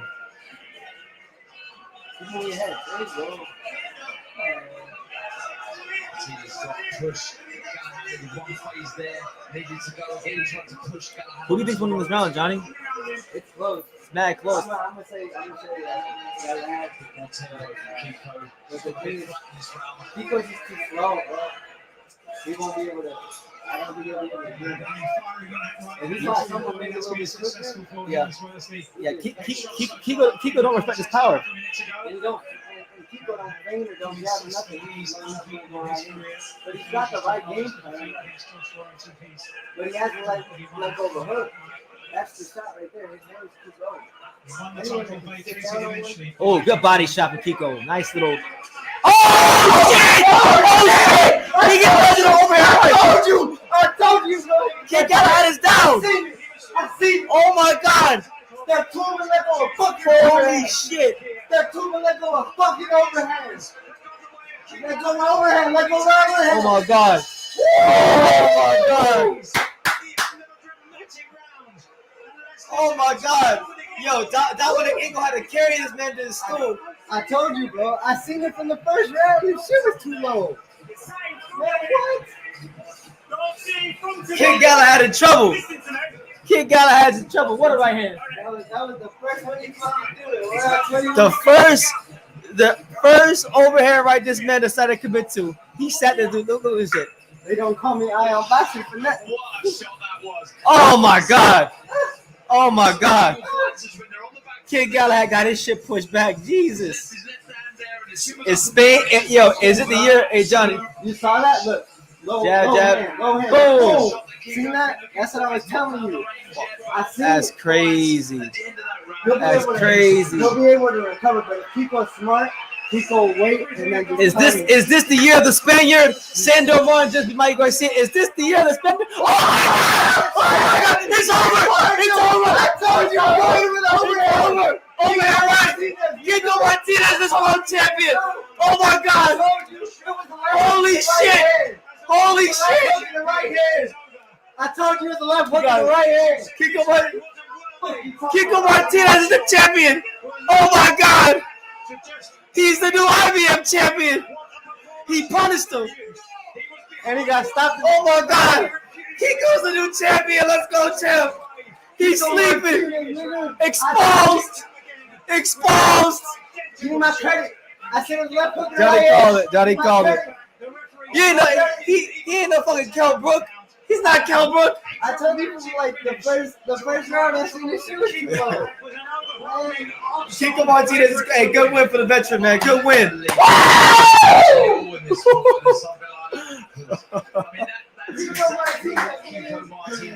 Kiko Martinez. Oh my God. And that's exactly what he done. Straight out through the same shot. Galahad obviously still wasn't recovered from the first knockdown. Eddie Hearn. Eddie Hearn having a bad night. Eddie. I was trying to help you, Eddie, but you blew it. That's what you get. I was trying to give you the large picture. When cherry picking goes wrong, they picked the lowest ranked guy in the IBF rankings and got completely fucking pummeled. What did I say? I told you shit was too low. Way too low. He seen it. Johnny called it. They don't call that man iron boxing for no reason. From round one, I seen this shit was too low. That's why I said he wasn't no kill, bro. I was just saying the way he evaded the punch and did a little thing where he see his hands up. That's all I said. Nah, nigga ain't no Kell Brook. Kell Brook the truth. If our friend, if Angelo would have fought, Kiko Martinez, Galahad. Oh my God. Oh my God.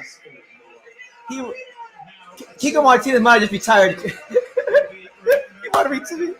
Kiko Martinez, España.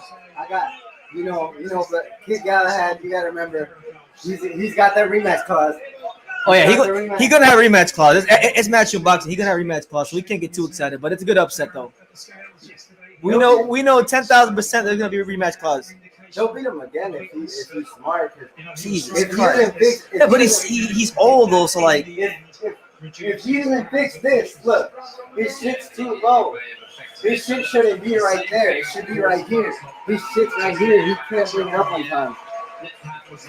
See, look, bang! Too low. Too low. Never. Punished him. Too low. Look at that. Boom. I told you. Hook and overhand. That's what it was. The truth. He was looking for that. He lost the 4 rounds. Upset of the year. Someone who's been around, plenty of experience, knows how to set traps.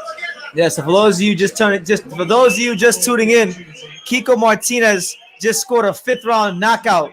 He scored a devastating knockdown at the end of round 4, and then he followed up immediately on round number 5. Kiko not retiring. He gonna get that payday. España. Yo, this is the year of the Spaniard, bro. Kiko deserves a nice rest.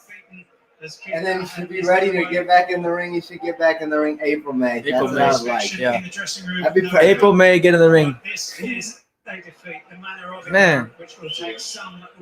Y'all put some respect on Angelo Leo's name. Y'all getting mad at y'all were shitting on Angelo because he fought, one of the top fighters out there and lost the decision. This motherfucker got parked by Kiko Martinez. I don't want to hear it. I told everyone that would listen to me that fight wouldn't be close for him.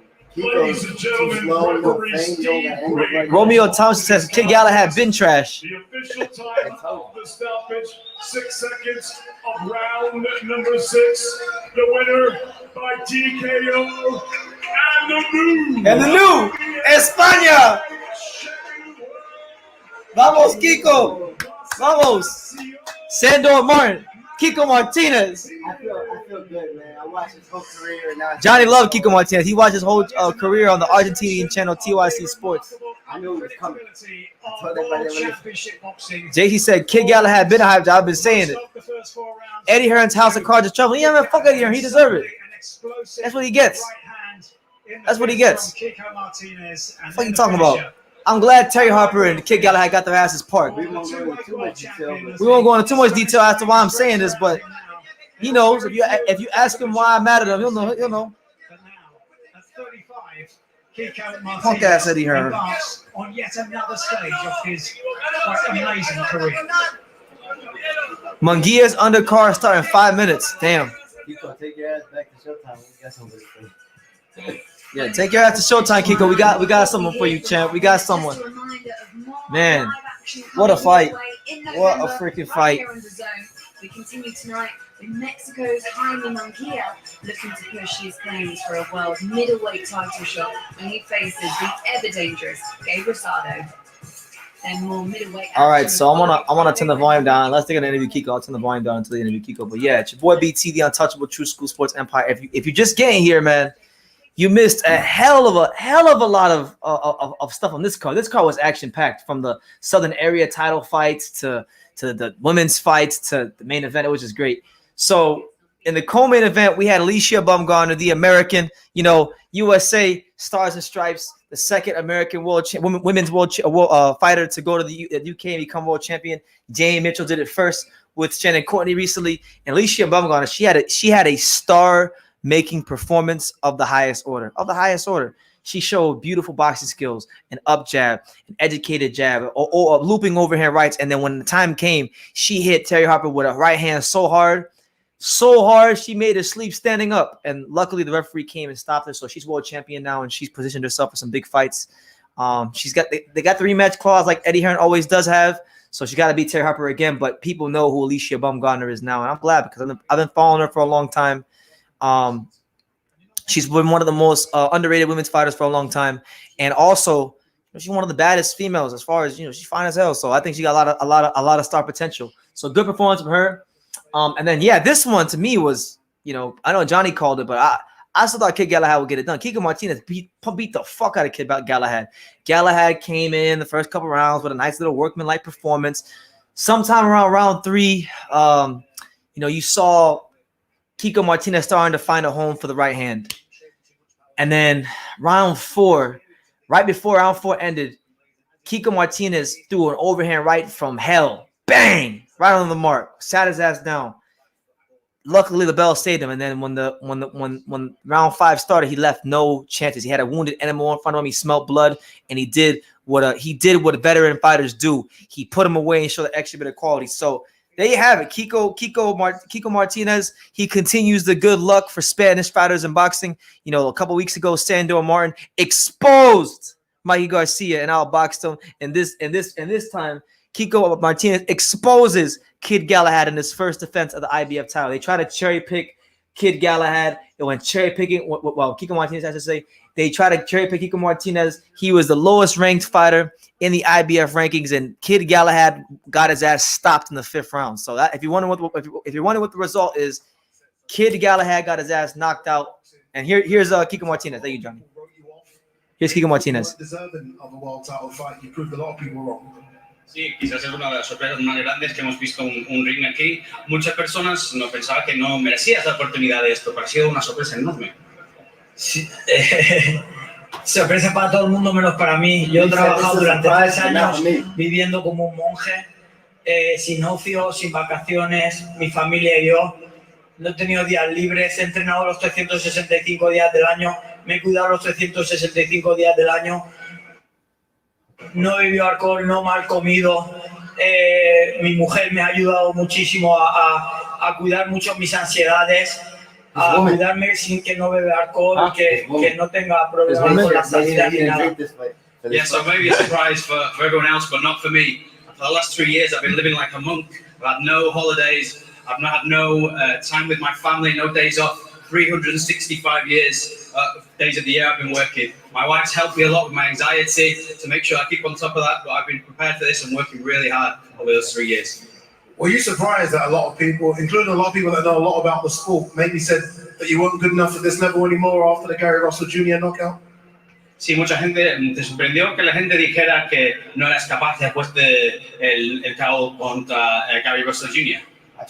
Gary Russell me cortó, no me noqueó, solo me cortó y me paró el médico la pelea, pero yo venía mejor que nunca, mejor que cuando tenía 20 años porque me cuido más, entreno más y me dedico más a mi deporte y solo tengo un enfoque, es ser no sé si seré el más grande de la historia, pero quiero estar muy detrás de Castillejo, que es el más grande de la historia de nuestro país. He said he believes that. Yeah, so second best maybe a lot of fight of people, all time. when we talk about the Gary Russell fight, that was stopped. The doctor stopped No, the no, fight. no, no. But now I'm in better shape than I've ever been, better than when I was 20 years of age. And I'm actually more dedicated to this sport. I want to, I want to go and be the biggest in history. And well, I'm a bit behind Javier Castillo in Spain, but I think I've done big things tonight. It's funny you say Castillo in Spain. A lot of people now consider you to be the best Spanish fighter of all time. Two-weight world champion, a big knockout victory here. Best Spanish fighter of all time? Sí, dices de Castillo es el mejor, pero con una gran victoria de KO esta noche. ¿Tú eres el mejor de todos los tiempos español? No, es Castillejo y siempre lo será porque ha sido mi ídolo y yo siempre voy a estar detrás de él porque él marcó un antes y un después en el boxeo español. No, definitely not. I think Castillejo is the first. For me, he was an idol when I was growing up. He definitely marked it before and after in the sport in Spain. So I'm behind him. Eddie, let me bring you in. I was just about getting over the Terri Harper stoppage. That was a big upset. This is obviously a catastrophic upset because there were so many big fights planned for Kid Galahad in 2022. What can you say about this man, though? A lot of people laughed when you made the fight. He's proven a lot of people wrong. One of the most stunning things I've ever seen in a ring. I mean, Kid Galahad buckled Kiko in the first round. He beat him up for most of the fight. Just in the round before and in that round, he just started to apply the pressure a little bit more. But no one in the world expected that at that moment. Except Johnny. That was one of the most brilliant things I've ever seen in a ring. And when we look to the defense of this fight, we got a lot of stick for choosing Kiko Martinez, but I wanted to make sure that we chose someone that would bring the heat. We didn't expect heat like that. That was an unbelievable moment. And for Spanish boxing that we talk about, Sandor Martin just beating Mikey Garcia on the road. Kiko Martinez becoming a two-time world champion on the road with just one of the most stunning knockouts I've ever seen. And I said to him, if anyone was going to beat Kid Galahad tonight, I'm glad it was him because he's a lovely guy. And to become a two-time world champion tonight, I'm absolutely gutted for Kid Galahad. But I'm over the moon for Kiko Martinez because it's such a huge moment for him. He's given, as he said, not just the last 3 years, but probably the last 15, 16 years boxing at such a high level. We've seen him against Carl Frampton. We've seen him against Scott Quigg. We've seen him travel all around the world to fight. That was just a moment that we will never forget. Never ever forget. A thrilling night, two huge upsets, and I can't believe what I've seen. Just that is the sport of boxing right there. You're never out of the fight. One punch changes everything, and that was just a one-sided dominant display from Kid Galahad, and one punch from Kiko Martinez changed history. Changed history for British boxing, for Spanish boxing, and it's going to take a long time to believe what we've just seen in that ring tonight. Indeed. Kiko, final word from you. To get new IBF Featherweight champion. We were saying big fights for Kid Galahad if he were to defend the belt. You've now won the belt. Surely you want those big fights in 2022. Sí, por última palabra, obviamente has ganado el título, que ahora estás pensando en cosas en el futuro, pero seguramente ahora tú eres campeón y cómo se siente y cuáles son los planes. Pues yo tengo un compromiso con Marlon y tendrán que elegir ellos y Maravilla Box mis próximos movimientos. So I have an agreement with Matchroom, so I'll let them decide what comes next, and also with Maravilla Boxing, so I'll let those guys decide what comes next for me. Kiko, fantastic win. Well done. Is that right? Laura, back to yourself. Can you start on Sergio Martinez? I knew I had Thank you something very to do. much. Brilliant interview there. We learned one thing that I'm even gonna if you turn turn the the lights sound off and then he down had, for a it little doesn't bit, stop so him man. talking, really, does it? I feel like we're outstaying our welcome. At that Great moment, performance, there, man. champion Hell of a now, performance of and Kiko Martinez. drawn into Slugfest, shout out to that. Slugfest. Slugfest says this was George Foreman versus Michael Moore all over again. And this one better get exposed to pretty soon. Because I think we coming. Yeah, probably. Yeah, so Slugfest says this was George Foreman versus Michael Moore all over again, and yeah, man, it was a hell of a performance. Shout out to Kiko Martinez, becomes a two-weight world champion on the road. It's the year of the Spaniard, Sandor Martin, out here doing bits, outboxing and exposing Mikey Garcia. Kiko Martinez doing bits out here outboxing. Kiko Martinez, the king is born. The king, like the Simba. The king is born like Simba. He's here. Yeah, the king is born. Folded him in the 5th round. Yeah. Man, what a great way to start the day off. I'm not gonna lie to you guys. I gotta be honest. When I started this live, I was like, man, this card's gonna be boring except the Alycia Baumgardner fight. The Bumgarner fight actually was more exciting than I thought it would be. And then this fight, That's why I came for this fight. I knew Kiko was going to. That's funny because Johnny was, sleeping, right? Johnny was sleeping. And Johnny said, all right, it's time to watch Kiko Martinez. Yeah. And I knew it was gonna happen. I always told everybody this fight that Kid Galahad has his hands too low. He's nice, little flashy. He switches his stance too much, and they can catch him when he switches stance too much. Hopefully, this will be a lesson for him to keep his hand up. Oh my God, he said too low. Bang right on the fucking chin. Oh my God, shades of Khan versus Prescott. Oh my God, it was exposed. Slugfest is going nuts right now. Slugfest says, man, these UK fighters are ass. He said, yo, y'all leave the UK alone, man. Look at Kiko, bro. Kiko won. He said,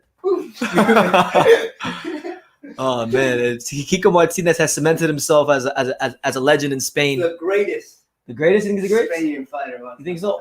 Who was the guy they were talking about? He's pretty good, but he ain't like. Who was the guy they were talking about? They were saying he can punch. He's fun. He's very skilled, but he ain't a two-weight world champion. Two-weight world champion Kiko Martinez, man, and it's great because I can't believe you called this guy the young Kell Brook. I said he looked like him. I didn't say he fought like him. BT, you keep getting exposed saying resume and experience don't matter. Look at Plant and look at Kiko now. Plant took a dive. I don't want to hear it. Like, straight up, bro. But as far as Kiko, yeah, he did his thing, man. I think it was more style. It was a style thing more than anything. It was just he fights to amateurs.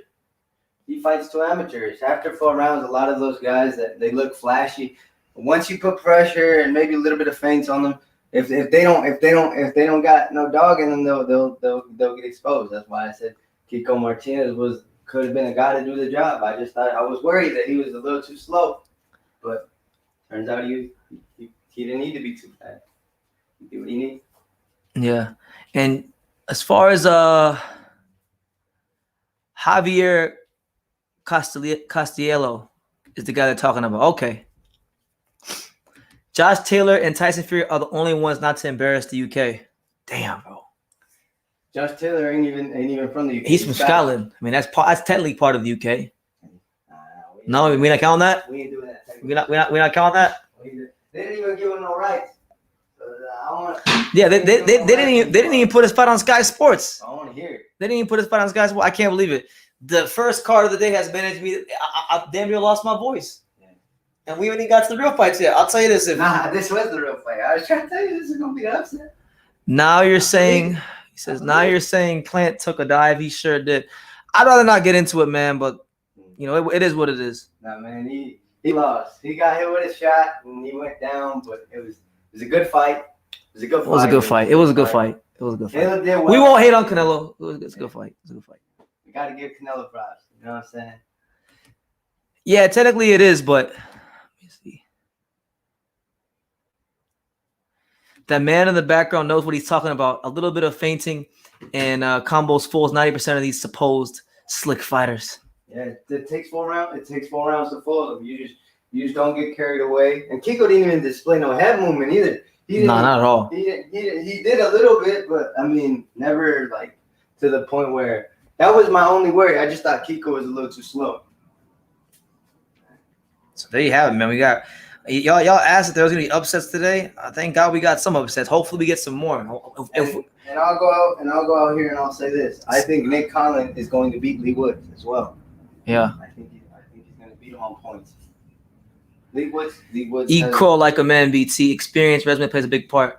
I already gave Canelo his credit, but I thought they were talking about this fight. No. He's saying that Kiko Martinez won the fight because of experience.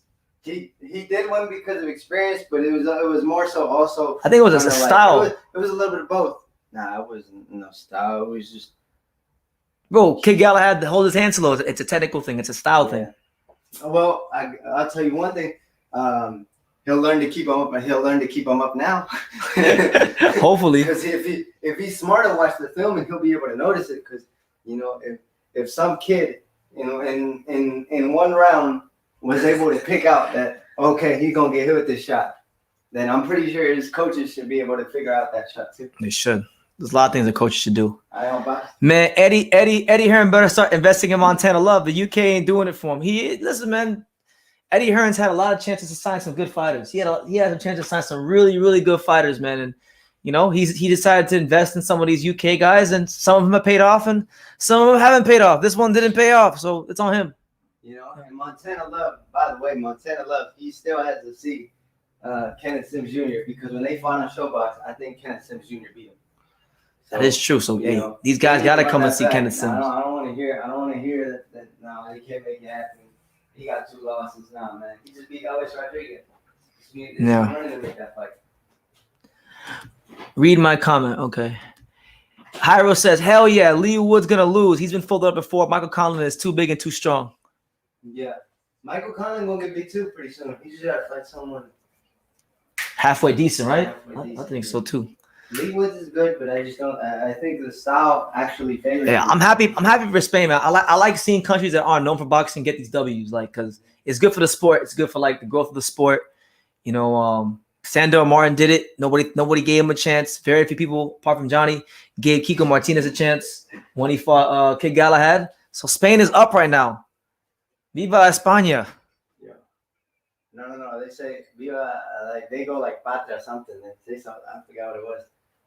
Yeah, so for those of you who just came in that don't know what the hell happened, Kiko Martinez probably just scored, I don't know, is it the biggest win in the history of Spanish boxing? It's pretty big. It's up there. It's up there. Top It's up five, there. Sure. He just knocked out Kid Galahad in devastating fashion. I would say, based on the significance, I'll put it up there. It's up there for sure. I'll put it up there. So, yeah, hell of a way to start the day, man. I got some great post-fight reviews to make, so I knew it was coming. I'm gonna go ahead and get to them. I'm gonna go ahead and get to these post-fight reviews. I'm gonna stand for like two or three more minutes. Give me some comments, and then we'll get up on out of here. Montana is much better. He would make Sims end up like Kid Galahad. Did you watch their first fight? Did you watch the first fight, Slugfest? Yeah, he could have got better, which I believe he did, but I believe Kenneth Sims did too. He beat Elvis Rodriguez, and Elvis Rodriguez don't look too bad. Elvis got a good win his last fight. So I think it's done. It's doable, and I also think, you know what, you could even put Montana Love with. I told you, man, be careful with Kiko. You did say that. You were commenting that. I saw that. You were saying be careful with Kiko's power. I knew Kiko could punch. Sergio doesn't have a win that top still. I mean, Sergio's Spanish? No, Sergio's straight Argentinian, right? Yes. I thought he was just Argentinian. Yeah, Sergio's not Spanish. He just lives there, and he promotes a lot of fighters there, and that's why Johnny likes Kiko, because Kiko signed a Sergio. And then all Sergio's fighters, I'm able to see him fight from the start of their career. So I knew Kiko was coming. He knew he was coming. And I seen 2 Kid Galahad fights, so I knew he wasn't nothing special. That's what I've been waiting for. What? Wait. Okay. But yeah, on that note, guys, look, I'm gonna get up on out of here. I'm gonna go knock these post-fight review videos out because there is quite a lot to talk about. Man, what a day! What a way to start the day! What a way to start the day! It can't get any better, you know. Some boxing, some good sleep. Nobody had to wake me up and watch some good sleep, some good boxing. You know, cookies and milk. The WWE Championship. David Benavidez, Gabe Rosado, Jaime Munguia. Stay tuned. Stay tuned. True School Sports. But I'm gonna read like 2 more comments and I'm out of here. Slugfest says, "Man, Elvis Rodriguez was a hype job. What do you think Montana would have loved what it did to him? He was coming off a lackluster performance before the Sims fight." No, I agree. I agree with you, but I just think Kenneth Sims won the first fight, and I think that Kenneth Sims has gotten better as well as Montana Love. So I would like to see the fight, and I think that this is a possibility to make it happen. He just got signed in Matchroom. Kenneth Sims just got a big win, and I think he's a free. I believe he's a free agent, if I'm not mistaken. So. I mean, I'd like to see it. I feel like it'd be a great fight to have. Hyro says Kid Galahad couldn't beat the champion until he won a vacant title against someone he beat before. He couldn't beat a former world champion. This guy didn't want to fight Lee McGregor. Yeah. Sandor's win might top this one though. It might, but the fashion in which Kiko did this, and this is like special stuff. You know, special stuff. But look, on that note, guys, I'm gonna get out of here. We will be live. I'll be back live in like 2.5 hours. I'm gonna watch the hockey game, and then I'll be live around like 6 o'clock Pacific time, 9 o'clock Eastern time for the Munguia Rosado card, along with the Benavidez Kyron Davis card. So we'll have a lot to talk about. I'm gonna try to recatch my voice, knock these post-fight video reviews out, and check those out when they come out. But yeah, man, hell of a card. You know, even though Eddie Hearn got exposed, and he deserves to be exposed because, like I said, Eddie Hearn deserves it. Every single one of these videos. Huh? In every single one of these videos, he deserves to get exposed all the time. So I'm happy it happened twice on the same card, right in England, right in his backyard, right where he's comfortable. He can go to the pub and drink his sorrows away for the rest of the night. I don't really give a fuck. But anyway, you guys take care. I'll see you guys in a couple hours. And like I say in every single one of these videos, you can love me or you can hate me. But I'm just giving Daniel. So until next time, take care, guys.